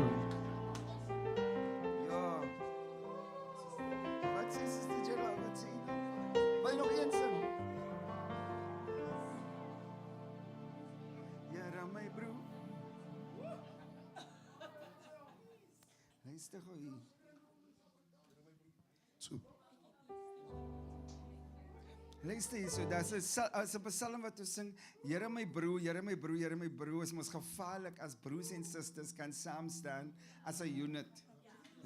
Yeah, that's it. Behold how good and pleasant it is for brethren to dwell together in unity. That's Psalm 133.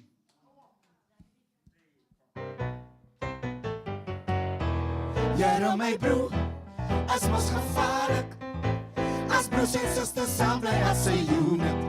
As jy sy kwaai, oil is in jy, wat afloop van hy man se kop, Aaron se kop, Aaron se kop, Aaron se kop, dan loop het af, op die man se baard, sy hele baard, tot op die man se kolle en sy hele outfit, as stampe soos die dou wat travel, van Hermonsberg, dan sien ons berg, waar allemaal connect, as waar God se blessings is, en as daar waar die long life is, as amper soos die dou, as amper soos die dou wat travel, van Hermonsberg tot Sionsberg, waar allemaal connect, as waar God se blessings is, en as daar waar die long life is. Here my broer, is mos gevaarlik, as broers en sisters saam staan as a unit, as soos hy kwaai olie, sien jy, wat afloop van hy man se kop, van hy man se kop, Aaron se kop, loop dit af op die man se baard, sy hele baard, tot op die man se kolle en sy hele outfit, as amper soos die dou wat travel, van Hermonsberg tot Sionsberg, waar allemaal connect, as waar God se blessings is, en as daar waar die long life, amper soos die dou, as amper soos die dou wat travel, van Hermonsberg tot Sionsberg, waar allemaal connect, as waar God se blessings is, en as daar waar die long life is.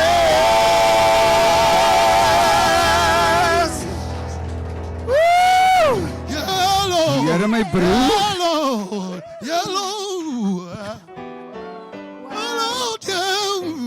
Wow. Thank you so much. I want us to just gather here for a group picture. Some of us will sit on the floor. Some of us will be there. And then I need someone to just take a picture of us as a group. Nee, asseblief. En Edward, jy moet maar so lang weer sing of iets. Ja, speel die tunes daarachter. Some of the younger ones can, I will also sit. And some will stand behind.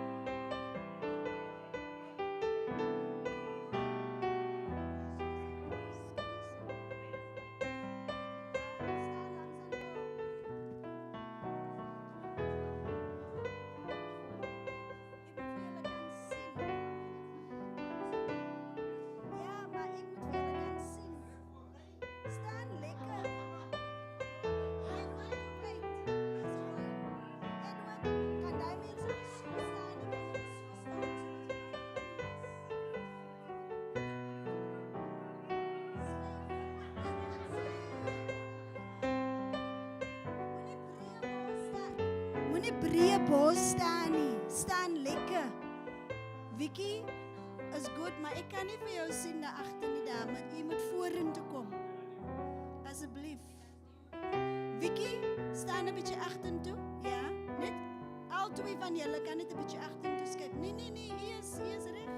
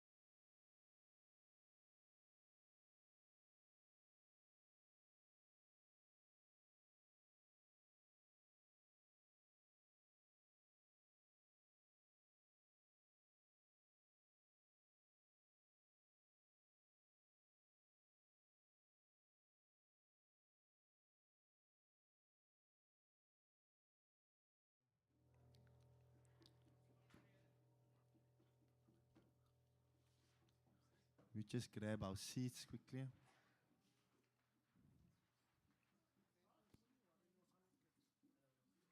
There we go.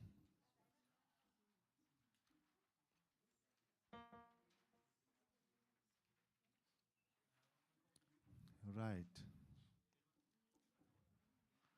Can we just mute the keyboardist quickly? Just want to mute him. Hy het gevra om te mute. So, hy wil net stil gemaak word. Hy soek 'n stilte. Hallelujah. I'm going to stand so it'll be quicker for me to rap. As ek gaan sit, I'm going to feel comfortable en ek nou langer praat. So, ladies and okay, the reason why the ladies and gentlemen thing is, let me just name it so it gets out of my system. It comes from a Eurocentrical context that when they say ladies and gentlemen, then you must act a certain way, speak and be a certain way. That's right. Brothers and sisters, family, we want to say as Safi, we want to say thank you very much. Nkosi kakhulu. Shukran. Thank you. Thank you. Kanganci. Baie dankie. Thank you now for being here. The fact that your presence here today, it's the birthing of something unique in your generation and in your bloodline. It is seeds that has died today and life is being sprouted. And so we want to say thank you that from here you are not going to leave just carrying it for your own, but you have a sacred responsibility to do and go and share this message. You have a sacred responsibility to, when whoever you meet alongside your journey, and it's going to come alongside you. We don't just come here because we have nothing to do and we want to be seen and we just want you to fill a space. No. We understand that there is a perfect plan put together for you to be here. Heaven perfectly designed this day just for you to be here. So thank you very much for being obedient to the call and to the invitation that your spirit accepted. Because you are a change maker, you are a pioneer. Afrikaans is mooi, jy's 'n baanbreker when you leave here today. And so there's a word that myself and Dr. Elizabeth used one day in the office. You at the artscape now. Take a bow. The scene is over. So the scene of the unknown, the scene of darkness, the scene of not seen, that scene is over. So you can take a bow. Die performance is verby. Klaar. Van Misburg. And so we want to say thank you to Alive in Caps. Baie dankie. Julle is gevaarlik man. Julle is levels. Julle is levels. Judge Vinger het vir ons ge-electrocute. And you electrocuted us into another level. Don't think any of us are going to go or leave here and look at donuts the same again. Gaan nie nooit weer dieselfde nie. Ek weet die oor sal die suiker se kalm moet change in die office dog. But thank you. Thank you. Thank you for allowing your gifts to make room for you and living it out. Thank you for that authenticity. Ja, die ware ding man, you know, die ding is in julle. Thank you for that. Thank you. Thank you to Dion and his beautiful wife. Thank you. Thank you, Mrs. Claire. Thank you, julle. Yeah, the way you captured what we spoke and put it down. These are sacred drawings and dis hoekom ons nie aan oor die loopie because this is sacred stuff. You know, my ouma het 'n tipe ding gehad, sy het 'n bidmat gehad en as jy haar oploop aan voel jy so op. Jy net sê hey, my bidmat die. Ek weer hier optrap gaan jy hom sien van my met jou. So thank you for taking the very holy words and scribing it down on paper. Thank you for capturing truth and putting it down on paper that we can see, and then this will always be there for us to look back. And again, I say, go to the Facebook page. Die foto's is daar. Die foto's is daar. Jy kan gaan kyk. And thank you. Thank you, Dr. Elizabeth, for being you, for living out the call, and for being obedient to it. Baie, baie dankie. And so we want to say thank you to all of each and every one of you. You are a blessing to us as a mad Safi. And ja, ek kan nie meer genoeg net dank aan jou soundman. To Artscape, we want to say thank you for housing us. The stage has been set here. And we understand the depth of why we are here. I just want to say one important thank you. Thank you to God for making this possible. You see, it is very difficult to get funders that would support this sort of work. So when Jitsvinger, when Quentin say that his stuff will not necessarily feature on the radio, we understand that. And so the same thing was for Safi. You know, we had to decide whether we're going to stay true to the mission, to the calling, the way we understand it, and to just do it like that. And my parents' words had come true. Hulle het mos gesê, jy moet uitvind wat God se plan is vir jou lewe. En jy moet opstaan en jy moet dit doen. En jy moet nie kyk wie gaan vir jou geld gee nie. en wie gaan vir jou kom help hê? Want op die regte tyd sal die Here die regte mense gee. Op die regte tyd sal die Here die geld gee, as dit geld is wat jy nodig het. And so a very, very special acknowledgement to the Ford Foundation, who has decided not to just fund us, baie funders fund specific programs and specific things, but they are funding our strategic objectives. They understand that we don't just talk about faith and culture as resources, we actually practice. We do our best to practice what we're talking about. So a lot of our work is about discerning what is it that God is saying at this particular time. What does God's people need at this particular time? Who is supposed to be at specific gatherings or specific things? And so that is a very different way of working. And so I think it is important, and I want you to pray for these people that recognizes God's ways of doing things. But I'm here just to say thank you to Ford Foundation, for supporting us in this way, that we are able to do the work in this way. And then also to Earl, you have been amazing, your journey. And so thank you also for leading us. Ek wil sê dankie vir die mans, die colored African men, want vir 'n lang tyd het ek vir die Here gesê, nou waar die hel is die manne wat eintlik saam met 'n mens moet werk, wat die aandag soekie. Manne wat net doen net wat jy moet doen, man.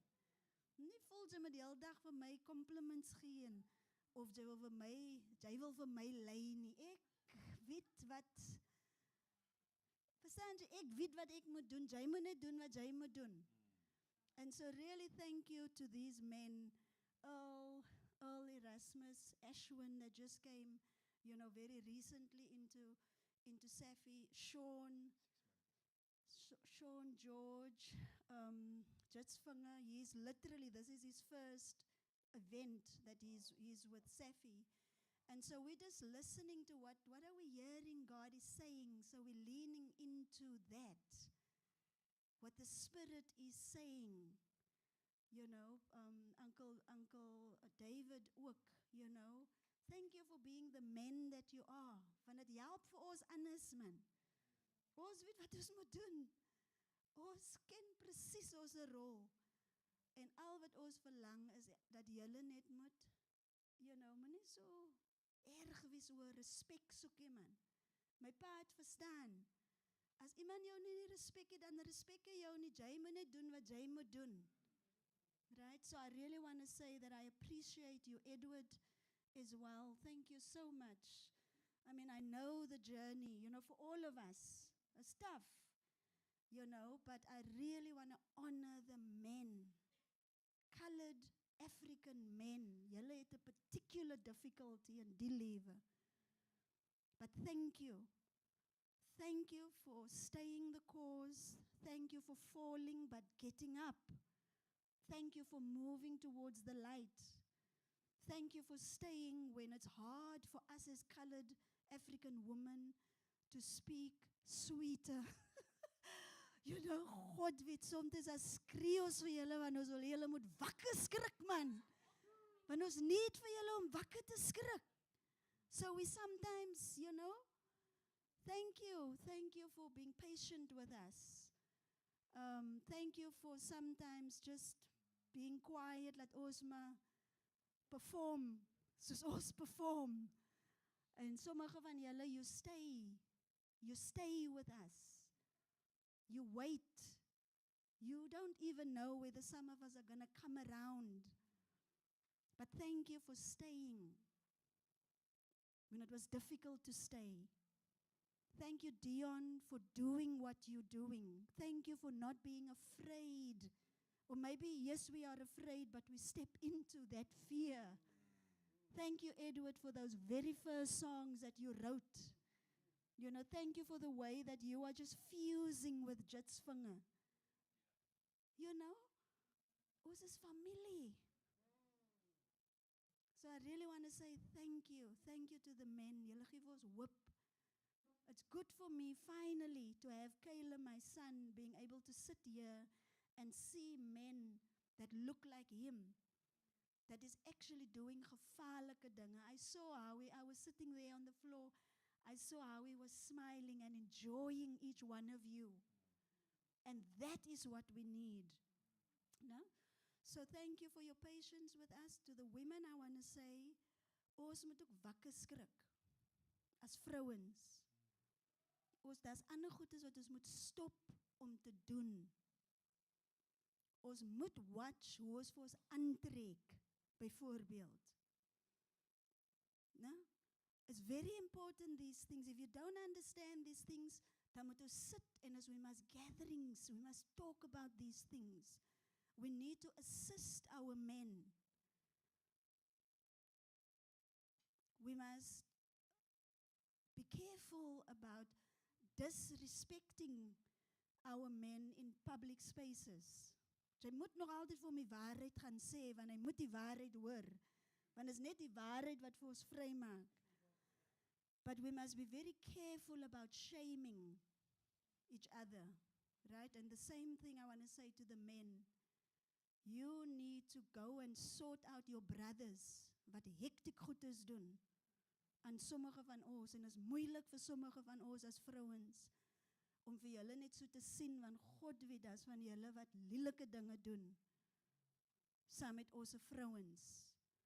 So we need you to interrupt your brothers. And thank you, Judge Funger, for that kind of performance, you know, and bringing those, changing the narrative. Stop to amplify certain body parts of women. Stop objectifying us, humanize us. Nee? But we are in good hands. I'm inspired. Ek is like, wow, Here, ek sit daar, ek dink, finally kan ek daar sit. Gister, of was dit gister die vorige dag? Finally kan ek daar sit en vir die manne, laat hulle aangaan. You know, want hulle get it. You know, daar's 'n competition tussen hulle nie. Hulle verstaan elkeen that each one of them are unique. We need each aspect of these different masculinities. Ons is hier om te compete, daai is Eurocentric. We are a people of community. Ons gee nie mekaar kanse omdat jy 'n man is en omdat jy 'n vrou is of wat, of jy oud of jong. We give you a chance volgens your calling. You know, and we've seen a beautiful thing in this week. And so I want to say thank you. God bless you. And I want to say thank you to God for making this possible. And I want to say thank you to the funders and Marlene in her absence, the Artscape, for making this venue available to us. So I really want to encourage you to download the app. I think we're going to give you a license disc with the MAD app, QR scan code. Let your children, there it is. You can actually, if you don't have the app on your phone as yet, do that, get it onto and have conversations in your family. You know, do those things. It is possible for us to shift things around. I'm handing back. I'm gaan nou daar sit en dan gaan ek vir julle toelaat dat julle die hele saak reg toe maak, né? Thank you. So we're going to license you with a license disc to go and talk the MAD work. So as die coördinator, program coördinator van MAD, gaan ek jou license. Ek voel as 'n commissioner of oats. I'm going to license you to go and do it. We just want you to please, before you leave, just complete the evaluation forms for us. It's very important for us as Safi, after when we're done here, just to gather this information. And Dr. Elizabeth, thank you. She'll hand the license desk, the evaluation forms to you. We just want you to fill it in for us. But if you are done,